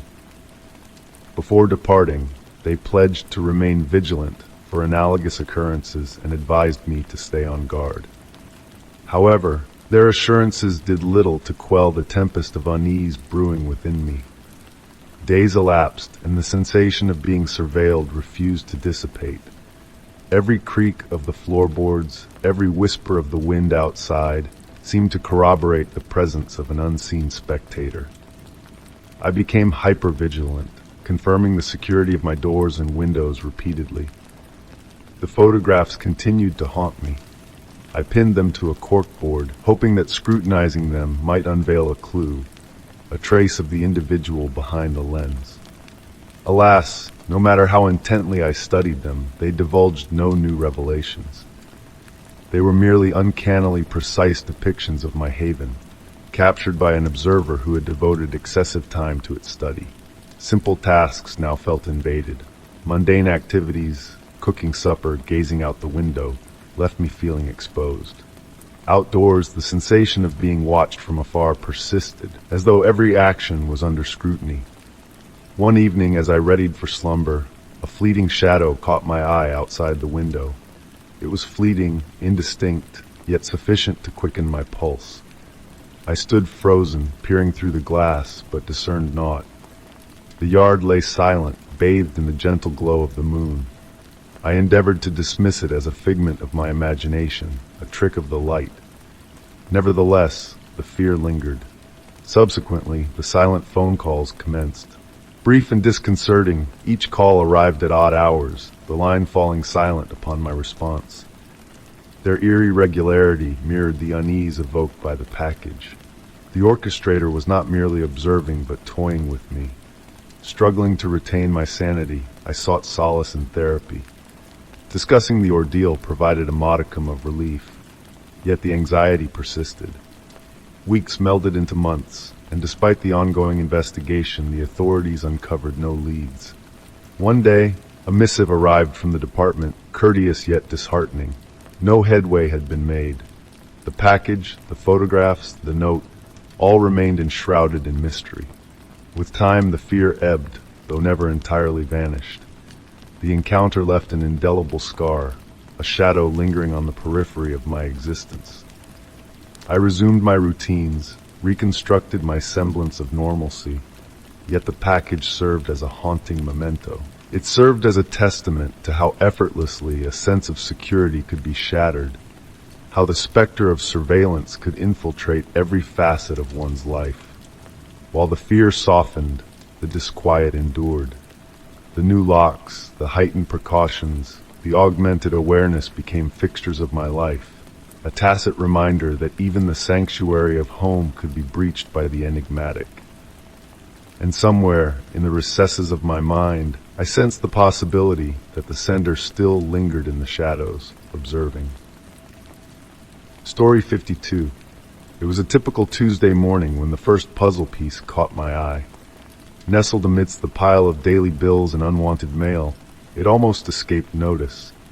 A plain, unmarked envelope with my name elegantly penned on the front peeked out from behind a glossy catalog. Inside, a solitary puzzle piece depicted a weather-worn house, obscured by creeping vines and barren trees. There was a strange sense of familiarity emanating from the house, a memory on the cusp of recognition. Scribbled in fine calligraphic ink on the back of the piece were the words, "You remember this, but you don't remember why." Dismissing it as a peculiar jest, I set it aside, focusing on the mundane tasks ahead. But the following day, another envelope arrived, containing a second puzzle piece. This one portrayed a cluttered wooden desk strewn with aged letters and faded photographs. The message on its back read, "Piece by piece, you'll remember." As the days passed, more puzzle pieces found their way to me, each revealing a different fragment of the eerie tableau, a dimly lit study, furniture cloaked in dust, and a cracked family portrait hanging askew on the wall. With each new piece, a growing unease settled within me. The setting felt disturbingly familiar, like a distant echo from a forgotten dream. The puzzle continued to unfold, piece by piece, as I received 5 more fragments, each adding to the disquieting scene. Unable to resist any longer, I cleared a space on my dining table and began to piece them together. As the final image emerged, it formed a chaotic yet intricate study room. The same desk, the same faded portrait, and most notably, an open leather-bound book adorned with cryptic symbols in an ancient script. The longer I gazed at the completed puzzle, the more the sense of recognition intensified, though its origins remained elusive. Then, a final envelope arrived, containing the last piece of the puzzle alongside a typewritten note. "You've done well. Now you must comprehend. The house in the puzzle belonged to someone dear to you, someone who vanished under mysterious circumstances. The answers lie within the book in the image. Find it, and the truth shall be revealed." My heart raced as I read the letter, dispelling any notion that this was a mere prank. Thoughts swirled as I delved into my family's history, searching for forgotten fragments, untold tales, anything that could shed light on this enigmatic message. That evening, I visited my parents, unveiling the assembled puzzle and the letter before them. A tension hung heavy in the air as my mother's trembling hand grazed the edge of the puzzle. "That house," she murmured, her complexion drained. "It's your Aunt Margaret's old residence before she vanished." A knot formed in my stomach. Aunt Margaret had disappeared during my childhood, purportedly relocating and cutting ties with the family after an undisclosed dispute. However, a veil of silence had always enveloped her departure. No calls, no correspondence, just an unsettling silence. "The book," my father interjected, gesturing towards the aged tome depicted in the puzzle. Margaret had a penchant for collecting ancient books, but that one, it held secrets. She claimed it unveiled truths about our lineage, secrets she stumbled upon before she departed. Driven by a mix of dread and resolve, I knew what I must do. I located the house, now dilapidated and ensnared by overgrowth, its windows vacant and hollow, resembling vacant eyes. With a deep breath, I pushed open the decaying front door, stepping back in time. The interior mirrored the puzzle's depiction: dust-laden furniture, forgotten trinkets, and scattered papers strewn about. My flashlight flickered as I located the desk from the puzzle, laden with ancient manuscripts and weathered leather-bound volumes. And there it sat, the elusive book from the puzzle, untouched, awaiting my discovery. Hesitating briefly, I opened its pages. The initial sections were filled with esoteric symbols in faded ink, initially incomprehensible. Yet, buried within, I unearthed a handwritten journal, Margaret's journal. Her entries chronicled the unveiling of long-concealed family secrets, betrayals, obscured identities, and a sinister legacy entwined with the very house in which I now stood. Her final scribblings were frantic and disjointed. They're aware of my findings. The book holds the answers, but it also harbors the curse. Abruptly, the entries were eased. Before I could fully grasp the weight of her revelations, a soft rustling sound echoed behind me, like fabric brushing against wood. My flashlight quivered as I spun around, but the house remained still, its shadows deeper than before. Clutching the journal, I fled into the chilling night, breath catching in my chest. The house loomed ominously behind me, its secrets unveiled yet far from comprehended. Returning home, I secured the journal within a locked chest, its enigma lingering heavily. The puzzle pieces, no longer mere fragments of a macabre game, had led me to a truth my family had strived to conceal. Aunt Margaret hadn't vanished by choice. She had been engulfed by the very secrets now staring back at me from the ink-stained pages. The past wasn't a mere specter. It was alive, awaiting its reckoning. Deep within, I sensed the puzzle remained incomplete, its final piece still eluding me, beckoning me to unearth the hidden depths of our family's enigmatic legacy. Story 53. On a cool autumn evening, I made a startling discovery. my car had vanished. Stepping outside, prepared for the day ahead, I was met with an empty space where my trusted vehicle should have been. The loss wasn't just material, it was a violation of my personal space, a disturbance in the tranquility of my life. Without delay, I contacted the authorities, completed the necessary paperwork, and embarked on the challenging journey of navigating life without my stolen car. Days turned into a haze of inconvenience and frustration as I arranged alternative transportation, juggled commitments, and adapted to the unexpected disruption. The police efforts were diligent, but updates were scarce, leaving me with a diminishing hope of ever seeing my car again. Then, in a twist of fate, my missing car reappeared as suddenly as it had vanished. A call from the police informed me that my car had been recovered and returned to the exact spot from which it had been taken. Relief washed over me, yet a subtle unease lingered. How had it been returned so precisely, almost too perfectly? Examining the car, everything seemed normal. No signs of damage, no evidence of a break-in. Just as I dared to believe the ordeal was over, a small black box beneath the driver's seat caught my attention. Intrigued, I retrieved the inconspicuous device. It was a tiny recording device, inconspicuous in size but heavy with implications. Connecting it to my computer, I uncovered a series of audio files capturing intimate fragments of my daily life. Conversations, ambient sounds, moments I hadn't even noticed were all meticulously recorded, weaving a tapestry of my private world.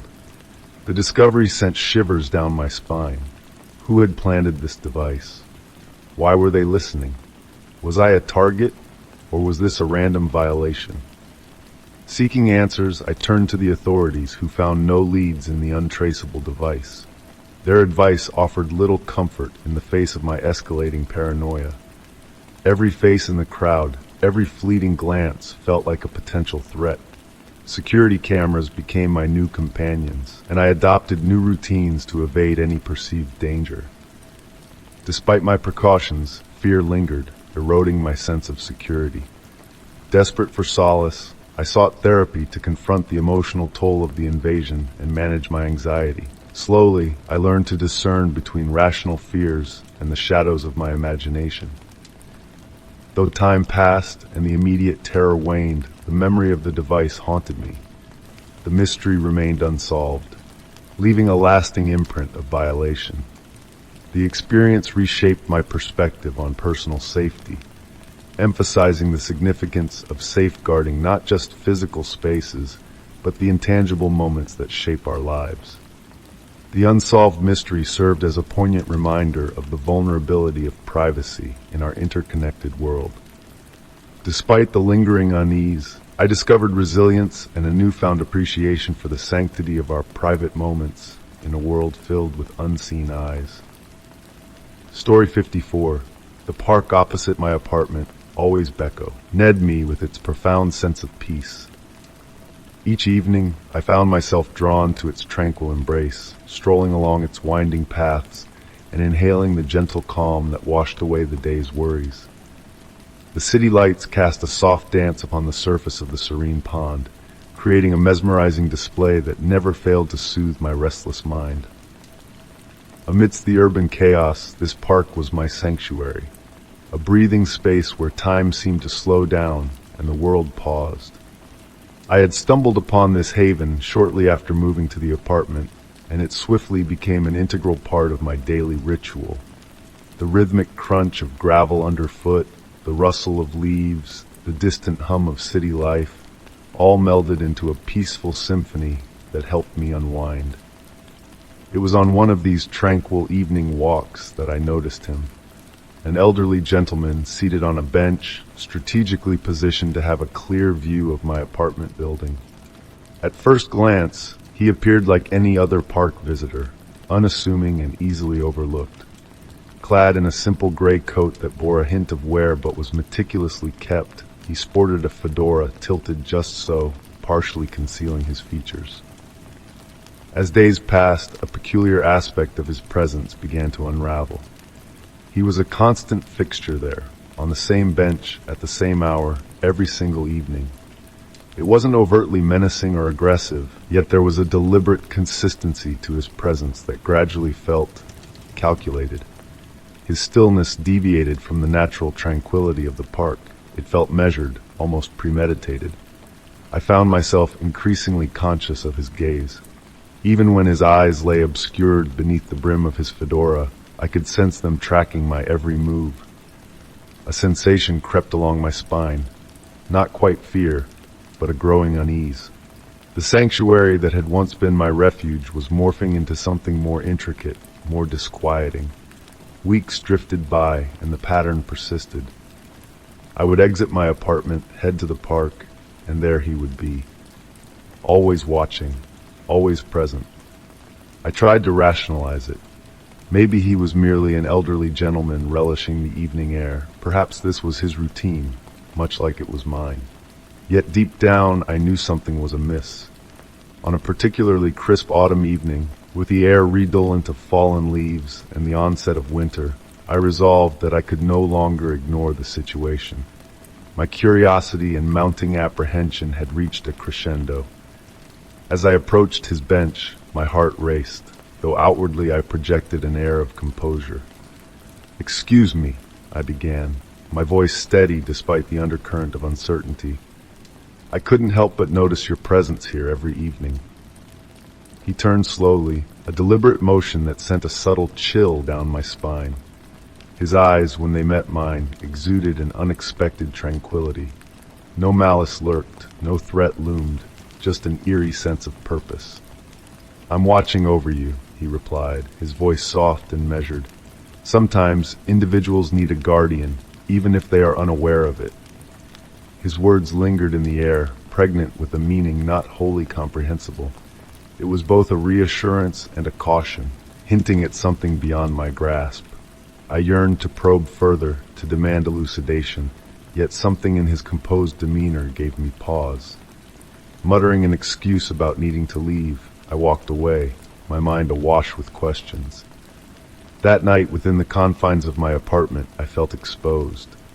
The sensation of being observed hadn't waned. If anything, it had heightened.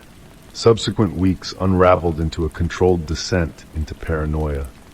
I began making plans to relocate, careful not to divulge my motives to friends or family.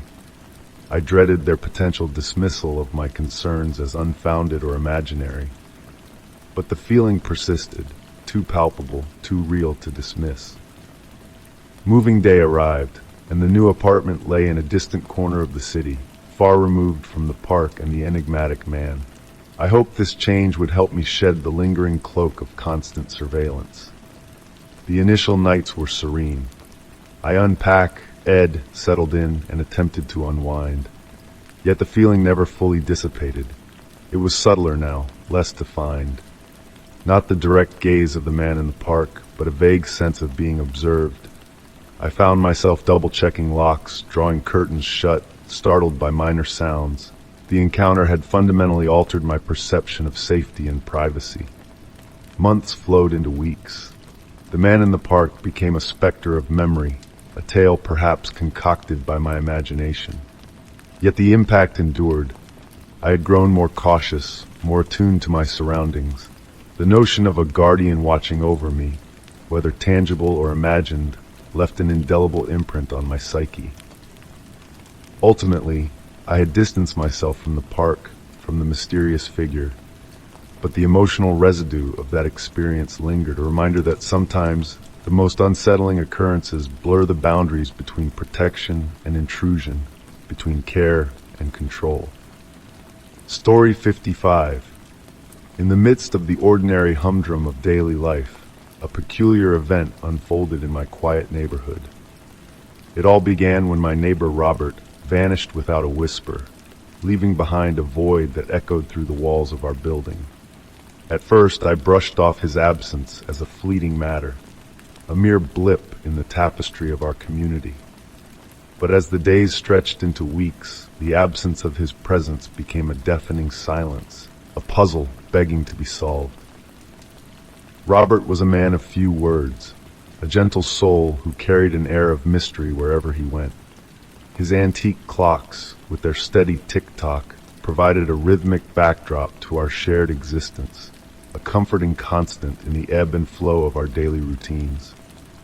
When the authorities nonchalantly labeled his disappearance as a voluntary act, my intuition rebelled against the notion. Something whispered to me that there was more to Robert's vanishing act than met the eye. His enigmatic nature, the way he held himself apart from the world, hinted at a deeper story waiting to be uncovered. And so, fueled by a relentless curiosity that bordered on obsession, I embarked on a journey to unravel the enigma of Robert's life. The whispers of his existence lingered in the stillness of his apartment, a sanctuary frozen in time. Dust-covered relics of a life paused in mid-breath whispered secrets of their own.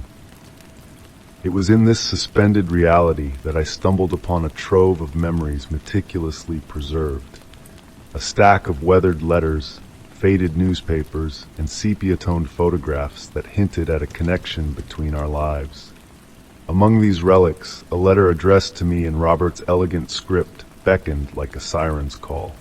Its words, tinged with a sense of foreboding, spoke of shadows from my past intertwining with his own quest for truth.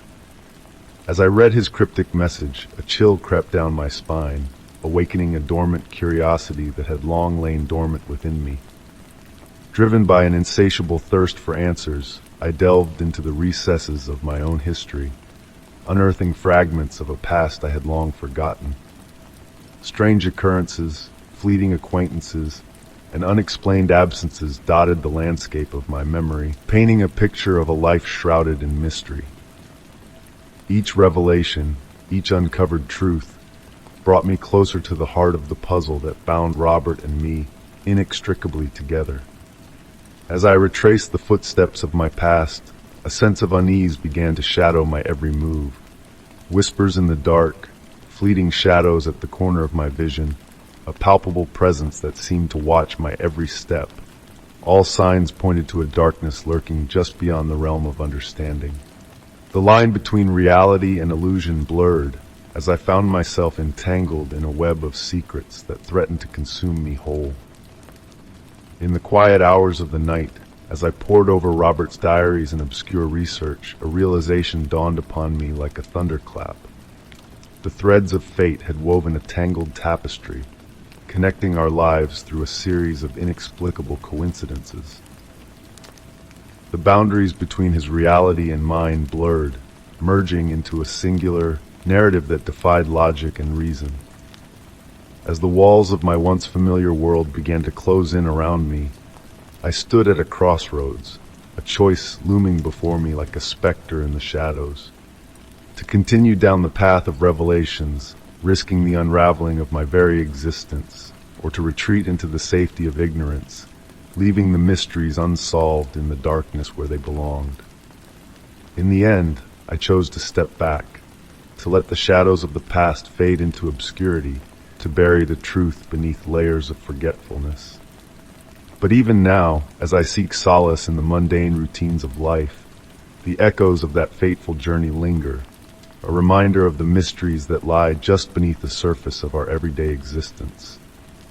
The shadows dance on the edge of perception, whispering secrets that may never see the light of day, a testament to the enigma of vanished lives and the darkness that dwells within us all. Story 56. The night unfolded slowly, shrouded in a mysterious haze that whispered of secrets and shadows. The pattern began to weave its intricate web, a delicate dance of disappearance that tiptoed through the tapestry of my life. Each vanishing, a silent ripple in the still waters of my existence, sending quiet echoes of confusion and concern through the nocturnal air. At first, the disappearances were mere whispers in the wind, tragic tales told in hushed tones, seemingly disconnected threads in the fabric of reality. But as the night deepened and the list of the missing grew longer, a haunting realization began to stir within me, a realization that I, like a lone wanderer in the mist, was the only common thread tying these vanishing acts together. It all began with Mark, a shadow from the world of work. One dawn, he vanished into the silent embrace of the morning, leaving behind a void of unanswered calls and empty echoes. Panic whispered through the corridors of routine as the day waned, and news of Mark's disappearance seeped into the restless night. His dwelling stood as a silent sentinel, untouched by chaos, untouched by the passage of time, a ghostly reminder of his sudden departure. Then came Emily, a cherished soul from the sanctuary of my bookish refuge. Laughter and warmth had filled the air of our last gathering, only to be replaced by the chill of absence the following morn. Her haven stood as a silent witness to her departure, her belongings untouched, her presence erased by the night. And finally my cousin Alex, a lost soul seeking solace in the shelter of my humble abode. One dawn, his presence vanished like mist under the morning sun, leaving behind only the whispers of his absence. His belongings lay in silent disarray, a testament to his sudden departure, a mystery unsolved. Each disappearance, a haunting melody in the night, a whispered secret carried by the wind. And as the shadows lengthened and the night deepened, a sense of unease settled over me like a shroud. I, an ordinary soul adrift in the sea of life, now cast as the unwitting protagonist in a dark and mysterious tale. Driven by a need for answers, I embarked on a journey into the labyrinth of the unknown. The truth, a silent specter lurking in the shadows, beckoned me to unravel the threads that bound these disappearances together. Mark's dwelling, frozen in time, offered no solace, no clue to his sudden departure. Emily's sanctuary, a silent witness to her absence, whispered no secrets in the night. And then Alex's belongings, a silent testament to his vanishing act, revealed a hidden trove, a weathered notebook filled with cryptic sketches and whispered secrets. His final words, a chilling echo of impending doom, sent shivers down my spine. The truth, a silent predator stalking the edges of my reality, drew closer with each passing moment. And as the night deepened, I found myself standing on the precipice of a revelation that would shake the foundations of my existence. Rachel, a ghost from the past, emerged as a specter in the night, a figure shrouded in shadows, a whisper in the dark. Her eyes, windows to a hidden truth, revealed a glimmer of something sinister, something hidden beneath the surface. Driven by a need to uncover the truth, I turned to the night for solace and answers. Security measures, a silent sentinel in the night, stood guard over my sanctuary, a silent witness to the unfolding mystery. And yet the specter of the unknown lingered, a shadow cast by the whispers of the night. The night deepened, the shadows lengthened, and the truth beckoned me into the heart of darkness. A trail of whispers led me to a forgotten place, a house of shadows, a dwelling of forgotten memories. The air, thick with the dust of ages, whispered of secrets long buried. And there, in the heart of the night, I stumbled upon a chilling revelation, a wall adorned with photographs, a gallery of the vanished souls. Each image, a silent echo of the past, a whispered secret in the night. And as the night deepened, a voice, low and familiar, whispered from the shadows, "You finally made it." I turned, heart pounding, to face the specter that haunted my dreams, only to be met with a sight that chilled me to the core. The truth, a silent predator lurking in the shadows, now stood before me, a reflection of the darkness within, a mirror of the night. Story 57. When Greg entered my life, he brought with him a sense of freshness, like a cool breeze on a warm summer day. In a new city where making connections proved to be a challenge, Greg appeared like a serendipitous gift. His charm was effortless, his words articulate, and his ability to put others at ease was unmatched. His enthusiasm for the city and genuine interest in me felt like a warm embrace in a sea of unfamiliarity. Our bond formed swiftly over shared passions for music, literature, and the great outdoors. Greg had a way of turning every mundane outing into a memorable experience. Together, we explored hidden cafes, danced at local music gatherings, and ventured into the wilderness on weekends. His knowledge of the best spots in town seemed endless, and his stories flowed like a soothing melody. At first, Greg's presence was a welcome distraction from the loneliness that lingered in the corners of my new surroundings. Yet, as time trickled by, subtle inconsistencies began to mar the canvas of our friendship. It began with small details in his tales that failed to align with reality. Stories of exotic travels and chance encounters with celebrities started to unravel upon closer inspection. One evening, as Greg painted a vivid picture of a chance encounter with a famous musician at an exclusive concert, I felt a whisper of doubt creep in. A quick search revealed no trace of the event he described. It was as if his stories were carefully woven illusions designed to dazzle and deceive, lacking the substance of truth. Curiosity morphed into a silent investigation. I discreetly probed into Greg's past, reaching out to mutual connections for morsels of truth. To my astonishment, I unearthed a web of recycled narratives, tailored to fit the ears of his listeners. Greg's history of transient living and his ability to vanish without a trace raised more questions than answers.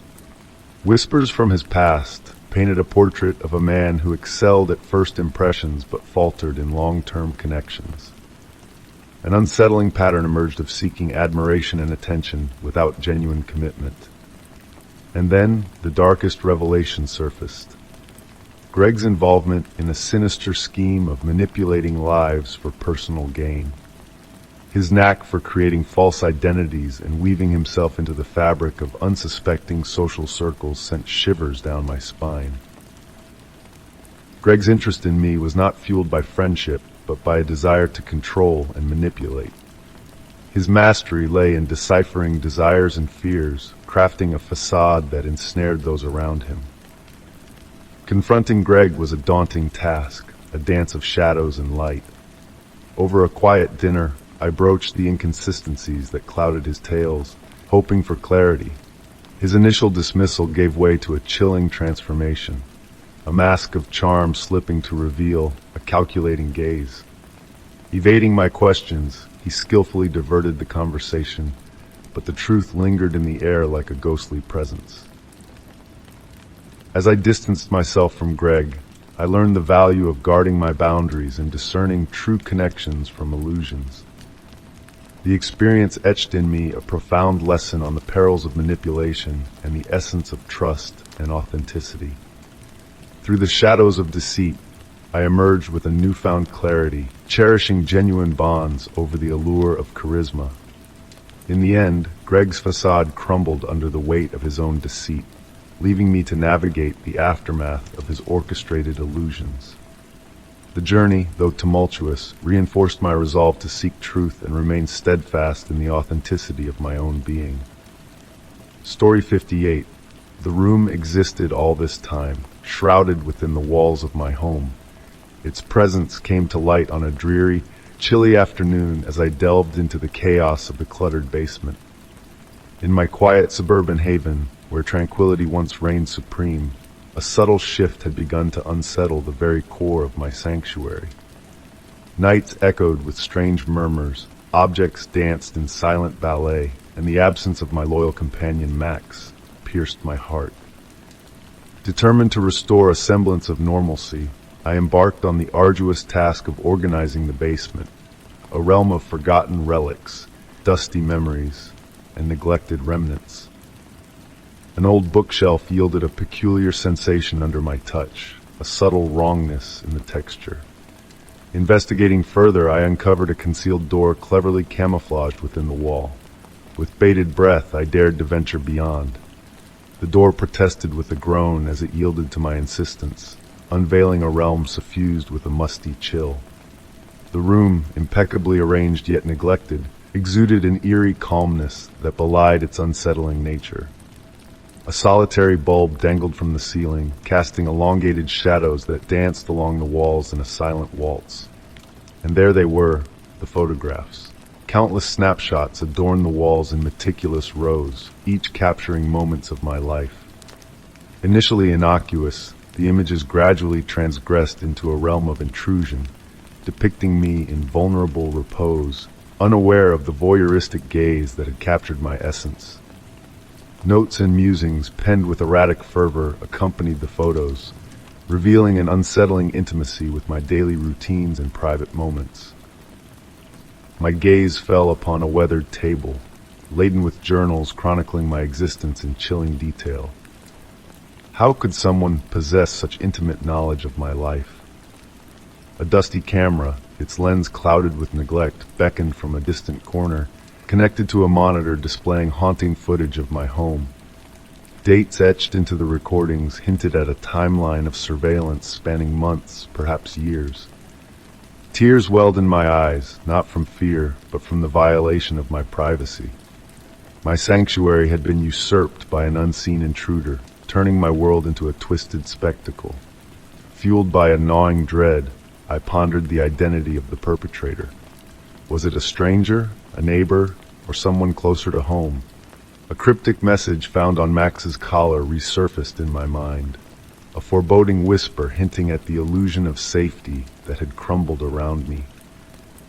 The chilling notion that the voyeur might still be watching seized my thoughts.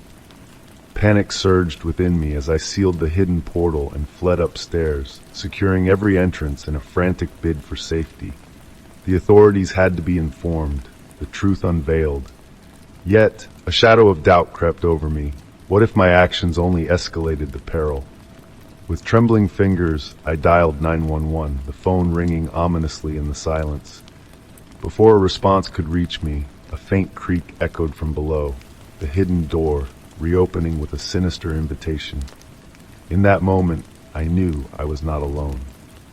Story 59. The eerie stillness that filled my home was the first clue that something was amiss. Whiskers, my faithful feline companion, always greeted me with her gentle purrs and playful energy upon my return. But on that fateful day, her usual warm welcome was conspicuously absent, shrouding the house in an unsettling silence. Calling out for her yielded no response, the sound of my voice echoing through the empty rooms. A sense of unease crept over me as I embarked on a thorough search of every nook and cranny, scouring her usual hiding spots, beneath the bed, perched on the windowsill, and even inside the cozy closet where she often dozed off. Yet, Whiskers was nowhere to be found. What began as mild concern soon escalated into a full-blown panic as I frantically combed through every corner of the house, peering under furniture and behind curtains, but to no avail. Determined not to give in to despair, I ventured outside, calling out her name and rustling her favorite treat bag in a desperate attempt to lure her back. However, the yard lay empty, the surrounding street eerily quiet. Hours stretched into an evening cloaked in dread. The following day marked the commencement of my relentless campaign, as I plastered flyers bearing Whiskers' image, her vibrant green eyes and soft gray fur unmistakable, across the neighborhood. These flyers, accompanied by a brief description and my contact details, were distributed to local establishments, and I implored my neighbors for any leads. Some offered kind words and promised to keep an eye out, while a few pledged to alert me if they noticed anything unusual. As days blurred into a week, the weight of anxiety grew heavier with each passing moment. Though a handful of neighbors reported vague sightings, I glimpsed a gray cat near the park, or there was one spotted by the alley yesterday. These leads proved fruitless, leaving me drained and despondent with each dead end. Just as hope began to flicker and fade, a faint, familiar meow pierced the silence one evening. My heart leapt in my chest as I dashed to the front door, where a sight both relieving and distressing awaited me. There, perched on the doorstep, was Whiskers. Relief flooded through me, only to be swiftly supplanted by horror. My beloved companion was in a pitiful state, her once sleek coat now matted and soiled, a noticeable limp marring her graceful gait, and her once bright, inquisitive eyes now clouded with fear. Tenderly gathering her into my arms, I whispered soothing words as she trembled against me, flinching at my touch. Inside, a heartbreaking scene unfolded as I tended to her injuries with gentle care. Her paws were raw, her fur caked with dirt, and a tapestry of cuts and bruises marred her delicate frame. Though I endeavored to cleanse her wounds and offer sustenance, her demeanor spoke volumes of the trauma she had endured. Avoiding my gaze, she recoiled from sudden movements, her skittishness and withdrawal painting a stark picture of her suffering. It was evident that she had weathered a harrowing ordeal. While removing her collar for cleaning, a startling discovery awaited me. A small folded note nestled within. Hands trembling, I unfurled the paper to reveal a chilling message inscribed in an unfamiliar script. She was ours for a while. The cryptic words sent a shiver down my spine, raising more questions than answers. Why had she been taken? What horrors had she faced? And why had she been returned? The following morning, I sought the aid of local authorities, presenting them with the ominous note and detailing Whisker's injuries. Despite their efforts to assist, the lack of witnesses and tangible evidence left them at an impasse. Advising me to seek a thorough examination for Whiskers from a veterinarian and to remain vigilant for any suspicious activity, they departed, leaving me with a gnawing sense of uncertainty. At the veterinary clinic, the full extent of Whisker's injuries was laid bare. Bruises, minor lacerations, and raw paw pads suggestive of prolonged exposure to harsh terrain. Though the exact nature of her ordeal remained elusive, the vet assured me that with time and tender care, her physical wounds would mend. Emotionally, however, her struggles were palpable. The vet stressed the importance of a tranquil, nurturing environment to aid in her recovery. In the ensuing weeks, small glimmers of progress emerged as Whiskers tentatively navigated her surroundings, cautiously rediscovering the joys of play. Gradually, her spirited nature resurfaced, albeit tinged with a newfound wariness, her once unbridled confidence now tempered by apprehension at sudden noises and movements. The enigmatic note continued to linger in my thoughts, prompting a personal investigation that extended to local shelters, rescue organizations, and neighboring communities in search of answers. Alas, the trail grew cold, yielding no fresh leads or revelations. Bolstering my home with additional security measures, enhanced locks, motion-activated lights, and surveillance cameras, I remained ever vigilant, haunted by the specter of a recurrence. Despite my vigilance, the mystery surrounding Whisker's disappearance remained unsolved. Meanwhile, her convalescence progressed steadily. Her purrs, once muted, gradually resurfaced, her affection serving as a soothing balm for my own lingering anxieties. Resuming her cherished habit of curling up beside me on the couch, her comforting presence became a poignant reminder of the bond we shared. Though traces of her traumatic experience lingered, manifesting in a lingering wariness, our mutual journey toward healing was marked by moments of tenderness and resilience. The note that once instilled dread within me evolved over time into a symbol of fortitude, a testament to Whisker's endurance and the enduring power of love. Observing her slumber peacefully in her favored nook one evening, the rhythmic cadence of her breathing harmonizing with the tranquil ambience of our home, a wave of gratitude washed over me. While the enigma surrounding her disappearance may forever remain unsolved, her safe return stood as a beacon of hope, a testament to resilience, strength, and the unbreakable bond that united us. Story 60. In the quiet of the night, a subtle shift began. While casually scrolling through my phone, I decided to check the live feed from my home security system, a routine that usually brought me comfort. But on this particular evening, what greeted me on the screen was far from calming. The familiar clear images of my home had transformed into a distorted, flickering display. Rooms and hallways appeared to blend together in impossible ways, as if the cameras were capturing a reality beyond our own. I stared, perplexed, trying to brush it off as a temporary glitch. By the next morning, the strange images had slipped from the forefront of my mind.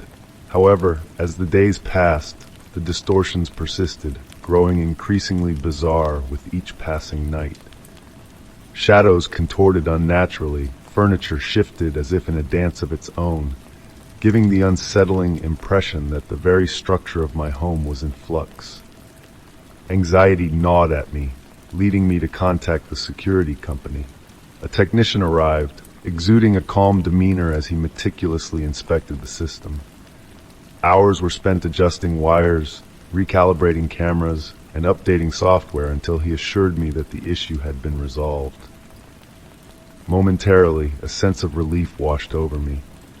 Yet that relief was short-lived. The following day, upon reviewing the footage, I noticed something even more disconcerting. Amidst the warped visuals, there were glimpses of a figure, barely perceptible, moving through the rooms of my home. At first, it was a mere shadow, a fleeting presence in my living space. But as I scrutinized the recordings, the figure revealed itself to be more than just a trick of the light. It moved with purpose, exploring every corner of my home, sending shivers down my spine as the realization dawned upon me. An intruder had trespassed within my sanctuary. Replaying the footage incessantly, I strained to discern details of the elusive figure that haunted my home like a specter. With a heavy heart, I reached out to the security company once more, recounting what I had witnessed. Another technician was dispatched, equally puzzled by the inexplicable occurrences. Despite hardware replacements and diagnostic tests, the distorted footage persisted, the mysterious figure a constant presence in the recordings. A growing sense of dread enveloped me, leaving me feeling utterly exposed and vulnerable. Seeking answers, I enlisted the help of an independent security consultant, hoping for a resolution to the unexplainable phenomena. After meticulous examination, a chilling theory emerged. External interference or a sophisticated hacking attempt might be behind the disturbances. The notion that someone could breach the sanctity of my home from afar sent a shiver down my spine. Despite all efforts to rectify the situation, the distorted images persisted, refusing to yield to upgrades or repairs. The haunting figure continued to roam my home in the recordings, a silent intruder that eluded identification. Questions swirled in my mind. Was I a target? Was this a sinister game or something beyond comprehension? Turning to drastic measures, I fortified my home with extra locks, carried a personal alarm, and remained hyper-vigilant. Yet, the sensation of being watched never waned.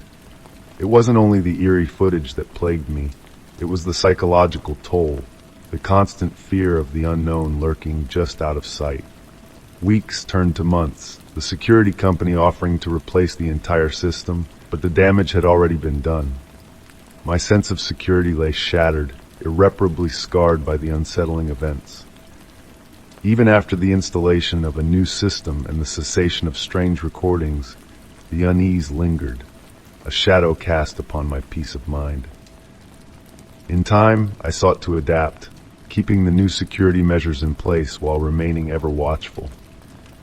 The experience, shrouded in mystery, taught me a profound lesson on the fragility of security. Even the most sophisticated systems can falter, leaving us exposed to the enigmatic forces that lurk in the shadows of our existence. Looking back, the unanswered questions still linger. Was it a mere glitch, a calculated intrusion, or something beyond rational explanation?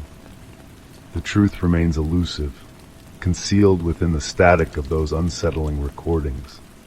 What endures is the lasting impact, a reminder that our sense of security is a delicate illusion, easily shattered by the unknown that we fear the most. Story 61. In the quiet depths of a Sunday morning, a subtle disturbance stirred in the serenity of my social media feed.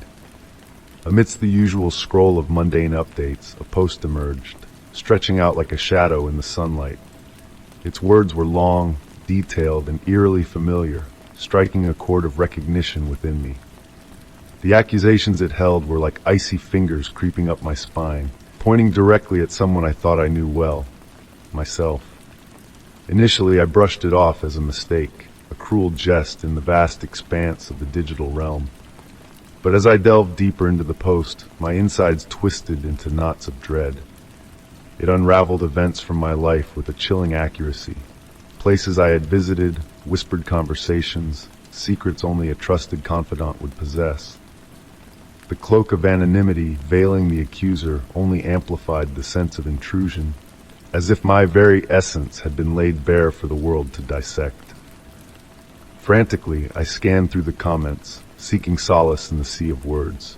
Some offered support, while others dripped with venomous condemnation.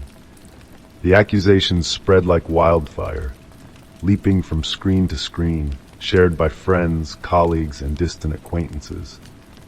What began as an assault on my reputation morphed into a calculated onslaught aiming to obliterate my very existence. With a trembling resolve, I knew action was imperative. My instinct urged me to confront the allegations head-on. Fingers quivering, I crafted a heartfelt response, a testament to my innocence. Each accusation was met with a firm denial, each insinuation countered with clarity. I pledged my cooperation with any inquiry, hoping to quell the storm raging within the digital realm. Yet, despite my fervent efforts, the accusations persisted, their tendrils reaching further into the depths of my life. The more I fought back, the more ensnared I became in a web of suspicion that seemed to have been spun with intimate knowledge of my being. The details were too precise, too personal to dismiss as mere fabrications. Days blurred into nights of restless unease, anxiety coiled tight like a serpent around my heart. Seeking refuge in the guidance of a legal counsel, I embarked on a journey to gather every shard of evidence that could vindicate my tarnished name. Together we sifted through a mosaic of documents, messages, and alibis, laying bare my life in pursuit of truth. Simultaneously, I embarked on my own quest for answers, scrutinizing past interactions for signs of betrayal. Every awkward exchange, every unresolved conflict became a breadcrumb in the labyrinth of deception I found myself ensnared within. Suspicion lingered like a shadow, casting doubt on those I once held close. Among the tangled threads of deceit, one figure emerged, a former friend with whom I had shared a fractured bond. Though our parting had been marred by discord, the depths of their potential betrayal seemed unfathomable. Nevertheless, the pieces aligned, their recent behavior casting a shadow of doubt upon their innocence. Summoning courage, I confronted them, unraveling my suspicions with a heavy heart. Their shock and denial seemed genuine, their offer of aid in unearthing the truth ringing with sincerity. Yet beneath the surface of their words, a lingering doubt gnawed at my resolve. Was this a performance, finely crafted to deceive, or a genuine plea for redemption? Weeks stretched into uncertainty, the weight of doubt pressing down upon me like a leaden shroud. Authorities pursued trails of encrypted anonymity, each lead a dead end in the labyrinth of deceit. Just as hope began to wane, a whisper of revelation breathed life into the shadows of deception. An anonymous tip unfurled a hidden cache of digital breadcrumbs, unveiling a meticulous tapestry of orchestrated malice. Chat logs, plans, timelines, all woven with a precision that bespoke an intimate knowledge of my life. The truth emerged, stark and unyielding. The mastermind behind the web of lies was a disgruntled figure from my past, a former ally turned adversary. Their motives, fueled by jealousy and resentment, had birthed a campaign of destruction aimed at eradicating my existence. Colluding with others, they had orchestrated a symphony of deceit, each note a strike against my very being. The revelation left me shattered, my world fractured by the callousness of betrayal. Justice prevailed as arrests were made, consequences meted out, yet the scars of the ordeal lingered like shadows in the recesses of my soul. Though legally exonerated, the stain upon my reputation remained, a testament to the enduring power of a well-crafted lie. Rebuilding my life became a slow, arduous journey through a landscape scarred by doubt and mistrust. Relationships strained by the specter of deception demanded patience and understanding, some never fully restored to their former glory. The crucible of adversity taught me harsh lessons in resilience. in the fragile boundary between truth and falsehood. Yet, amidst the wreckage of my past, a seed of strength took root within me. Though the shadows of betrayal may linger, I refuse to be defined by the darkness that once sought to consume me. Emerging from the crucible of deception, I stand resolute, a testament to the enduring power of the human spirit to rise from the ashes, stronger and wiser, ready to embrace a future of my own making. Story 62. In the heart of our serene suburban neighborhood, a peculiar disappearance set whispers abuzz and shadows dancing. Greg Thompson, a figure of mystery, cloaked in tweed and perpetual solemnity, vanished like a wisp of smoke, leaving behind a void of questions and unease. His abode, always a pristine enigma, stood silent and still, devoid of life's gentle hum. The day he slipped away, a chilling hush settled over his dwelling, chilling the very air with its emptiness. The authorities' efforts to uncover the truth yielded naught but echoes in the wind. No trace of departure, no signs of intrusion, just a man gone, as if plucked from existence itself. But I couldn't let it rest. The enigma of Greg Thompson pulling at the strings of my curiosity like a puppeteer's delicate touch. And so I embarked on my own clandestine pursuit of answers, starting with the threshold of Greg's sanctuary. The unlocked door beckoned, a stark aberration in the tapestry of Greg's cautious habits. Inside, a pristine facade greeted me, neatly arranged books, dustless furniture, a facade of normalcy that belied the chill in the air. In his study, a hidden journal whispered secrets long kept in the shadows. Cryptic musings and ominous warnings danced across its pages, hinting at truths best left buried. One entry, a cryptic riddle, spoke of hidden knowledge and impending revelations. Whose secrets did Greg guard so tightly? What truths lurked beneath the facade of our quiet existence? My quest for answers led me to a faded photograph, where Greg stood beside a stranger, their gazes piercing through time and space, unsettlingly familiar yet unknown. Driven by a need to unravel the tangled threads of mystery, I sought out the faces in Greg's memories, hoping to shed light on the shadows that haunted his past. A historian's cryptic tale unraveled the first strands of the web, revealing a clandestine group shrouded in whispers and veiled intentions. Their secrets, a labyrinth of danger and intrigue, beckoned me deeper into the abyss. Returning to Greg's sanctuary, I unearthed a cache of secrets hidden in plain sight. A trove of blueprints, cryptic maps, and a chilling revelation, my own address circled in red. Why had Greg fixated on me? What truths lay dormant in the shadows, waiting to be unveiled? The realization sent a shiver down my spine, a chill that lingered long after the sun had set. Nightmares plagued my restless slumber, visions of unseen shadows lurking in the corners of my mind. Each dawn brought subtle disturbances, whispers of a presence unseen yet palpable. Desperation drove me to set traps, to capture the elusive intruder haunting my every thought. But the truth remained elusive, slipping through my fingers like sand. Paranoia gripped me in its icy embrace, casting shadows where there were none, whispering threats in the dead of night.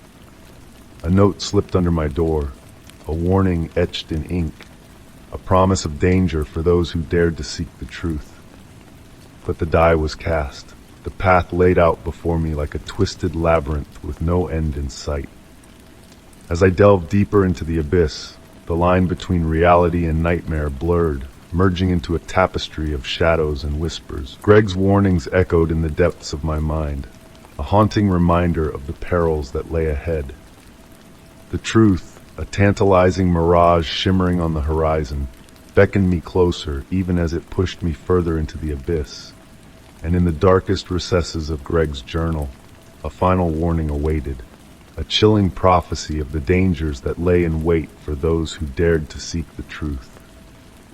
The shadows whispered their secrets, their tendrils reaching out to ensnare the unwary in their grasp.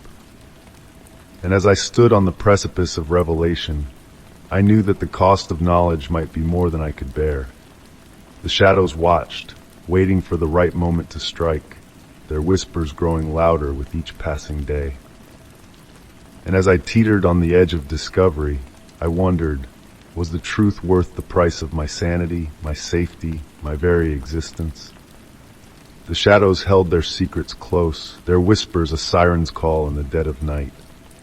And as I braced myself for the final descent into the abyss, I knew that the shadows would not rest until their secrets were laid bare.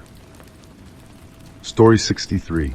The revelation arrived on a serene Tuesday afternoon.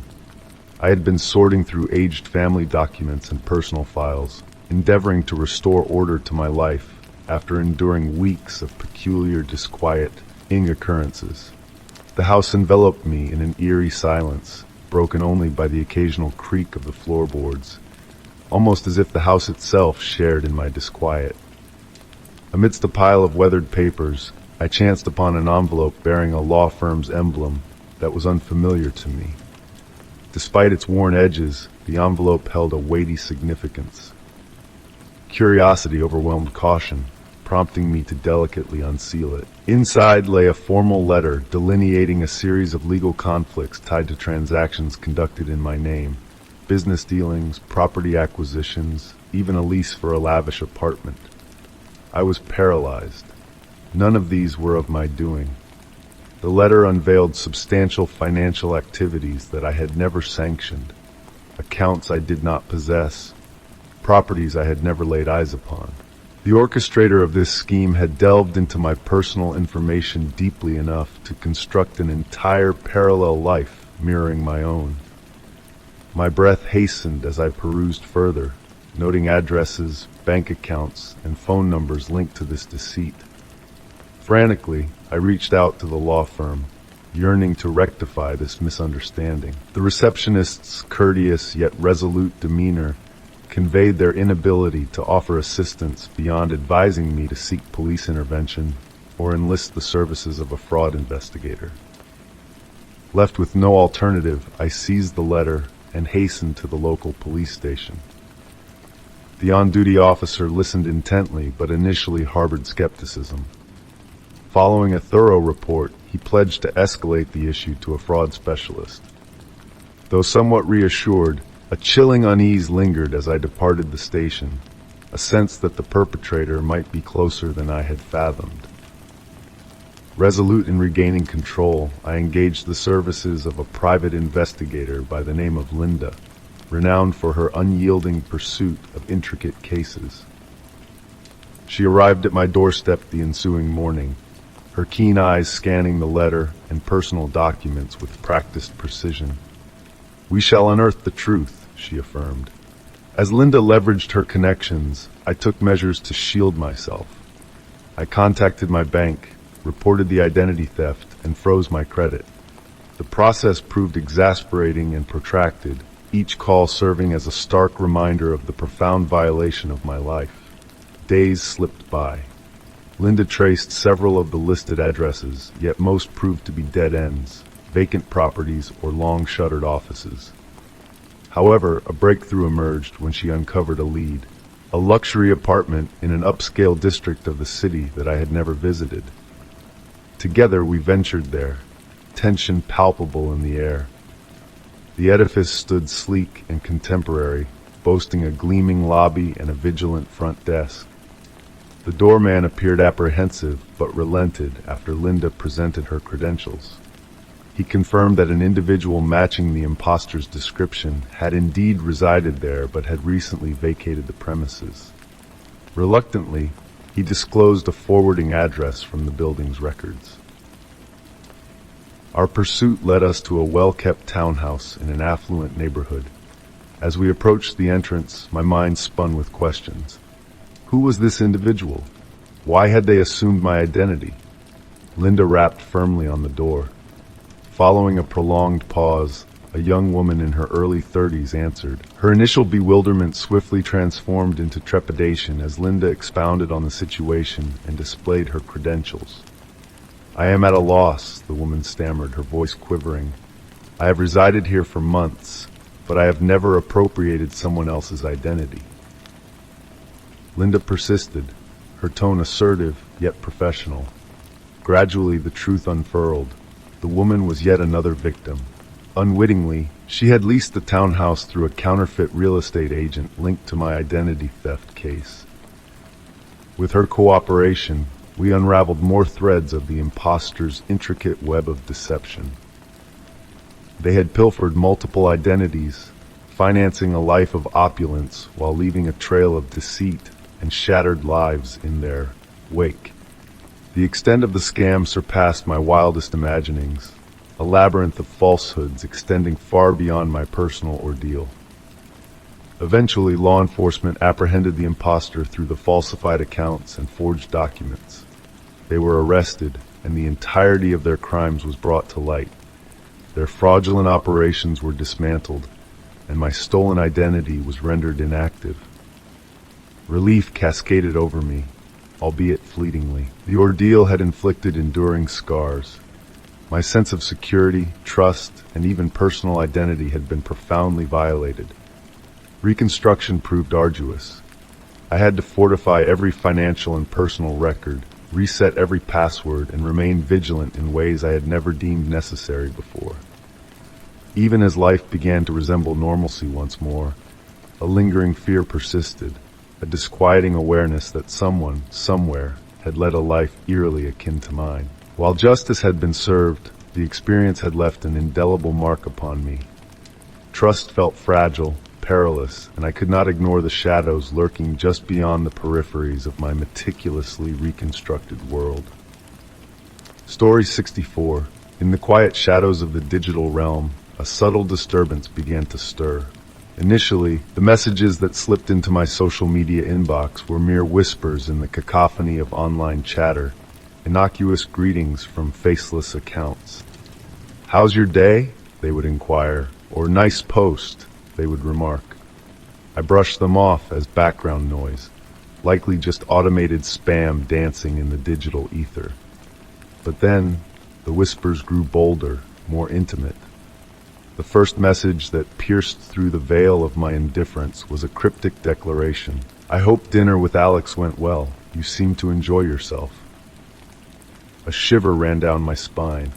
Alex and I had indeed shared a meal the night before, a fact I had not disclosed online or to anyone else. The message, though vague, struck a disquieting chord within me. I tried to dismiss it as a fluke, a mere coincidence, but a seed of unease had been planted in the garden of my thoughts. Fearing the unseen eyes that seemed to peer into my private moments, I took precautions and changed my social media passwords, hoping to sever the invisible thread that connected me to this unknown observer. It seemed a logical step, a shield against the encroaching darkness. Yet, the messages persisted, growing bolder, more intrusive with each passing day. One message in particular sent a chill down my spine. "I saw you at the coffee shop yesterday, immersed in that new book you hold dear." I had not broadcast my visit to the coffee shop, nor had I shared my newfound literary love with anyone. And yet, here was someone, a shadow in the digital mist, who knew my every move and thought, choosing to unveil their omniscience to me. These messages, cloaked in anonymity, bore no trace of their origin, a blank canvas devoid of identity, a void that whispered secrets only I should know. Alarmed, I reported the mysterious account to the platform, hoping to silence the unseen watcher. But the whispers persisted, morphing into detailed accounts of private conversations, unshared events, and intimate confessions. "I'm relieved that you and Lisa were able to mend fences after your disagreement. You appeared much happier afterward," read one chilling message, exposing a conversation I had kept locked within my heart. Seeking solace in the familiarity of friends and family, I probed for any hint of betrayal, any leak in the dam of my privacy. But their puzzled faces mirrored my own confusion, deepening the shadows of fear that danced at the edges of my consciousness. Desperate for answers, I sought the aid of a cybersecurity expert, hoping to unmask the phantom that haunted my digital existence. They combed through my devices, searching for traces of intrusion or malware, only to find a pristine landscape untouched by the hands of hackers.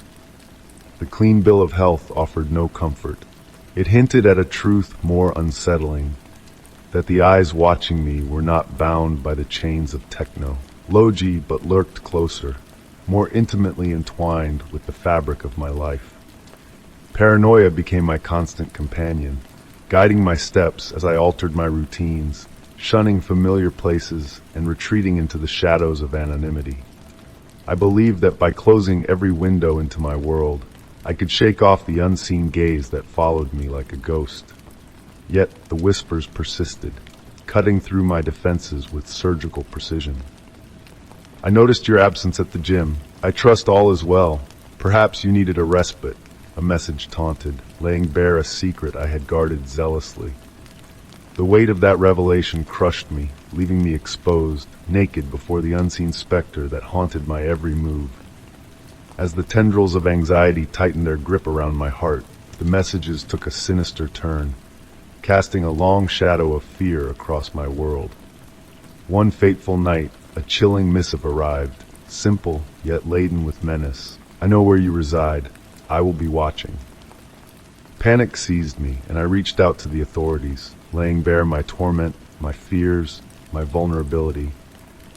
An investigation was launched, but the faceless nature of my tormentor thwarted all attempts at identification, leaving me adrift in a sea of unanswered questions. I fortified my fortress, adding layers of security to my home, yet the feeling of being watched, of being pursued by an unseen presence, lingered like a ghostly whisper in the dark. And then, as abruptly as they had appeared, the messages ceased, the account vanishing into the digital void without a trace. The silence that followed should have brought relief, but instead it left a void, a gaping wound of uncertainty that refused to heal. The enigma of the watcher remained unsolved, a haunting question mark that cast a shadow over every interaction, every glance, every fleeting moment. In the aftermath of the ordeal, I struggled to piece together the fragments of my shattered sense of security, to reclaim a semblance of normalcy in a world where shadows danced at the corners of my vision. The experience served as a stark reminder of the fragility of privacy in the digital age, a cautionary tale etched in the scars of my soul. The memory of being watched, of a stranger peering into the sanctum of my life uninvited, lingers like a ghostly echo, a whisper of dread that refuses to fade with time. It serves as a testament to the blurred boundaries of our personal realms, a reminder that the unseen can leave the deepest scars on our souls, carving shadows where light once danced. Story 65. On a brisk November afternoon, I encountered Ethan R., a revered author known for his intricate narratives and deep psychological insights. Struggling with a writer's block that had held my novel captive for months, I felt trapped in a realm devoid of creativity. When Ethan graciously agreed to meet me after I sought his guidance, a surge of delight washed over me. His expertise seemed like the perfect catalyst to breathe life back into my stagnant manuscript. We rendezvoused at a charming downtown cafe, its cozy ambiance shielding us from the chill of autumn. Ethan exuded charisma and eloquence, delving into the art of storytelling with fervor. His feedback on my novel's foundation was astute and precise, offering ingenious plot twists and nuanced character motivations. His passion was infectious, leaving me brimming with inspiration and eager to immerse myself once more in the world of writing. In the ensuing weeks, Ethan and I maintained contact through emails and late-night conversations, his detailed insights reshaping my narrative into darker, more riveting realms. Yet, as I implemented his suggestions, a disquieting pattern began to emerge. Ethan proposed introducing a significant trauma from my protagonist's past, hauntingly reminiscent of a personal family tragedy I had endured years ago, a detail I had never disclosed, let alone hinted at in my manuscript. He urged me to delve deeper into the protagonist's grief, echoing emotions I had grappled with in the real world. Initially dismissing it as mere coincidence, I convinced myself that Ethan's brilliance lay in his ability to tap into universal sentiments. However, the parallels only grew more profound. He suggested a subplot involving a fractured friendship following a betrayal, strikingly similar to a rift I had experienced with a close friend years prior. The dynamics he described mirrored my own experiences too closely to be accidental, as if he had plucked memories straight from my past. Then came the most unsettling suggestion, a mysterious figure shadowing the protagonist, dispatching anonymous letters brimming with intimate details. A chill ran down my spine as memories resurfaced of receiving similar letters mere months before, vividly describing aspects of my daily existence with uncanny precision. Attempting to push aside those haunting recollections, Ethan's idea brought them rushing back to the forefront of my mind. Despite growing discomfort, I continued collaborating with him. His concepts undeniably elevated my manuscript, weaving a tapestry of tension and emotional intricacy I had struggled to achieve alone. Yet, the unsettling familiarity of his suggestions gnawed at me incessantly.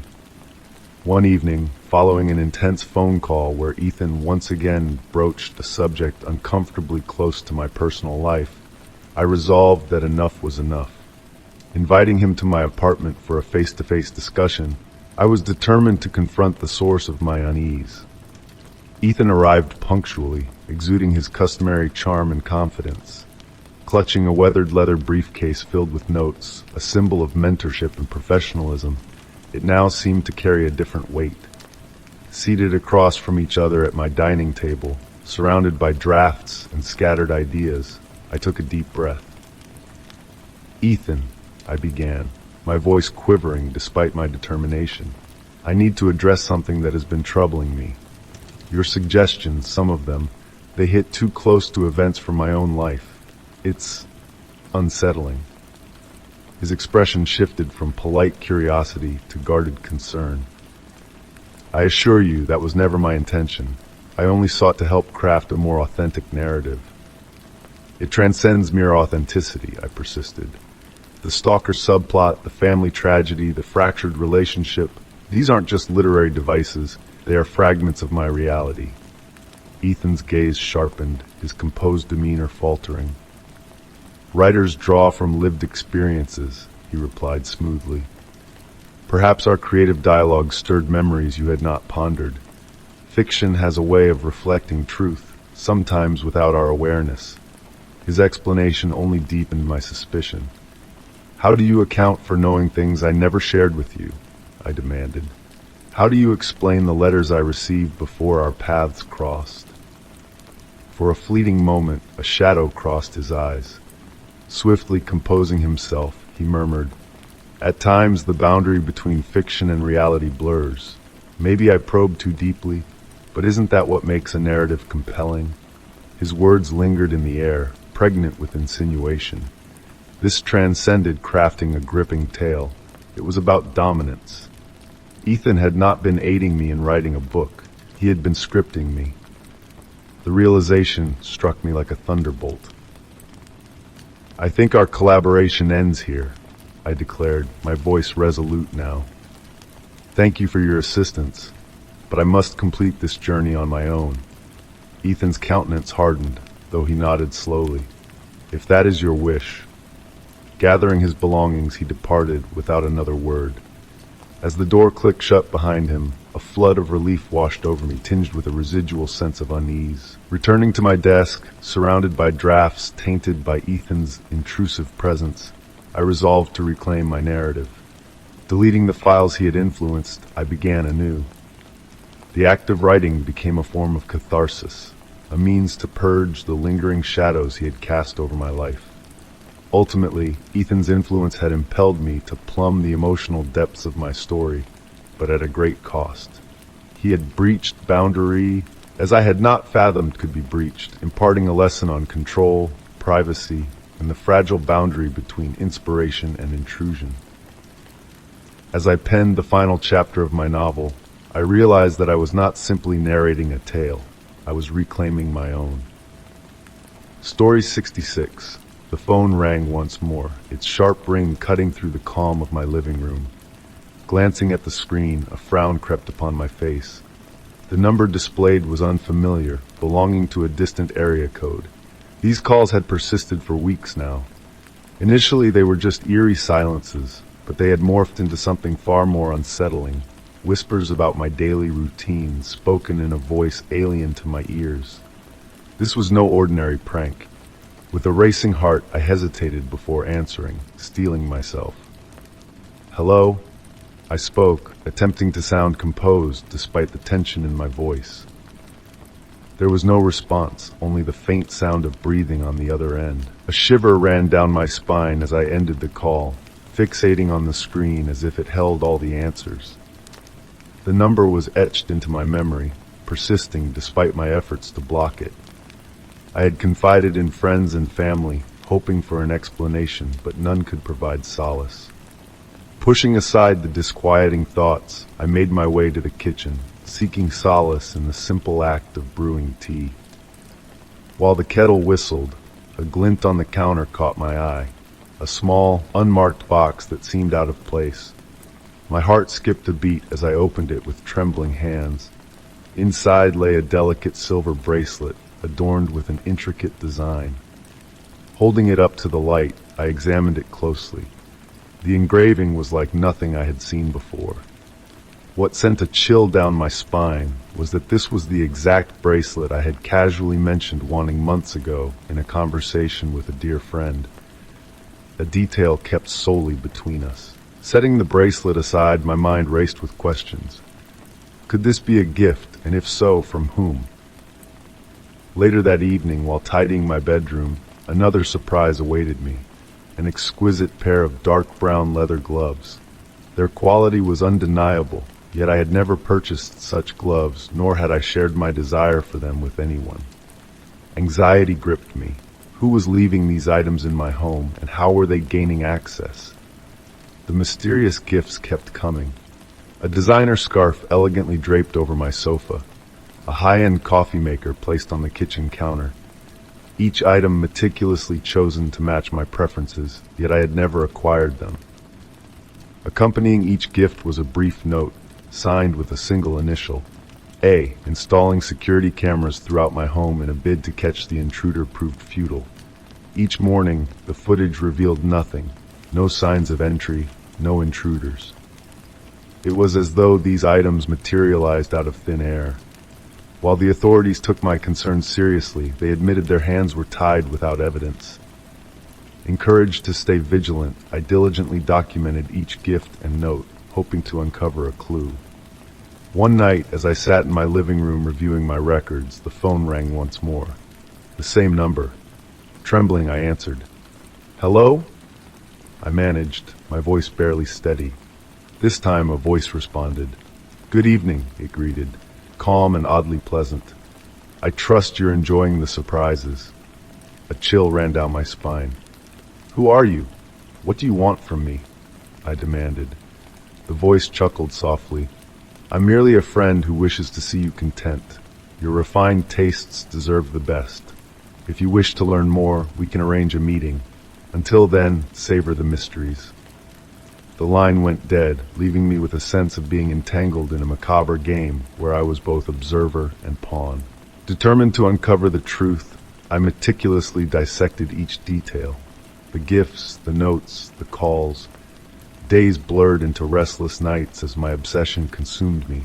The sender seemed to know me better than I knew myself, their knowledge chillingly precise. On a rainy evening, I returned home to find the most unsettling gift yet. A grand mirror, ornate and foreboding, placed in my living room. Its elaborate frame gleamed in the dim light, and a folded note caught my eye in the corner. Fingers trembling, I unfolded it. The reflection reveals not only the present, but the echoes of the past. Meet me at midnight where time intertwines. The enigmatic message hinted at a meeting, though the location remained a mystery. Yet the phrase, "where time intertwines," sparked a memory. Bracing myself for what lay ahead, the unease that had plagued me for weeks now sharpened into resolute determination. Midnight loomed, and I knew I had to confront the sender of the gifts, the notes, the calls. Living in fear was no longer an option. But as I readied myself to depart, a lingering question hung in the air. Was I walking into a trap, or on the cusp of unraveling the mystery that had consumed me? Story 67. Late one evening, as the final rays of sunlight slipped behind the horizon, Sarah found herself restless in her suburban home. Within these familiar walls that usually offered her a sense of safety, tonight felt different. An almost palpable tension hung in the air, casting a shadow over her peaceful routine. As she readied herself for bed, a discovery disrupted her sense of security, thrusting her into a nightmare she never anticipated. Sarah's eyes landed on a small, unfamiliar device nestled among her kitchen appliances. A sleek, tiny black camera perched inconspicuously atop the microwave. She froze, confusion and a hint of fear racing through her mind. She was certain it hadn't been there before. The camera's lens seemed to stare back at her, and with trembling hands, she quickly switched it off. Seeking solace, Sarah retreated to her bedroom, hoping a good night's sleep would calm her frayed nerves. But as she stepped into her room, another chilling shock awaited her. A second camera, discreetly fixed in the ceiling's corner, nearly invisible against the neutral paint. The realization struck her like a bolt of cold lightning. There were cameras in her home that she hadn't installed. Questions swirled in her mind. Who had placed them there? Why? How long had they been watching? Sarah's anxiety mounted as she grappled with the unsettling implications. Turning to her phone, she frantically searched for solutions, her fingers dancing over the screen, seeking ways to detect hidden cameras. The fear of being watched weighed heavily on her, not just the idea of surveillance, but the invasion of her most intimate moments. As the night deepened, Sarah decided to review the footage from the discovered cameras. Connecting her phone, she found they had memory cards. Her heart raced as she accessed the videos, hoping for a benign explanation. But her worst fears materialized as the footage unfolded before her eyes. Scenes from different areas of her home played out, her in the kitchen, in her pajamas, unaware of being filmed, in the living room engrossed in a book, completely oblivious to the hidden lens. Most chilling were the videos from her bedroom, moments she believed were private, undressing, changing, preparing for bed, now exposed to an unknown viewer. The violation she felt was profound. Her sanctuary turned into a stage for someone else's voyeurism. Immediately reporting the discovery, an officer arrived swiftly, examining the cameras and footage, taking the devices into evidence, promising a thorough investigation. Sarah's hands shook as she recounted her fears, a mix of relief and fear washing over her. The authorities vowed to do everything possible to find the culprit, yet Sarah's trust in her home had been shattered. Days turned into weeks as Sarah waited for answers, living in a constant state of anxiety. Her once cozy home now felt sinister and foreign, every creak and unfamiliar noise sending her into a state of alarm. Police updates were sparse, leaving her feeling helpless as she tried to resume a semblance of normalcy. One evening, while checking her mail, Sarah received an ominous letter. No return address, just a single sheet of paper with a chilling message. Oh, you're scared. You should be. I see everything. The note, unsigned, but the intent unmistakable. The sender taunting her with their knowledge of her fears and vulnerabilities. This letter deepened Sarah's terror, prompting her to take extra precautions, altering her routines to avoid predictability. Her once secure haven, now a battleground of fear and vigilance. The cameras may have been removed, but the psychological wounds lingered. Months passed, the police investigation yielding few leads. The identity of the perpetrator remained a mystery, leaving Sarah grappling with uncertainty and a profound sense of violation. Her home, once a place of comfort, now a constant reminder of the invasion she endured. Though she tried to reclaim her privacy and security, the ordeal left lasting scars. Sarah found solace in small victories, reconnecting with friends, establishing a new sense of normalcy. and reclaiming her personal space. Yet, the shadow of that fateful night, where her private moments were stolen and exposed, continued to haunt her, a stark reminder of the unseen threats that can fracture even the most secure lives. As she adjusted to her altered reality, Sarah learned a harsh lesson about the fragility of safety and the eerie potential for betrayal in the most familiar of places. The night of intrusion remained etched in her memory, a cautionary tale of vigilance and resilience in the face of unseen dangers. Story 68. It all began with a subtle shift in the air. My cousin Eleanor, a steadfast beacon of support and reliability in my life, started to veer off course. We had navigated the winding paths of childhood together, weaving a tapestry of shared memories and an unbreakable bond. So when her behavior took an unexpected turn, it felt like a disorienting ripple in the calm waters of our connection. At first, the signs were faint, a missed call here, a canceled plan there, and conversations tinged with distraction. I attributed it to the weight of her demanding job, but as time trickled by, her once sturdy demeanor began to fray, dissolving into a haze of uncertainty.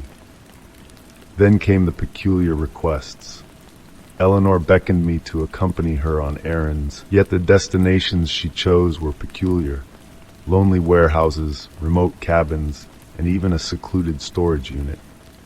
Her explanations were shrouded in vagueness, citing the need for assistance with personal projects or sorting through old belongings.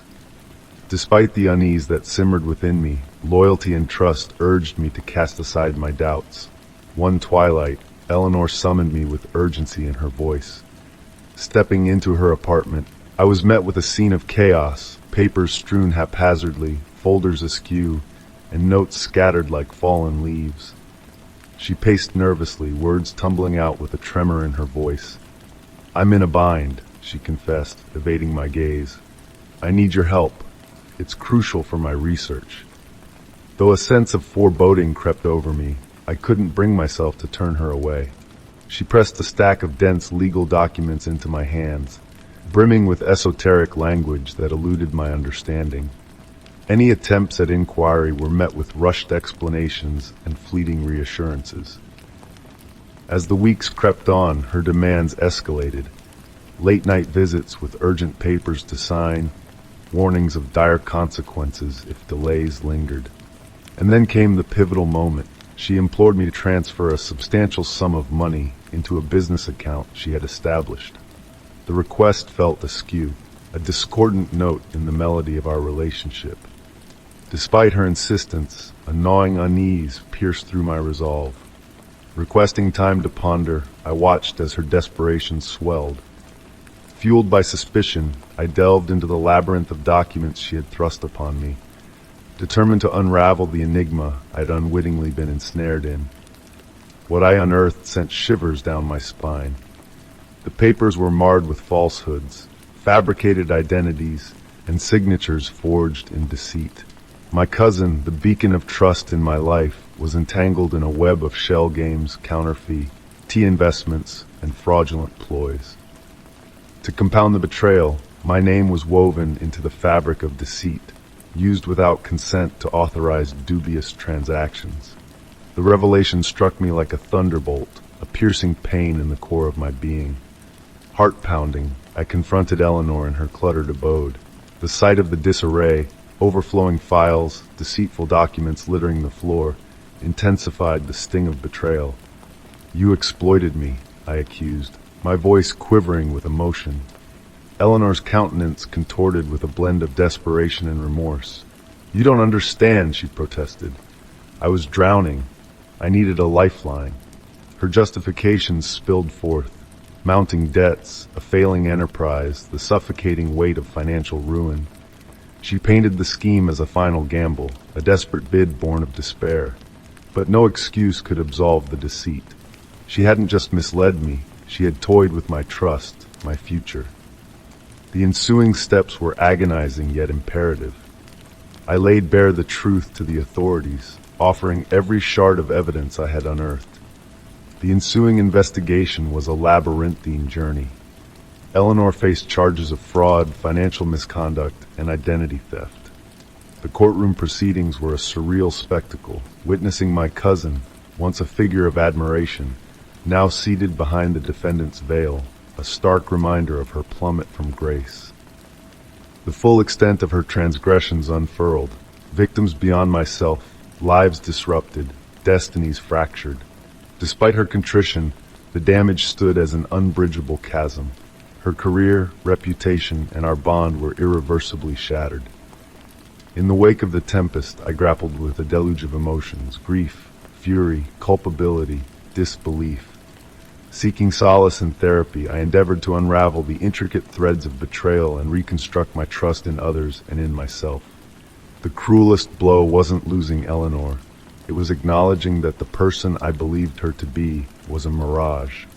Amidst the wreckage, I gleaned harsh but invaluable truths. Even those nearest to us can shroud themselves in shadows. Trust is a fragile currency, and intuition must never be silenced. Eleanor's deceit left scars, but it honed my resilience. I emerged from the crucible fortified, enlightened, fiercely safeguarding my path forward, resolute never to be ensnared by duplicity again. Story 69.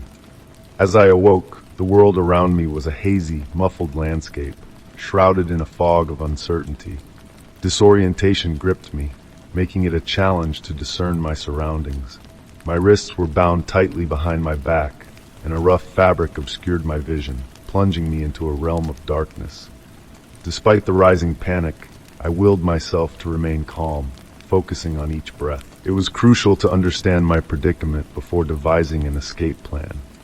The blindfold pressed firmly against my eyes, blocking out any hint of light.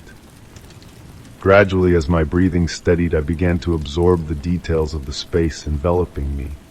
The air carried a stale, metallic scent, tinged with an industrial edge. Beneath me, the surface felt cold and unyielding, likely wooden in texture. Tentatively, I tested my restraints, and that's when a soft rustle whispered through the room, a subtle hint of a presence that had once been there. Summoning my courage, I squirmed in a bid to uncover any clue that might aid me.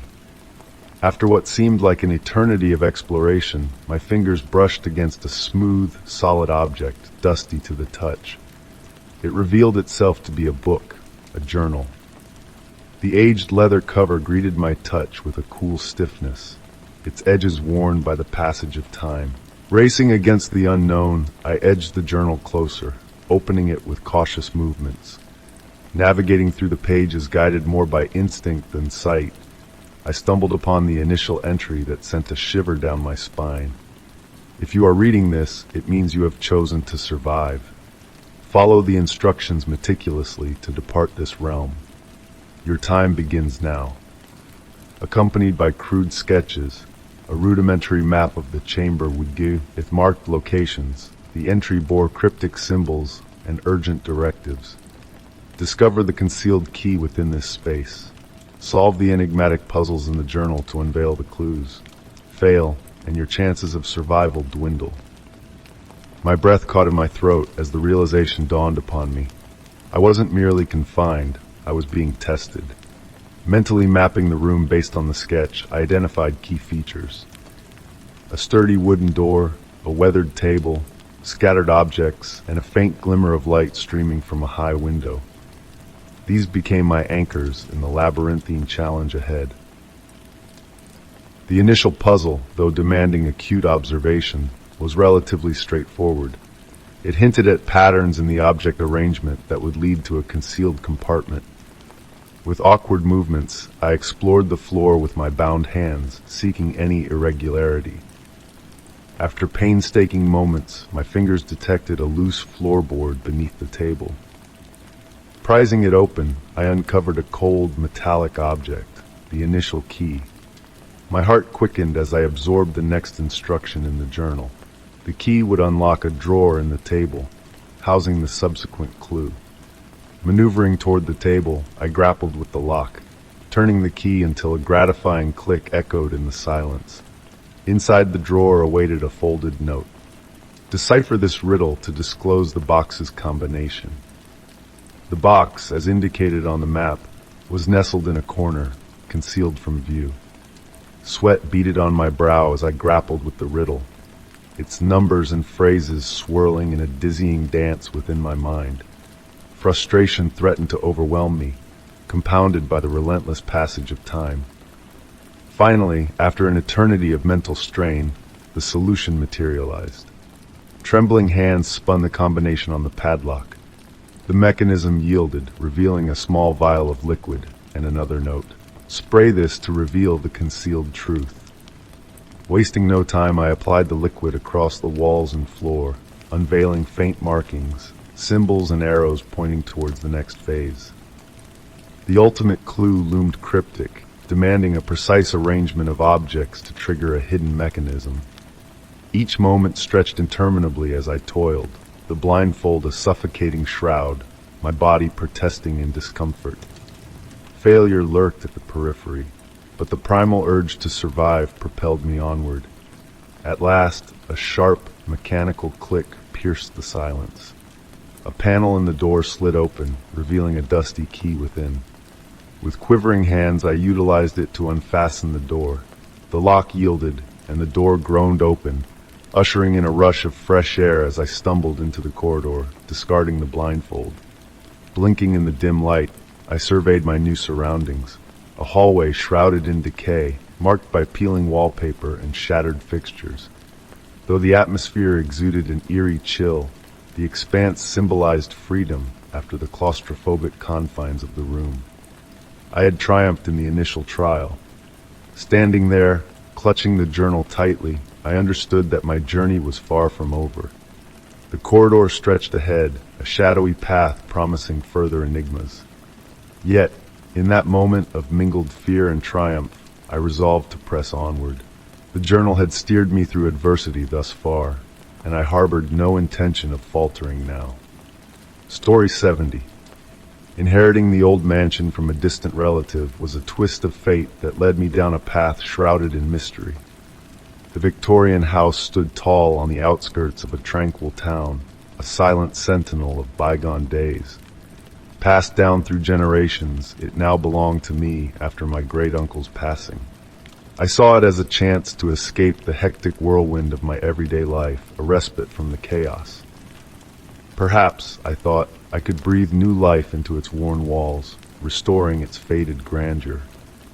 The mansion exuded a grand yet melancholic charm, its ancient wooden floors whispering tales of the past, its ornate but dusty decor hinting at forgotten memories. As I wandered through the echoing halls, a scent of aged wood and faded dreams hung in the air, beckoning me to explore further. It felt as though the very walls of the house were alive with untold stories, with secrets waiting to be unveiled. One day, my curiosity led me to the attic, a dimly lit space steeped in shadows and filled with remnants of a time long gone. Among the relics of yesteryear, my gaze fell upon a peculiar door, hidden behind a veil of neglect. Solid and secure, its bolts turned inward, as if guarding a precious secret or keeping a malevolent force at bay. Driven by a desire to unravel the enigma, I tried in vain to open the door, using every method at my disposal. When my efforts proved fruitless, I sought the help of a locksmith. With a furrowed brow, he inspected the door before setting to work, his tools creating a rhythmic melody as he attempted to unlock the mystery within. Anticipation mingled with a sense of unease as the door finally yielded to his expertise, revealing a room that defied all expectations. It was utterly empty, devoid of any trace of the past.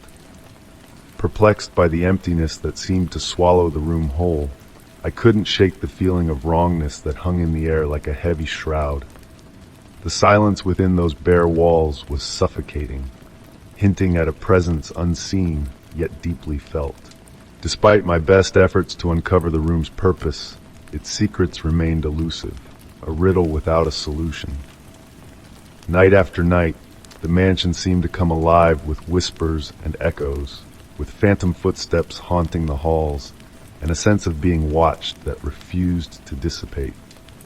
Seeking answers, I delved into the history of the house, unearthing tales of vanished souls and eerie occurrences that cast a dark shadow over its legacy.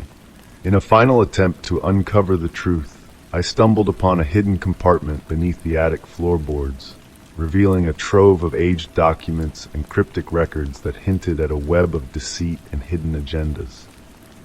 The more I uncovered, the more I realized that some secrets were best left undisturbed, their whispers of treachery and enigma too potent to confront. As I made the decision to depart from the mansion, leaving behind the empty room locked and untouched, I knew that some mysteries were not meant to be solved. The house, with its tapestry of history and secrets, would guard its enigma for eternity. Walking away for the final time, I cast a fleeting glance back at the attic window and thought, just for a moment, that I saw a fleeting shadow, a presence that lingered before vanishing into the depths of the unknown.